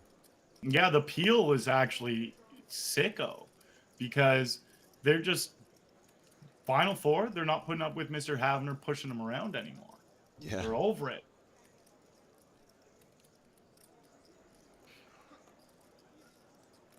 And we see another bet here. And this makes it tough for Lou because this is really confident from Mr. Havner. I don't know how he's finding the turn bet when it comes to a spade and a king. This is kind of spicy, dude. Yeah, well, Mr. Havner has been one to really take advantage of board texture changes. So it's like when they call that check raise on the flop, yeah, like they can't have the flush draw. That's why it's scary. It is a very confident bet, but we have seen Mr. Havner not shy away. Like the check raise wasn't like I'm going to check raise, take it down, give up. It's like I'm going to check raise, keep playing this pot if he calls. Yeah, this is very interesting and just pulls it off. Mr. Havner, man, flexing again. Let's do it, mate. I like that. That's when you're really just trying to take a stranglehold of the final table. Very, very cool. All right, guys. So we've reached another break now, and only 4 players remain in this Sunday Million PKO 109. Mr. Havner, way out in front with 162 million chips once again. He stumbled for a moment, but he's the chip leader once more, guys. We're still playing for $54,000 plus bounties here, so stick around. More action to come very, very shortly. We're going to take a very short break, and we'll be right back. All right, Mr. Arlie Shaban, back to the PSPC talk, because I know this is something that a lot of people have been excited for. So, guys, for those of you that don't know, PSPC obviously hasn't happened since 2019, right? And during leading up to what would have been the next PSPC the following year, obviously lots of platinum passes were given away. During the time when we were away for COVID and stuff like that, obviously there was lots of more platinum passes that were distributed as well in anticipation of returning to the Bahamas. And as a result, now we've kind of gotten to the point now where I don't remember what the actual number was, Arlie, but basically there will be hundreds and hundreds and hundreds and hundreds of people that have qualified for the PSPC, which is a $25,000 buy-in, excuse me. and have basically never played live poker before. Like tons and tons and tons of these players will have basically never graced the felt or very little. So what happens is, and this actually happened in 2019, is we had probably what is the softest 25K of all time, you know, in terms of just having a very, very wide range of players who are probably playing a stake which was way outside of their comfort zone. And that's what makes the PSPC so beautiful. That's why Platinum Passes are so amazing to win, because people are having an experience that they probably would otherwise not be able to have. So in anticipation for your experience in the PSPC, have you been doing any preparation leading up to it? Are you planning on doing any sort of special studying, or is it just, you know, your daily grind is kind of how you're practicing for the PSPC as we get closer to the Bahamas? Well, we'll get to that in one quick second. I just have a question before I answer your question. When you commented on the PSPC, the last 25K being the softest 25K in all of history, is that just like taking a shot at me because I couldn't make it out in day one? Is that what you're doing? Is that what we're doing today, Nick? You're just like, oh, the softest $25,000 game ever created, and Arlie Shaban was eliminated before day one. I mean, well, no, that's why it was the softest ever, because you were eliminated so early, because you were so unlucky not to continue as the best player in the field. After that, it was easy game. It was easy game. There we go. Well, I feel super prepared for this 25K compared to the last one, just from being there and playing it. Now I've played a 25K, and I've played the 25K at the PSPC. I remember how it felt. I remember the levels. I remember realizing after probably some mistakes I was making, probably just played it a little bit too fast, and I actually misjudged one of the players at my table, thinking they were a recreational because of exactly what we were talking about earlier. Right. They were just doing too high-level plays. And it was like they ended up final freaking table in the game. Wow. The actual 25K, they were at the final table picture. I'm like, oh, so he's not a recreational. That's how I figured out he wasn't a recreational. Seeing him standing at the final table picture, I'm like, this guy, eh?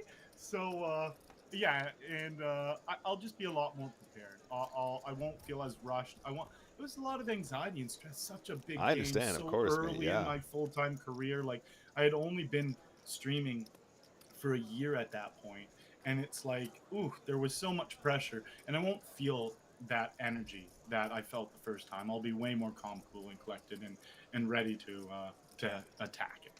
I mean, I was going to say as well, I mean, having now transitioned into the Ontario client, you know, potentially your exposure to these sort of like different, less experienced player types, of which there are so many, right? Like, it's almost, sometimes, we've spoken about this, I mean, everyone talks about this all the time, but it's like sometimes it's easier to play against somebody that knows how to play poker than just somebody you're like, I don't understand what you're doing. Like, you're doing all this weird, you're like betting one big blind on the flop and then one big blind on the turn, and now you're all in on the river, and these like really, really goofy lines. Almost being in preparation, or having experience with that is good preparation itself. I actually like this comment though from Kiwi Sean. So I asked you, you know, what have you been doing in preparation for the softest 25K of all time? He just said Arlie's been outside shooting fish in a big barrel in preparation. And you know what? I absolutely hope that is true, and I would love to see it. Guys, we're getting back to the action now. Thank you for putting up with us. We're nearly done now. 4 players remain, guys. Let's get back to the action. Kiwi Sean is such a legend. It's such a legend, honestly. Right back to some pocket 10s here. We've been seeing them just jam, but they might 3-bet. Oh, they jam. I thought maybe 10s would be strong enough that they'd want to 3-bet, but no, just rip it in. Why not? It might be the dynamic where he's up against the second biggest stack, but like, these guys are all pretty similarly stacked, so I don't know if that would have come into it. Maybe just trying to play it as fast as possible, just trying to maximize folds pre, something like that. Yeah, and it's like he is jamming a lot of hands, so you got to mix in some stronger ones too. Yeah, I'm sure he's not going to be jamming aces and kings, and most likely not queens there, but jacks, maybe 10s, he'll still jam. Yeah, I mean, and I know we have a lot of chips on the table, guys, but don't forget that the blinds are really, really big at this point. You know, we're looking at sort of 20 to 30 big blinds here, guys, on average. And therefore, we're still going to see a ton of action despite having over 100 million apiece, basically. Yes. Can't Stop Me does hit top pair here with Jack 9. And it's the reverse domination now. They were dominated, but now that they've hit LVL can only hit a queen.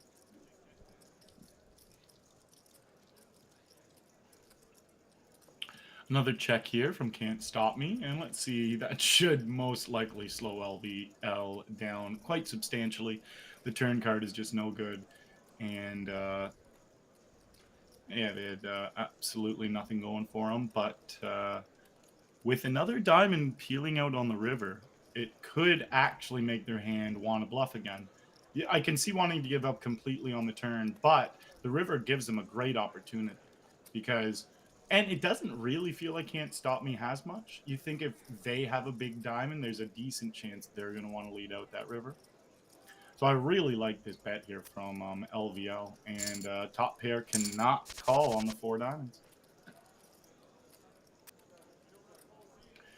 To avoid that, Can't Stop Me could have let out on the turn. But yeah, that's just how she played out.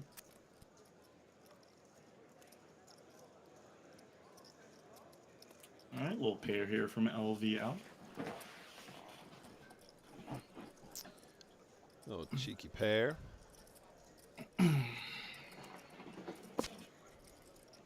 Okay. Which turns into a full house and should get at least 1 street of value against Ace High. Going forward on the river, I see.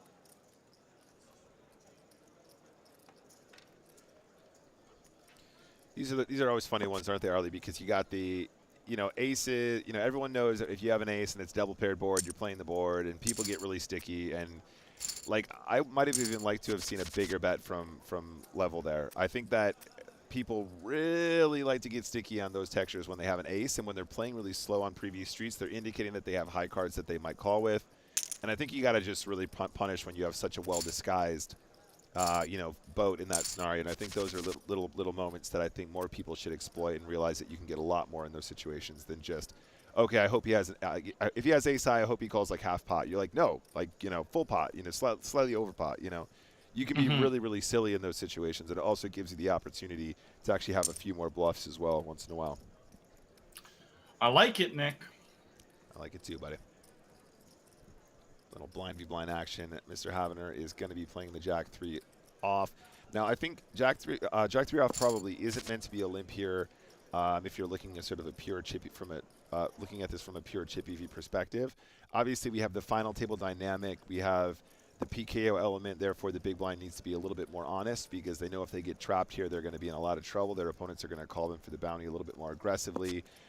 And also, being in pots where you have somebody covered is of greater value, even if it is still a limped pot, right? So having Jack 3 here and just getting lucky and you flop trips against their top pair or whatever, being in a pot to actually win a bounty is really meaningful, especially in situations where they're not incentivized to play really aggressively pre-flop, where this will become more negative EV for you, right? Like, part of being involved with Jack 3 off is that you're going to be forced to fold versus aggressive action pre-flop. But if their hands are kind of tied and they're playing a little bit on the tighter side because it's a final table and they know that you're going to be trapping them because they're trying to win your bounty, you start to find a dynamic where you're getting to showdown more frequently with Jack 3, and more importantly, you're able to see more flops with Jack 3, where if this was a regular speed tournament, they might be a lot more aggressive versus that limp, and it starts to become just an overwhelmingly losing sort of limp where you have to fold too frequently.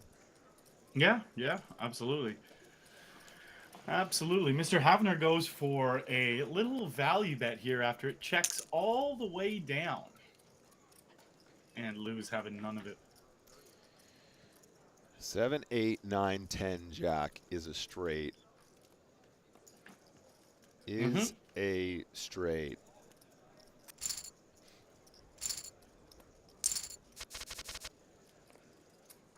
It is. All right, so we see ace 6 suited off of 20 bigs.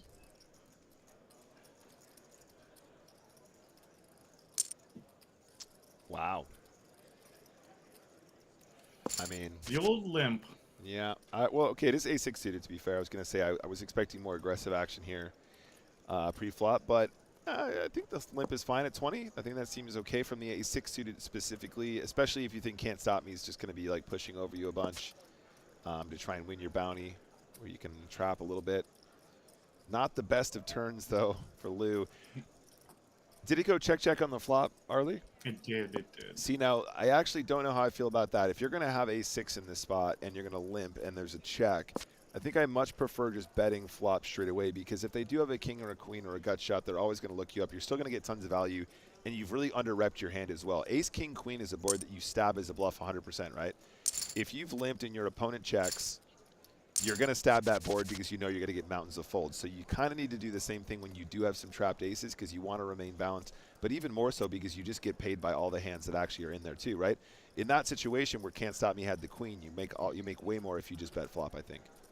Yeah, because a lot of the hands that you're going to make money off of are just going to check back, as we saw. Yep. Like, we literally saw the queen check back when it has to call because there's no raise pre-flop. Level with the nines. Is that just a big ol' all in? Yeah, and four-handed, we're gonna see a lot of people just get dealt some napkins. Nothing special in their hands, and it will be who can outplay their opponent. Some napkins. I love that. couple of cue cards. Couple of flashcards. Couple of beer mats. All right, guys, so a little limp, and a check in the big blind. Mr. Havner with the top pair, and level with the flush draw. Crudy Mafia, yeah, that's exactly how it goes. You do definitely want to be calling wider when bounties are involved. Guys, this is a flush on the turn. He's going to continue for 11.9 million. He actually has the gutter to the street flash as well. Street flash potential. Where's the alert? Somebody alert.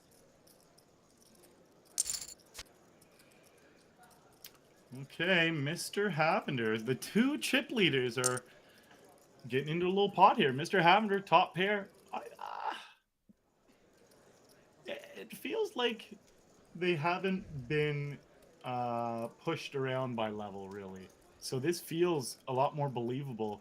It's so hard to fold top pair blind on blind, though. But, like, it's easy when we see their cards. But it does feel more believable because we haven't seen level really hammering triple barrels at Havender. Well, we've seen Havender do that to other people. So Havender couldn't suss it out. Yeah, I think that's reasonable, though. Again, top pair blind on blind is going to be pretty OP most of the time.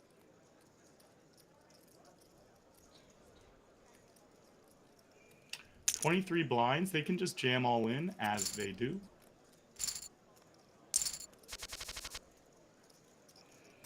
Queen 8 suited. They're going to open up, and it would, as we've pointed out a few times today, be much more beneficial for Can't Stop Me to just go all in as opposed to just defending, and they do. Mr. Havender, wow, goes from first to last, like in 3 hands. This has been a very swingy final four, absolutely, yeah. Mm-hmm. There was no deal yet, Spams, or at all. Yeah, no deal, and we just don't really see too much deal making when, since this has switched over to being a PKO format. There's just not nearly as much deal making, for obvious reasons, right? Like what's the deal? We're gonna do a deal for your heads up, and you're gonna get the same money. Are you gonna chop your bounties or something? I don't think that's even a possibility on Stars. So it is not. You just got to play it through.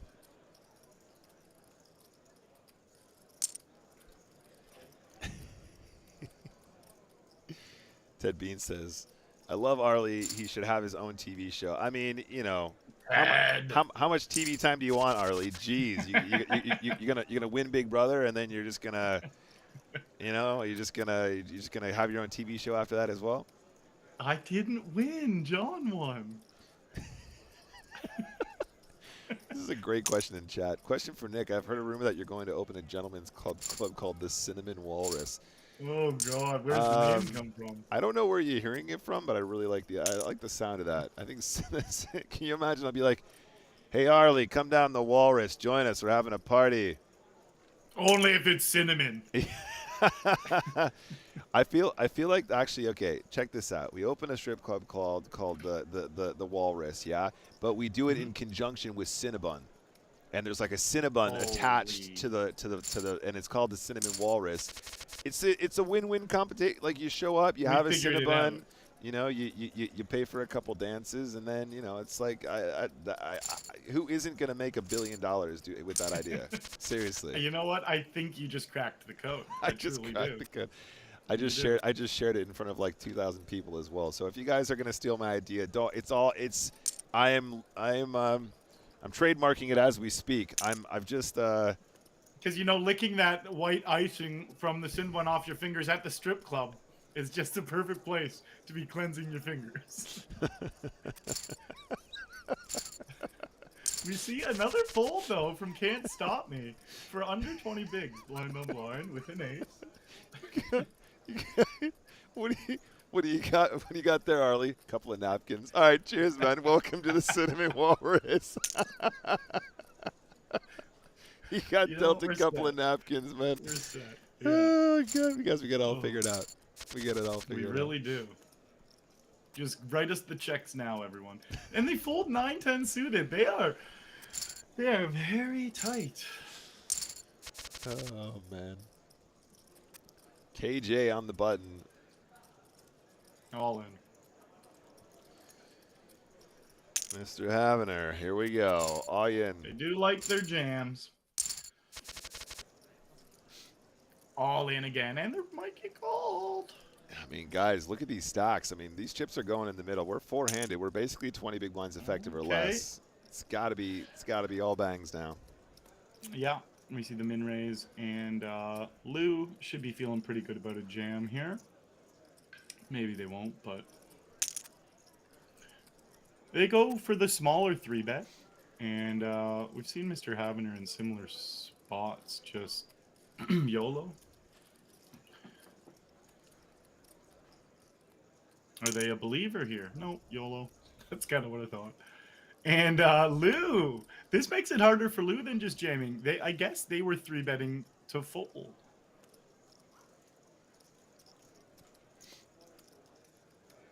Oh, not the same hand. I mean, this is the player that folded ace queen seated earlier. Come on, let's be real. There's no chance ace jack off is going in the middle here. Yeah, no and if it wanted to go in, they'd just probably jam it. Like, I don't know. It was 20 big effective jam.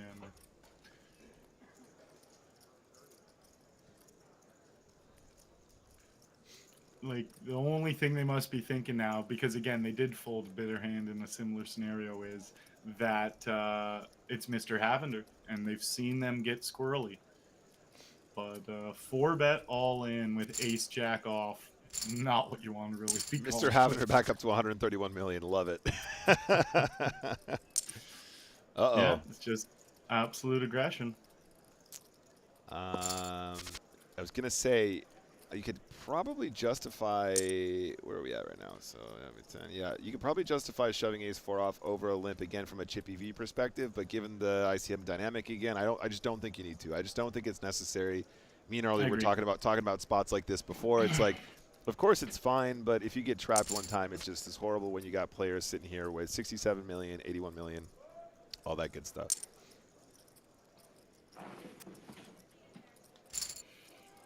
Okay, chip leader, the rich get richer.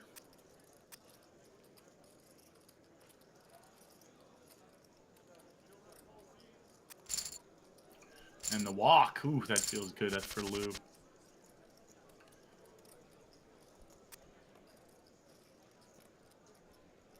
Eight six here on the button.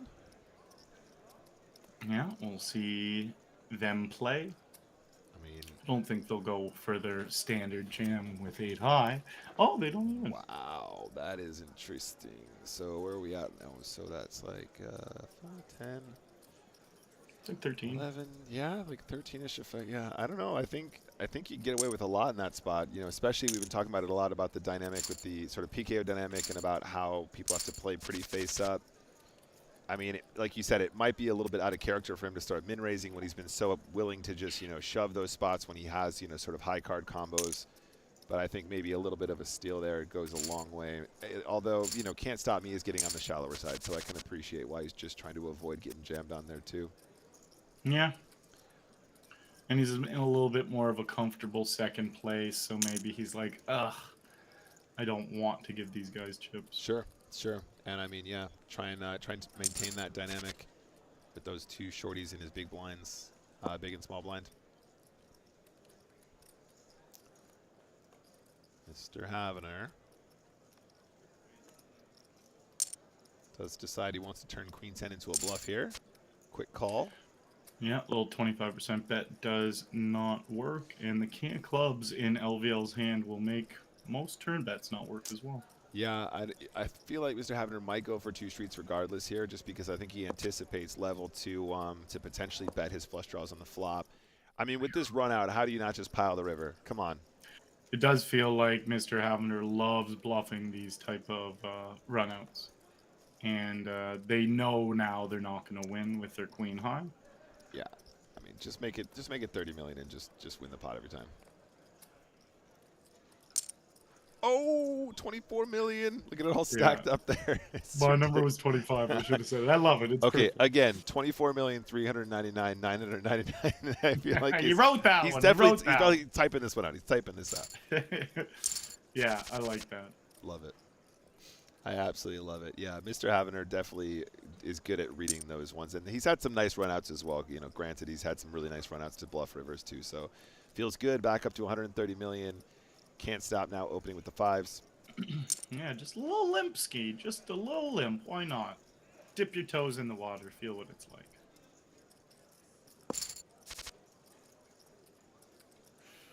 All right, so we see top pair versus double gutter. So Mr. Havener can hit an 8 or a queen, and the top pair checks. The original limper. Double belly buster. Checks. The double belly buster. And now the double belly buster with the 9 of clubs flush draw. And also, guys, street flash potential. Street flash potential. Now Lou's got a peel here after they check the flop. It's a very small pot. Hey, Mr. Havener has the 9 of clubs here. Mm-hmm. This actually might be a blocker Betty situation potentially. Yeah, I like it. Just well, yeah, and it's also just betting for value because they're gonna have worse clubs. Oh, Arlie, we are 98% of the ROI on this entire website. All of it, mate. All of it. It's us now.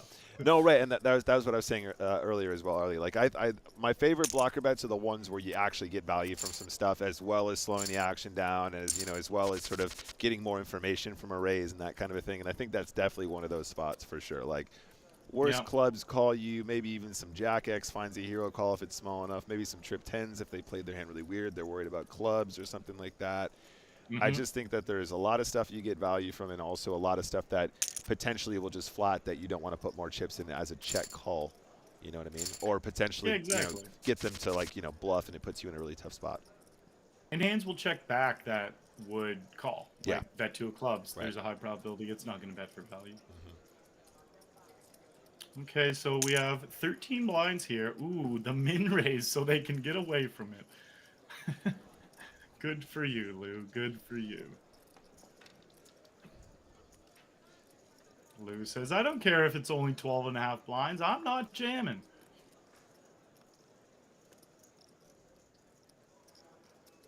All right, Lou.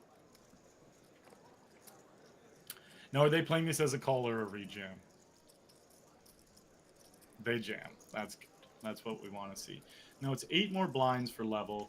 Feels like you're just probably going to want to let go. $3,000 bounty, so you do think a little bit, but you also don't want to put Lou up to 100 million when you're doing just a fine job with the chip lead hacking away at people.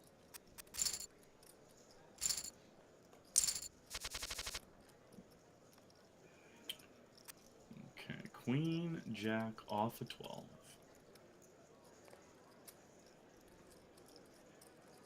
They're just gonna min raise fold again? Nope. I like the jam.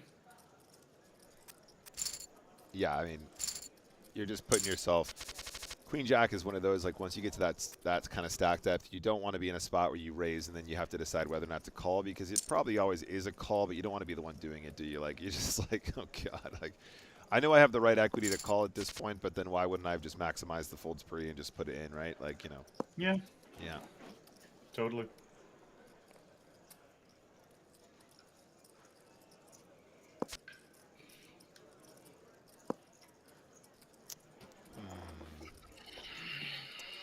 Might be some Couple protection. pairs. Might be some value on the turn from the 6-5. I actually quite like a bet on this turn, I think. Does decide to check, though, instead.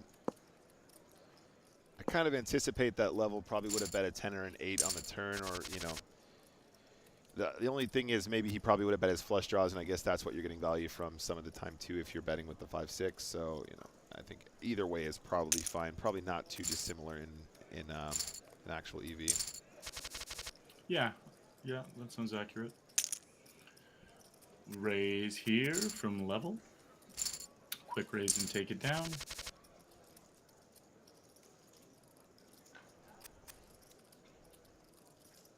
King 4 suited. Chip EV, you can make this call, but it's going to be a little bit, probably a little bit much for a bounty on this final table. Yeah, $1,333 for this booty, and pay jump for the next. Yeah, I mean the pay jump is already really, really significant. Probably don't want to be giving up chips at this point when the pay jump is so much more than the bounty hunt. Yeah. Yeah, I think you hit the nail on the head, buddy. That's pretty much exactly how it goes. This might be one where he goes for it, though. Much closer, yeah. Yeah, so committed to all his 15 chips. lines. Yep. Wow, King Queen just straight ISOs it as well. Ace Queen ahead and in front right now, needs a king on the river. No king. Can't Ace stop Queen. him. You can't stop him. You can't stop him. You cannot. Up to 157 million now, full double.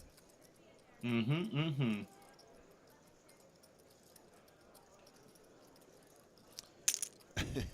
He does jam. Does Lou make the call is the question. Should do. This definitely is a call, in my opinion. Yeah. I feel like Lou's not going to, but I would be calling against Mr. Havner.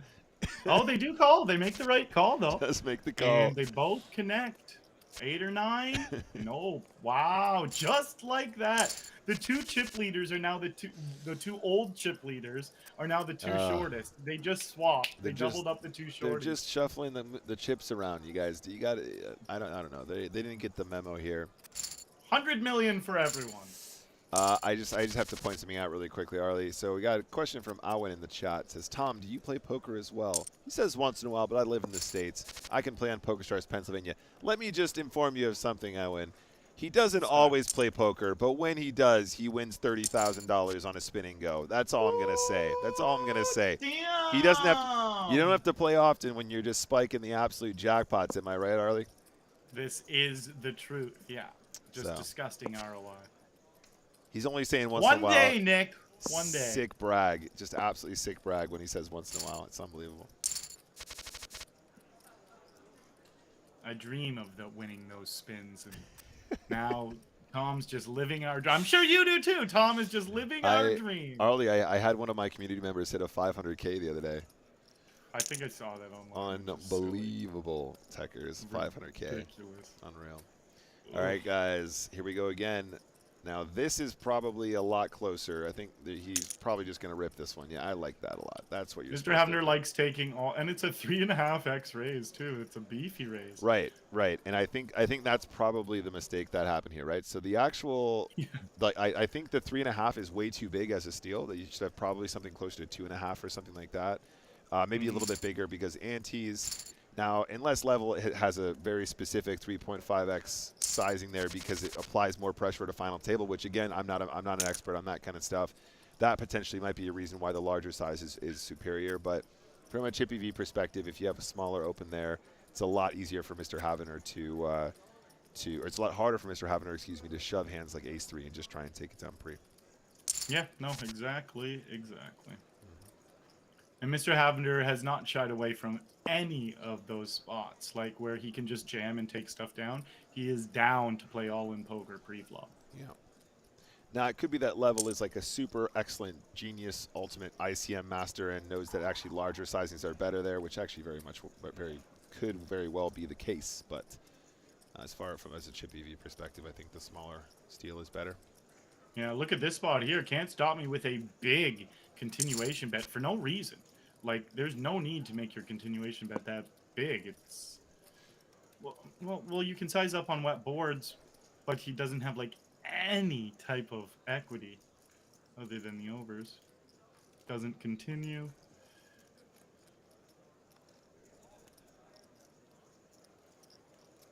Does Lou go for a blocker bet here? Do they just go for a check call? What's happening? Do they go for a check fold? There's a lot that could happen. I don't feel like Can't Stop Me is the one that's going to pull the trigger here, though.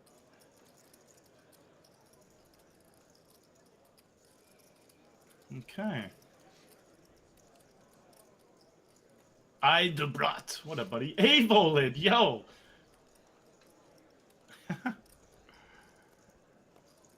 the old names of Twitch. Stealing to take it. Steal and to take it. Oh man, blinds are getting up there now. Yeah. Very, very pricey. The cost of doing business, pricey indeed. They're chunky. They are chunky.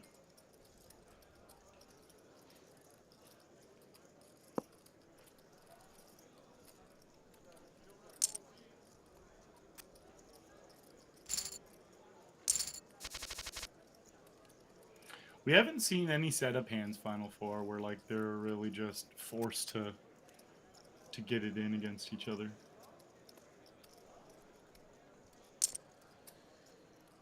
Ace, queen off, under 20 bigs effective.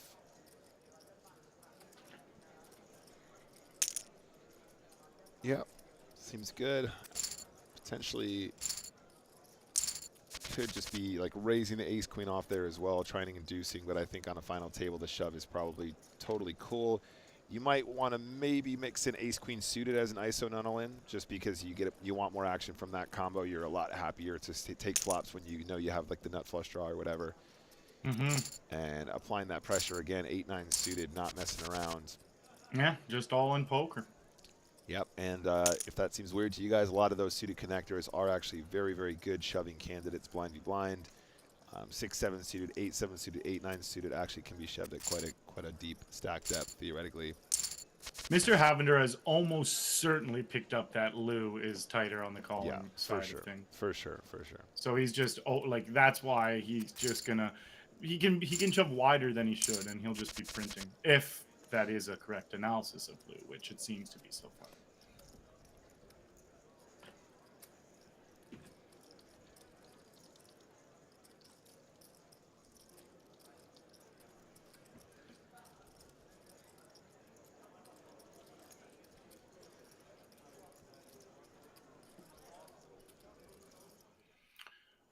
Open-ender versus a gut shot.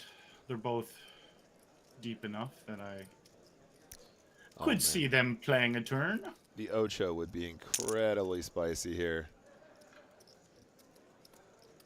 It would be. Oh, man. And we do see a raise. And that's not going to be enough to get level out of here. Most dangerous Ocho ever. And we see a quick check on the turn. Mr. Havender only has a gut shot, no improvement, got a check raise called.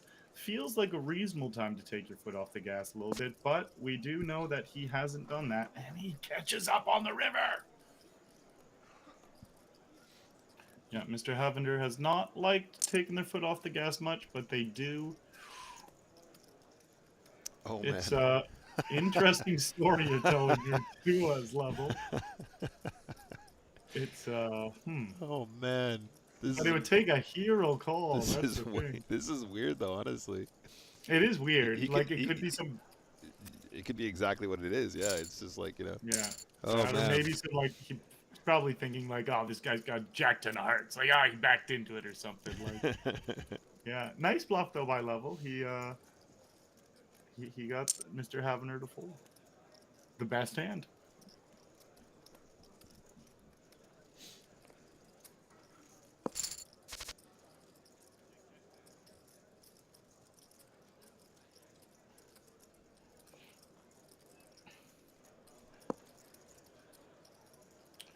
A bottom pair versus a top pair.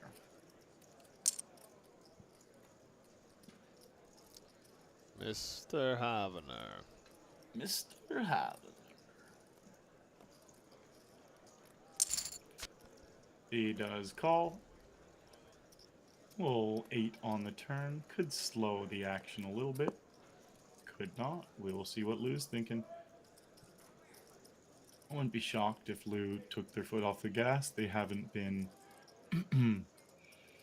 the most aggressive, but again, they do still have top pair, and there's a lot of draws that Mr. Havener could have, so Yeah, I'm fine with whatever they do. Bet or check. They do check. I dig it. I dig it. I mean, Yeah, when the board pairs on the turn, it makes it less nice. theoretically, having the 9 as well, you're blocking hands like 9-10, which is something you want to get value from. So a little bit, a couple fewer combos of the stuff that you kind of would be getting value from if you bet with the queen. So, you know, I think I prefer the check, but I definitely can see value in both.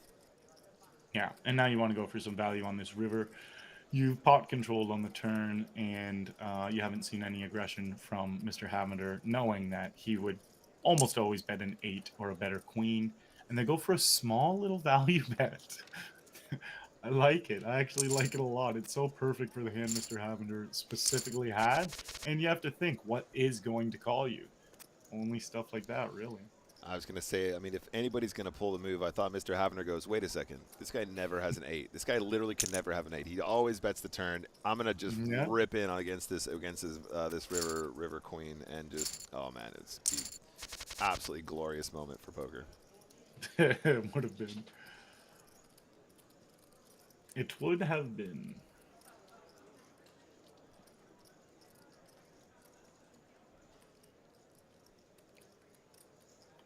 King 10 on the button. Pumps it up a little bit, and 8-4 makes the right fold. Get out of there.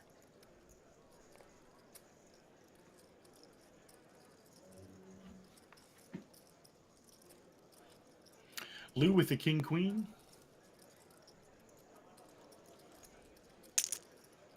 And they go for the open jam.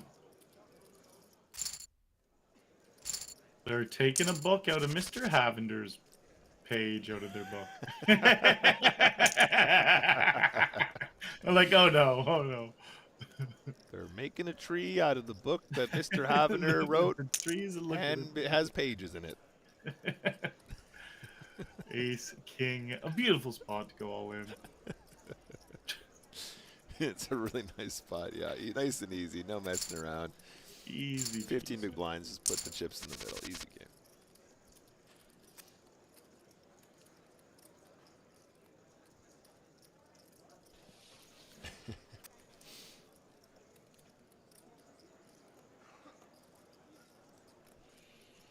Lou, the Jack 4. How's Lou playing Jack 4? What's Lou thinking? Lou's taking their time pre-flop. Lou's thinking each hand what they want to do. Gotta respect it this deep. They don't want to be messing up. Man, so much sweat though. You're sitting on this final table, and the blinds are just going up, and nobody can seem to get an edge. Everyone just keeps leveling out at about 100K, and you're just like, please, somebody bust for God's sakes. Yeah, this rate will be here tomorrow morning. Day 3 continues. Oh, I'd love it. 8s. 8s on the button.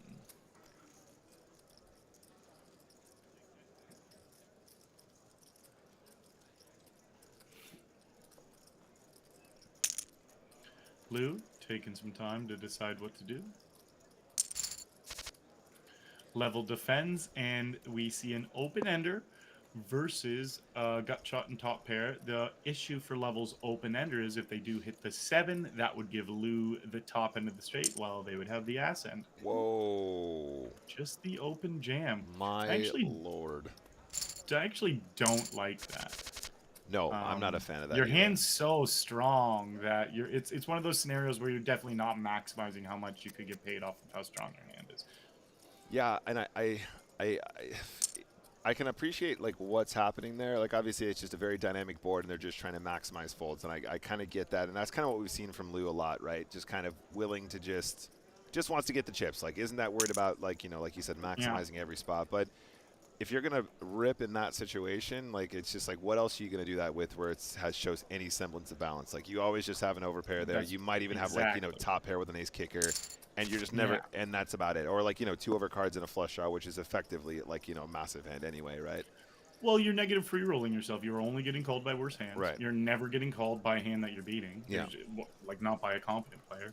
And yeah, there's so many hands that you're going to milk value out of. Plus, you even said, like, it's a little bit of a wet dynamic board, which it is. But he's also blocking the straight. Like, if they have a 7, he's blocking it with the 8. Yep. Or if they have the 3 like they had and the 7 comes, his straight's better. So he's blocking the straights in multiple ways. Yeah, absolutely.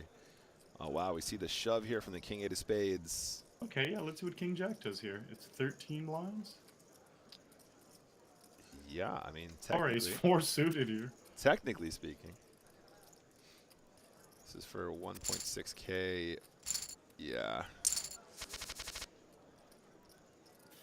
Close. It is close. It is close. I don't know if I don't think I'm calling there. I think with the pay jump that's on the line here, I think there's a chance King Jack just sneaks into a fold there for me. But yeah, I don't know. Yeah, I guess I wouldn't mind Lou themselves calling because it doesn't feel like they're, even though it's going okay, it doesn't feel like they're doing an amazing job with their big stack. Like so maybe it's better for them to just take those spots. But it's definitely close. We could run that one. Sure, actually. Sure.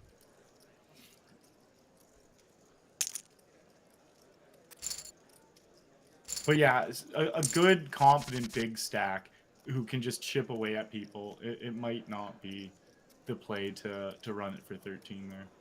And in fairness to Lou, we have seen them really shifting gears here now that they do have the chips. 100%. They're completely willing to lean in now, and it's, you know, that's really cool to see. And obviously has a little bit more of a conservative game, you know, when their tournament life is on the line, which really is the name of tournament poker. That, you know, that's the name of the game there for sure. So definitely wouldn't be surprised to see Lou being a successful tournament player. Yeah, and they definitely did make a pretty big adjustment, which was nice to see. Yep. Okay, this should be some action here. Mr. Havender, 10 blinds. They isolate with Ace Jack. Ooh, some chopportunities out there. Hey. And the chop pot, no bounty for Mr. Havner. What a huge spot, though, right there, though. That's got to be a bummer. It always hurts. Always hurts to lose chips deep in the game.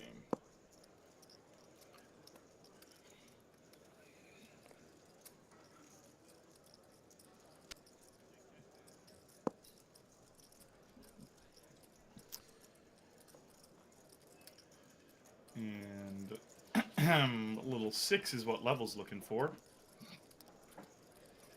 Mr. Havner can't like the turn, but it's actually a decent river for them. And they could go for a sliver of value here. Maybe like 15, 20K.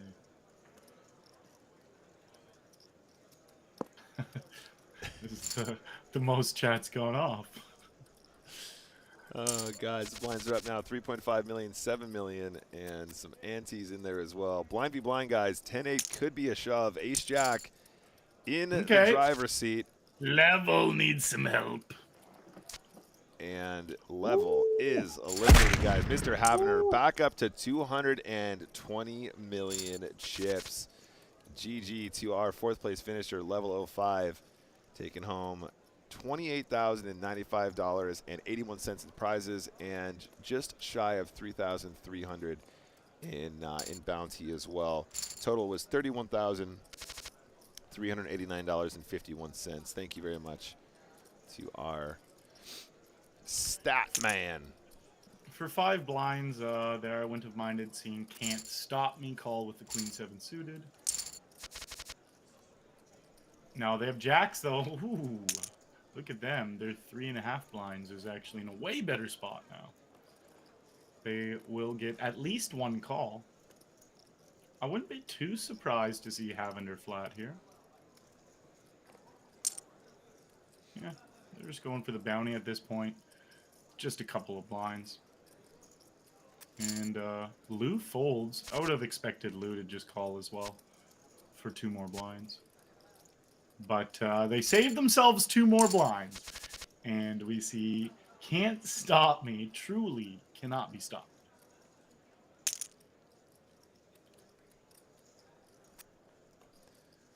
Yes, indeed. Definitely a survivor. Had a couple really fortuitous and exciting situations to remain in this tournament so far. But yeah, on life support now, unfortunately. Queen 10. On life support. Queen 10, a pretty spicy continue here, I think. Just nice and small. The tiniest c-bet. There you go. Just the one big. Just don't even stress about it, bro. Again, we're talking about the importance of, bet sizing on different textures. It's just the teeniest c-bet on that board, and they just can't do anything about it. It's so punishing. Yeah, I literally remember being told that I shouldn't be making it like 1.25 or whatever I was, right. And someone's like, "You're literally punting a quarter of a blind." Yeah. And I was like, "I guess you're totally right." Like, you got to find every spot where you're losing chips and try to shave it off. And yeah, if one blind gets a job done, do not bet 1.2. Just bet 1. Ooh. Okay, Lou. Yeah, I'm loving it. Yeah, me too.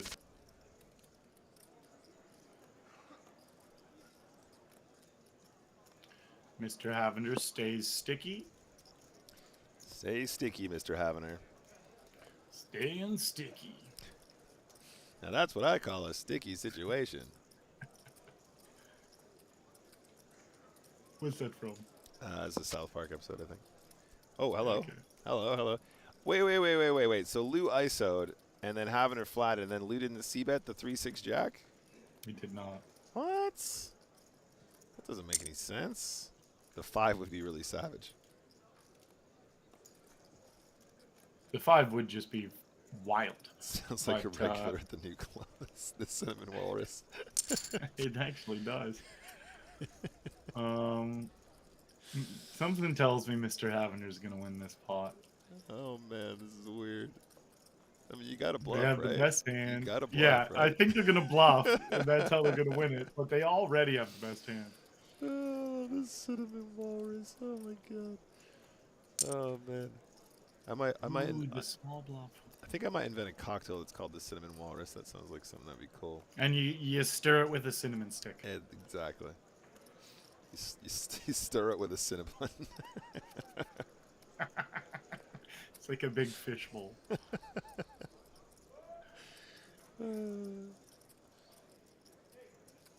They're thinking about getting squirrely. I mean, Lou, you're supposed to bet the flop, bro. Yeah, because now your flush is not believable. Nothing's believable. You did part 1, but you got to do the part 2. You got to continue when you completely brick off. Can't stop me. So gonna double. Oh up my here days! Can't stop me. How Cannot can they be not? stopped. Cannot be stopped. How could the open jam? Ooh, the 25er. It really does put Lou in a tough spot there. Oh, hearts the alive. heart. No, 6s. He cannot be stopped. Full double for our short stack. Now back up to 101 million. Can't stop me doing all right in that situation with the 6s. Guys, a couple people asking about what these drinks are. Well, this is clearly a hot chocolate, and this is clearly a cinnamon walrus. Let's be real, guys. It's obvious. Come on, guys. Come on, guys. Be real. Just get it be together. real. Get it together. Grow up. Ace 5. Thank you, Legion. I'm glad you like the. Here, wait. Actually, I just realized something, guys. I can do some magic here for you. Can do some magic here for you. Sorry, that was the wrong one. Check this out, guys. Ooh. Ooh. He's showing it off. Ooh. Holy shit. Nick's too sexy for his shirt. Too sexy for his shirt or for dessert. Okay, I'm going to say it one more time, guys. And again, I was not told to say this, but this is now available on the PokerStars store. A couple Team Pro members got it last year just as a gift, and we wore them, and you guys liked them, so they're now available. Go check it out. think you combine with points and or with cash. But go take a look, guys. All in all and in. a call. We need to see an 8 for an elimination. That is That's not it. done. That's not it. Ace No, 10. wait. Ace Can't 10. stop me with the lead now. 190 million. Yum. That's pretty wild, you guys. Noise, says Finner. What up, Chopos? Finner. Hello, everyone. And we have the exact same hand. I am totally ordering a cinnamon walrus. I feel like, okay, Tom, do you remember some time ago I said that I want to sort of commission my own beer and then like give it away as prizes or like, sell it on the website or something? I think cinnamon walrus might have to be the first beer. I just don't know. I don't know how we tie in cinnamon to beer because I'm not somebody that really believes in that. I think that'd be weird. Maybe just like canned cocktails, cinnamon walrus.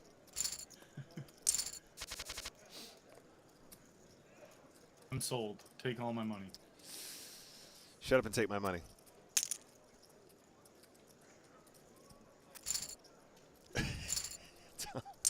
I see why you're laughing.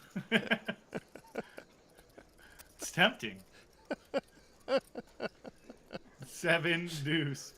Summer's gonna be fighting people off. Oh, a cinnamon cider. All right, yeah, I can get behind that. That actually might be kind of cool. It's very Christmassy. You wouldn't want to drink it regularly, but maybe a Christmas cinnamon cider. Yeah, I'm down for that. That would be good. Oh, Tom, I love you. Anyway, guys, Sunday million 3 remain. Oh yeah, poker. Oh yeah, that's right. Sorry, stop talking about your cinnamon walrus. 4 3 of spades.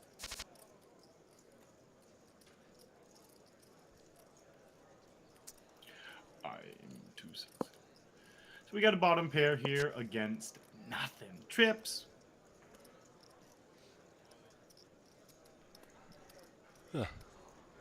We got to definitely start putting in some chips here. Board is way too draw heavy. And a nice 95% pot.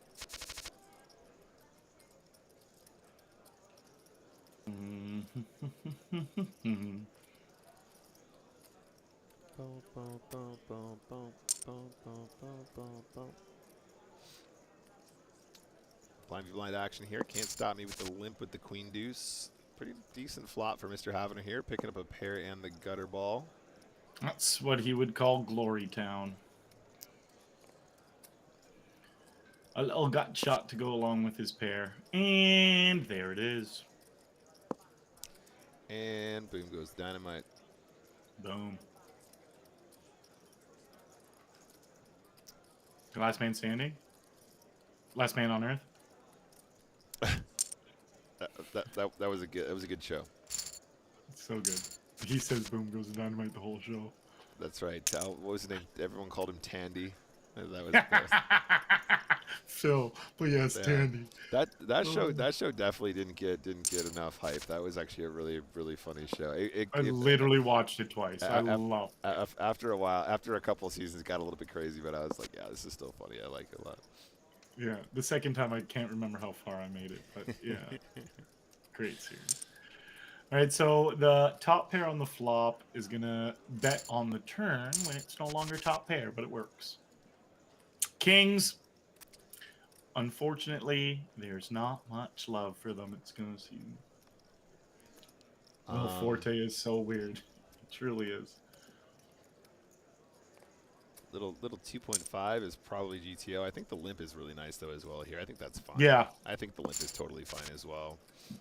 I like the limp. I think probably from a GTO perspective, you're meant to always open the kings in this spot, but I think given the opportunity to win a bounty and all that good stuff, it kind of mixes that up a little bit. Definitely not making a mistake by playing this as a limp here. That's fine too.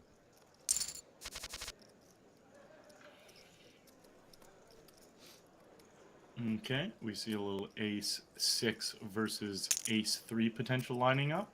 An open jam.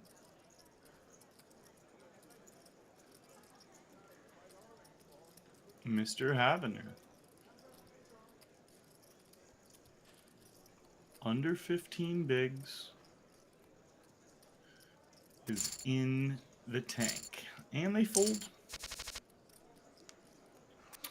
And they fold. Just so they can jam here. Okay. Got it through.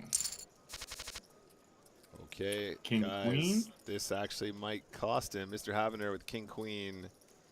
This is happening. How does he not just ship it? Yeah, I was going to say. And now, Yeah. obviously, ace-10 with a perfect hand to try and isolate and win that bounty. It's He's a big gotta. one. Here we go. Oh, baby. Needs a 10 or a queen or a guys. There, ace-10. Mr. Havener. Mr. Havener, one of our absolute favorites throughout this tournament. Congratulations on your third-place finish. It was still extremely significant, though. Third-place finish for Mr. Havener takes $51,966.25. That is a ginormous win, guys. Can we just put that into perspective really quick, guys? That's second-place money. That's the second-place money before like more than second-place money before bounties. Very, very good win there, buddy, and also a great performance. Well played, sir. Commiserations. And now we are heads up for the win, you guys. Heads up for the win. I also just want to point out as well, that was like a 5K. It was a 5.8K pickup as well for Lou in the knockout. So that was, you know, ginormous for them as well. Gonna go a long way towards their final total here, regardless of how they finish. Yes, it will. But is it first place money? Tom, good point. It's also above first place money as well, I should say. I think it's just under. Is it just under? It is just 50, under. It is just under. Were you Sorry, thinking yeah. 46 again? Yeah, I was thinking of 46 again. Yeah, it is just under both, but yeah, still pretty comparable to both first and second. He ripped that all in on the ripper. All right, guys. So we will continue in just a moment. Let's go on a break first. All right, guys. So here is another break. 2 players remain in this Sunday Million PKO, which means we're just 1 place away from crowning our winner, who will walk away with over 54, not 46, but $54,000 plus bounties. Our guy Lou, our person Lou, I should say, we don't know, currently leading the pack with 393.5 million chips. Gonna go on a 5-minute break, and we'll get straight back to the action. All right, guys, so we've been talking a lot about poke. Oh, Arlie's gone. That's it. This is actually a great time. This is actually a great time, guys. We've been talking a whole lot about poker, but it sounds like what you guys really want to know about, what you guys are really interested in, is the true ingredients to The Chester? a real cinnamon walrus. But here's a question for you, Arlie. If you had to create and produce your own alcoholic beverage, what would it be, and why, and then what would it be called? I don't know, but I have a funny story about an alcoholic beverage. In university, there was a time where me and my friends went to the bar, and it was like a bar that we went to all the time. And it was one of those bars that was right in the center of the bar, and it's like this big U shape. So you can sit on each side of the bar, and you can see each other across the bar. So there was like 3 or 4 of us that sat on one side, 3 or 4 of us that sat on the other side, and we started buying each other shots. But we would go to the bartender, and we're like, what's like a weird shot that you guys do here? And they'd like tell us like Prairie Fire, and it's like, I don't know, vodka or some alcohol with like a squirt of sriracha in there. And it's like, okay, so we'd order them the Prairie Fires, and they'd order us something. And we went back and forth. And the last thing we ended up doing was something called a panty dropper. And what it was tequila with Parmesan cheese in it, but heated up so the Parmesan cheese would melt. Oh. And I did one of those, and it was absolutely treacherous. Oh, the rule was, though, whatever the shot the bartender made, you had to do, because we were going side to side, and then they found the dirtiest one. I mean, that's a disgusting shot, and I appreciate that's part of the game, but I don't see how that name has anything to do with the actual shot itself. That just doesn't line up whatsoever. I loved how funny it was, though. Yeah, the opposite effect, for sure. Of course it would. But it's like, and then we would like, we'd ask people if they'd ever done the panty dropper and ordered for them. But we could only get it from this one bar that knew what it was, because they honestly probably made it up on the spot. Like, what? That's probably not a real shot. He put Parmesan cheese in it at the microwave. Like, yeah, that actually reminds me. There used to be a bar here in Brighton on West Street. And West Street's like notorious just for having like all of this sort of big clubs, but they're chains, and like they have no real they have no real soul. They're just these sort of soulless sort of chains, and they're just like they're fine if you want to go out and you want to go listen to like the top hits or whatever. But it's just, they're not. Brighton's got so many beautiful and amazing and dynamic and interesting things to do. Like it's just kind of like one of the worst streets, but it's very, very busy. There was this place called Oxygen, and it was one of those places that it's like, we have 900 different shots on our menu. Like, we're famous for shots. That's what we do. And they had this big like spinner on the wall, so you'd pay like some amount, and regardless of what the shot was, you just paid one flat fee, even if it was a more expensive one or whatever. And you'd spin the dial, and then whatever it landed on, you would get. And there was like a Fireball one there, and there was like ones with tequila and ones with Sambuca. But this thing had been spun so many times, it always landed on the same goddamn shot every single time. So people would go in there, they'd be like new, and they'd be like, oh, this place is really cool. Sure, I'll spin the dial. And everyone's like, oh, here we go. And it would just always land on the same cinnamon shot every single time. And yeah, confirmed rigged, exactly. Like Dankle in the chat. It might have actually just been rigged, so they didn't actually have to pay out like any decent amount of alcohol. I'm not really sure. It literally probably was rigged. I mean, I think the suggestion that you should brew some Arlie Bourbon is pretty good. I don't know. Okay, all right, let's do it.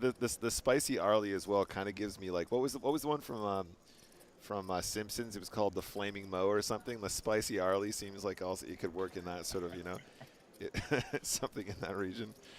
I'm in. Yeah. All right, guys. Well, what I would appreciate from you in the chat is, if you have any clever puns that you could associate with our names in terms of potential future alcoholic beverage production, that'd be great. Let us know. We're going back to the action now, guys. We're heads up. Let's see if we can't find ourselves a winner. Back to the action. Back to the action we go. Arlie Slammers. Okay, Venice. I mean.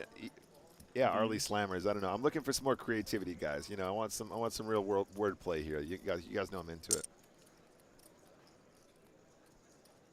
Can't stop me with a very pretty Jack 9 of hearts. Flops a gut shot, 2 overcards, backdoor flush draw. While we see an open ender from Lou.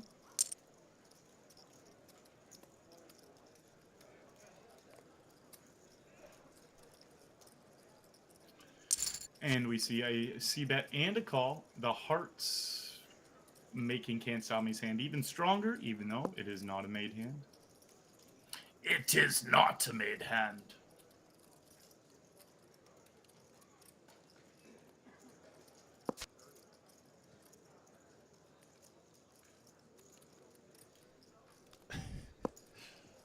Nick Walshbanger. All right, cool. Saffron Shaban. All right, that would be a very expensive shot, I imagine. Just a little sprig of saffron, just like tinting vodka, just the color of saffron, That's definitely something they would sell in Vegas somewhere for sure. I don't know what this is, but Arlie's 70% moose juice? It's not too dear to buy. You see what they did there? I mean, a moose isn't a deer, but yeah, I appreciate where you're coming from, buddy. That's exactly what Nick was asking for.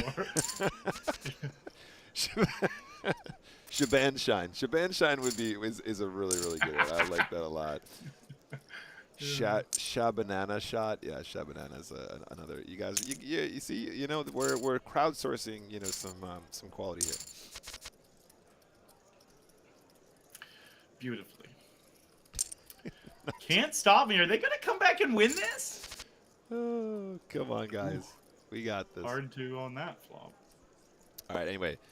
Yeah, huge flop for 10-4 of hearts here. Top pair and the 10-high flush draw to go with it. Don't think there's too much more action. I mean, there is a gut shot here. Can't stop me. Could get sticky with the gutter ball. Does decide to fold, though. Does decide to fold. Quick all in with King 8. Well, Joe, that's an absolutely ingenious one. Nick's would be a peppermint shot. It would be called Mouth Walsh. I love you for that. Thank you, Wild Joe. That was very well done. Yeah, yeah, yeah. Very good. Did he, third place guy forgot his drink. It's still just on the table there. Isn't that one of the saddest things ever, Arlie? When you're in a tournament, you're like, oh yeah, cool. It's like, can I get like a Red Bull and like a glass of wine and like oh like got the if you could get the massage girl over here, that'd be great. And then you bust the next hand and like you have to wait around for them to show up so you can just take it. Actually, the worst to wait around worst. for. Like you order a big meal and you have to eat it off to the side beside the table. Like I remember when I was over there having so much fun with you guys. Take me back. Take me back. Yeah. Can I kiss you? Can we order a mouthwash first?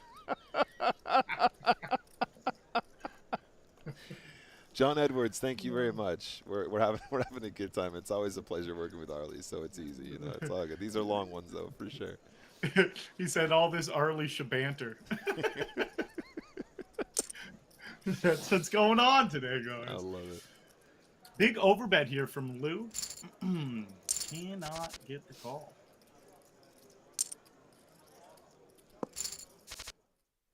The heads up giggles now. Exactly. It's too much mouthwash, I'm afraid. Oh man. I love you guys. All right, pair of eights here for Can't Stop Me. 88.6% on the turn. 88.6. 88.6. Oh, wow. Trip trays and very well disguised. Wow, Lou misses the opportunity to get some value there on the river. It felt like one of those spots where there's a lot of checkbacks, right, Arlie? Yeah, like it feels like leading out the trips there is just going to be the play. We see an all-in with ace-5 suited, ace-9 suited calls, a 5 on the flop, a club or 9.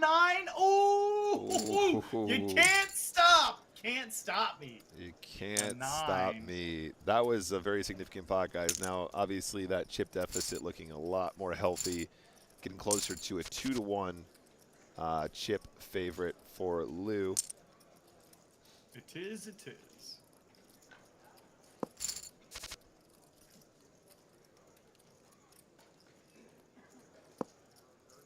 It is, it is.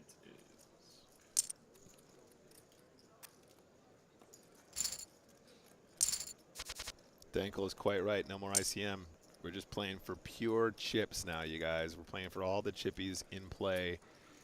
Heads up poker, which widely regarded as the best kind of poker there is, of course. Of course, of course. Of course.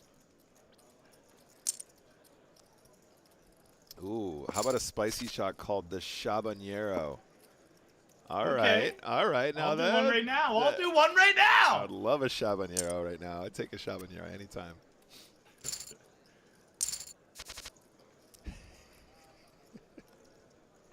Queen's heads up. Flumin says from now on it'll be Nick the Mouth Walsh. I'm just gonna completely replace Mike Mattisau now. Sorry, bro. You've been replaced by a peppermint shot called Mouth Walsh.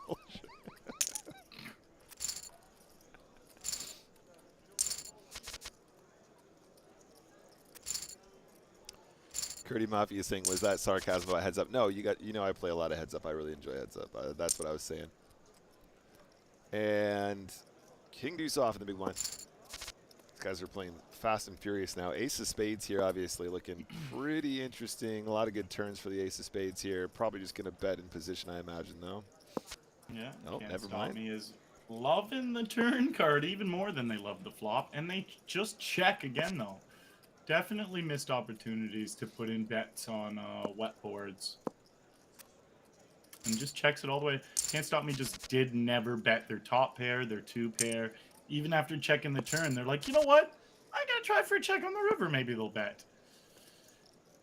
It's gonna be hard for Can't Stop Me to take it down if they're not getting value, or at least going for value off of those. But maybe they're just hoping that all they have to do is keep checking and Lou will bluff into them.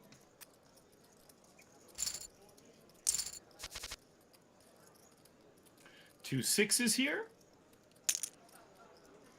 Little raise and snap fold from the 8-6 offsuit.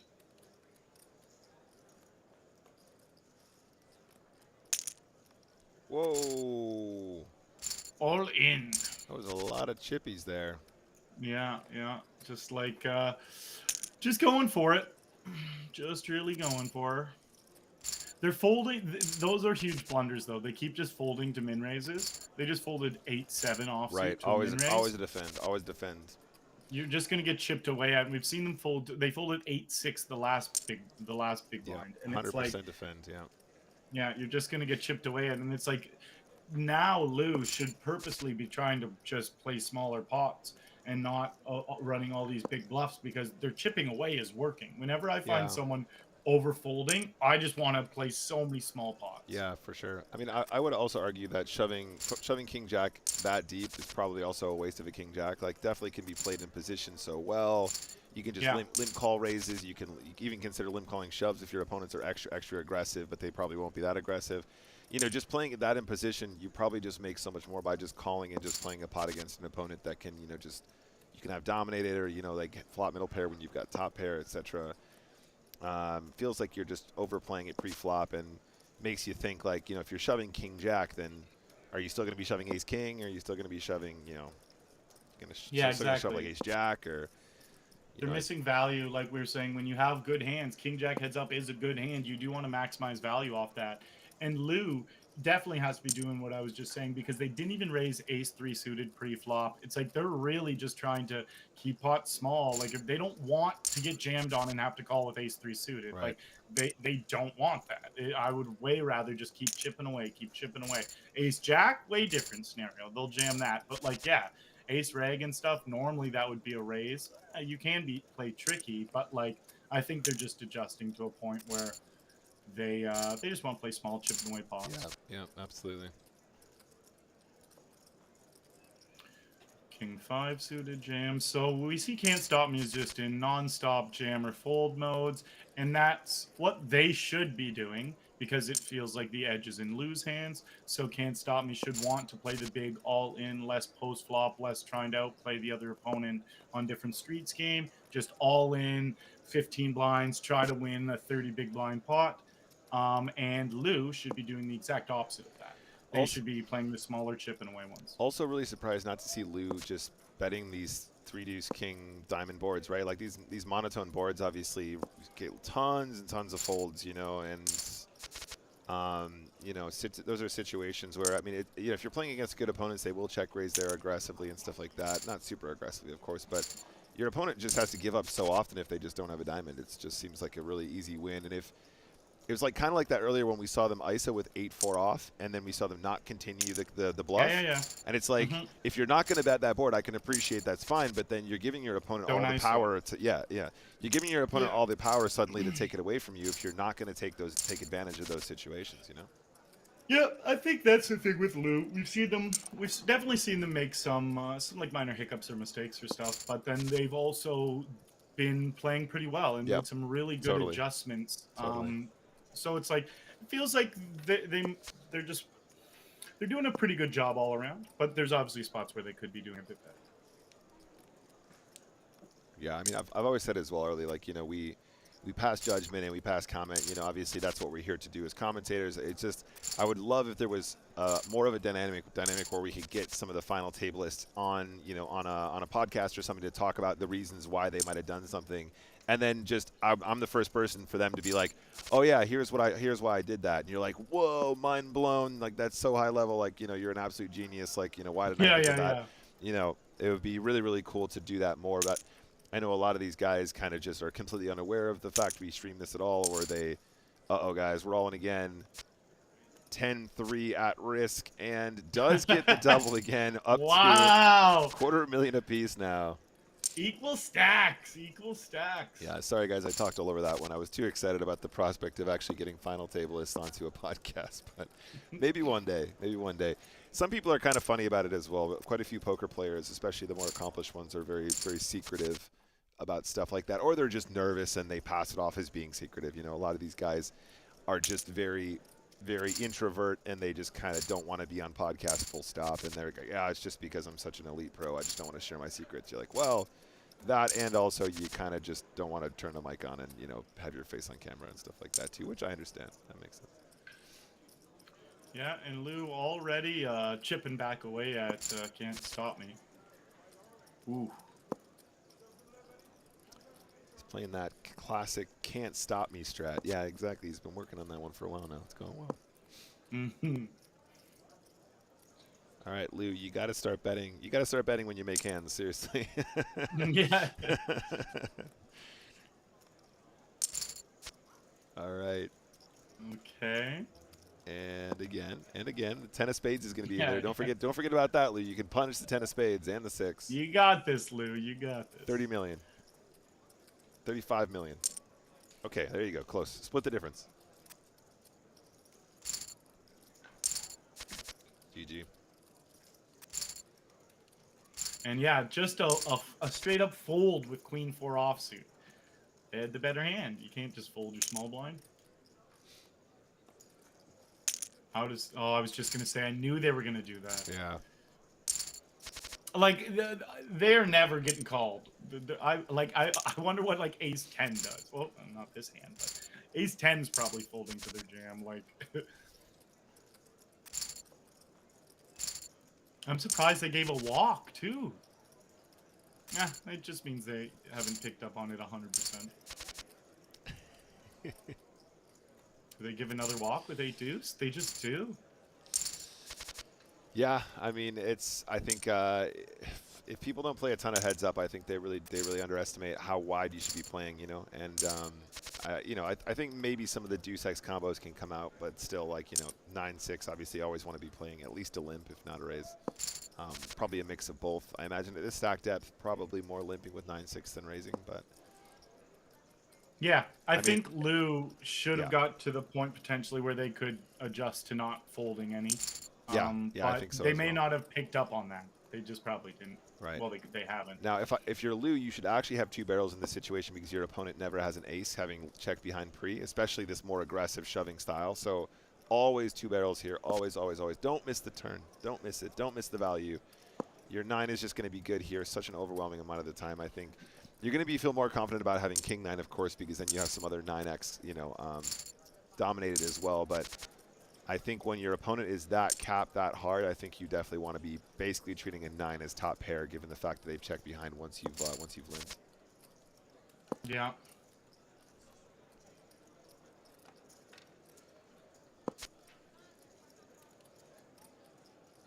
Can't Stop Me with the better kicker on the queen, but they hate going for value. They don't even bet the turn.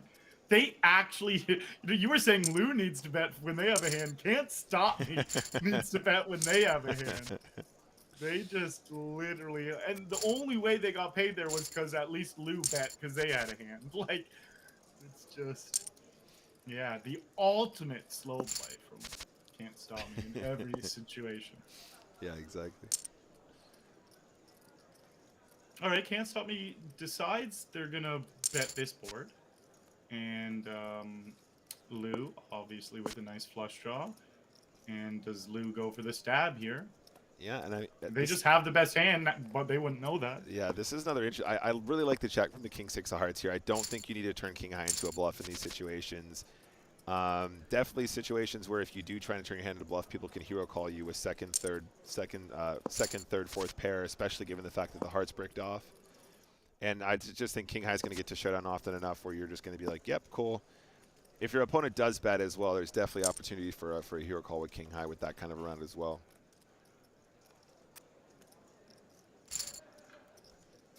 Blinds are up. Blinds are finally up. Nice and easy. 5 million, 10 million now, guys. Obviously, Lou slowly chipping away at that the chip lead, or the sort of taking the chip lead, I should say, from Can't Stop Me, having managed to swing all the way back up. And you see what I mean about the ace combos, ace 7 being played as a shove here. That's why the ace 9-6 previously is one where he just never has an ace, basically. Dankle, you're reading my mind. I'm doing the exact same thing as soon as we're done now.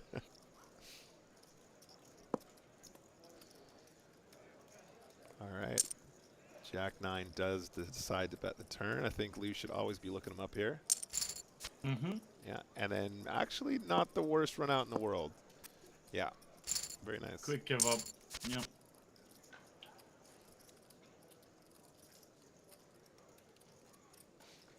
Is it just going to be, how are they playing it? Just a limp. We're at like 11. Limp Yeah, I think King 4 is a limp here. That's fine. And then again, bet the flop every time because no, don't miss the flop value. Don't do it. He never has an ace ever. Never doesn't have an ace. Never has an ace in this situation. So you're effectively betting what is top pair. You get all the value from the clubs and the bottom pairs. It's definitely one where you don't want to miss. Yeah, can't stop me. Getting a little chipped away at this heads-up match. And ace-9 definitely one you want to get in the middle. Doesn't have the opportunity. 9-deuce definitely a fold there pre, though. That's fine. 10-8. This is a shove. This is a shove. This all in. That's totally fine, yeah. And I feel like aces is a good hand. Oh, no, the smallest, the ISO size here is actually a 2.5x ISO every single time. It's exactly 2.5. I know this one off by heart, 100%. I like 2.5. Sometimes I do just miss. That's fine too. 2.3 is also acceptable. I'm totally okay with 2.3. It turns out aces is actually a good hand, guys. Just you've heard it here first. I'm gonna let you guys know right now. King 7 definitely a shove. Yeah. Come on, Lou. You're doing it. You're doing the thing. You're doing the thing. King 7's a shove. Oh, here we go. This is it. This is it. And this could be it. Ace-6 needs a hold. King 7 at risk. And Ace-6 gets the final knockout. We have a new champion. All right, guys, that's it. It's over. A new Sunday Million champion has been crowned. Congratulations to Lou on that first place finish. And, of course, a big congratulations to our runner-up taking second place. Can't stop me. Our first place finisher is going to take home over $54,000 in prize money plus a whole lot of bounty cash. We'll talk about it in just a moment. And our runner-up is going to take home $54,000 plus all the bounties they've collected as well. What a way to finish. All right, guys, so let me give you a final wrap-up. Can't Stop Me, our second place finisher, takes home a grand total, including bounties, of $57,247.34. And, of course, our first place finisher, Lou, taking home $80,776.08. Absolutely ginormous from a 109 bind. Like, seriously big money. And I think, Arlie, a big contributing factor to that, of course, that huge bounty that they took when they were was it 300 or 400? You won 5K off of Mr. Havener or something like that. Obviously, going a long way towards that ginormous 80K win. How do you feel? Yeah. Oh, that was awesome. Mr. Havener was out there slugging around the chip lead for quite a long time, could not get it done, passed off that 6K bounty, came in third. It was a wild wrap-up. And Can't Stop Me, they were unstoppable for quite a long time, but heads up, they were just a bit too passive, couldn't get it done. Yeah. Great game all around. Yeah, I would totally agree. So, guys, couple PSAs. There's no more Sunday Million for the rest of this year, or at least until after Christmas. I don't want to speak out of turn here, but this will be the last one because, of course, next week we're all going to be going towards going to Prague. So there's not going to be a Sunday Million next week. However, next week you do have the Prague EPT to look forward to, which commences next Wednesday. I'll be out there. I'll be doing European Poker Tour, so if you want to hear more of my voice, I have no idea why you would want that. I'll be doing European Poker Tour coverage, and I hope you guys will come and join us for that as well. Very, very much looking forward to that. So, Arlie, what are your plans, buddy? Are you doing any streaming between now and Christmas, or are you gonna leave it to the new year? What's your plan? Yeah, I'm going to be streaming. I got my birthday coming up in a week and a half, and I got holidays and everything. So, like, less than a normal month, but definitely still streaming. I just took a little bit of time off, so I'm going to get back into the swing of things. And I am going to come hard out of the gate 2023. Just giving her. Absolutely love it. All right, so just to clarify here, guys, Tom has confirmed this. There is no Sunday Million streams for the rest of 2022, so we'll see you in the new year. And but make sure you tune into Prague. That's the big event, and that's one of the reasons why you won't be seeing any of that, because we'll be all over there working our butts off to bring you some of the sickest EPT coverage ever. Arlie, dude, seriously, I'm not just saying this because we're on camera. I love you, man. Thank you so much. You brought so much energy to today's stream. Really appreciate you being here with me, man. And guys, it would be really cool if you would go and give Arlie Shaban a follow on his social media platforms and give him all the love. I mean, the man is he's a Shabanable. Go and give him a follow. Hit me up as well. In particular, guys, if you want to see any of the stuff that I'm creating for YouTube, go give me a follow. I'm only saying that because I'm trying to make partner. I would really appreciate it. We'll put some links in the chat, and it helps support both me and Arlie to continue to be the perfect angelic ambassadors that we are. You know what I'm saying? Absolutely. I love it, Nick. Nicely said. Thank you. Anyway, guys, I love you all very much. I hope you have a fantastic evening. So for me, Nicholas Walsh and Arlie Shaban, it's good night from the PokerStars Arena. Ciao, ciao. Deuces.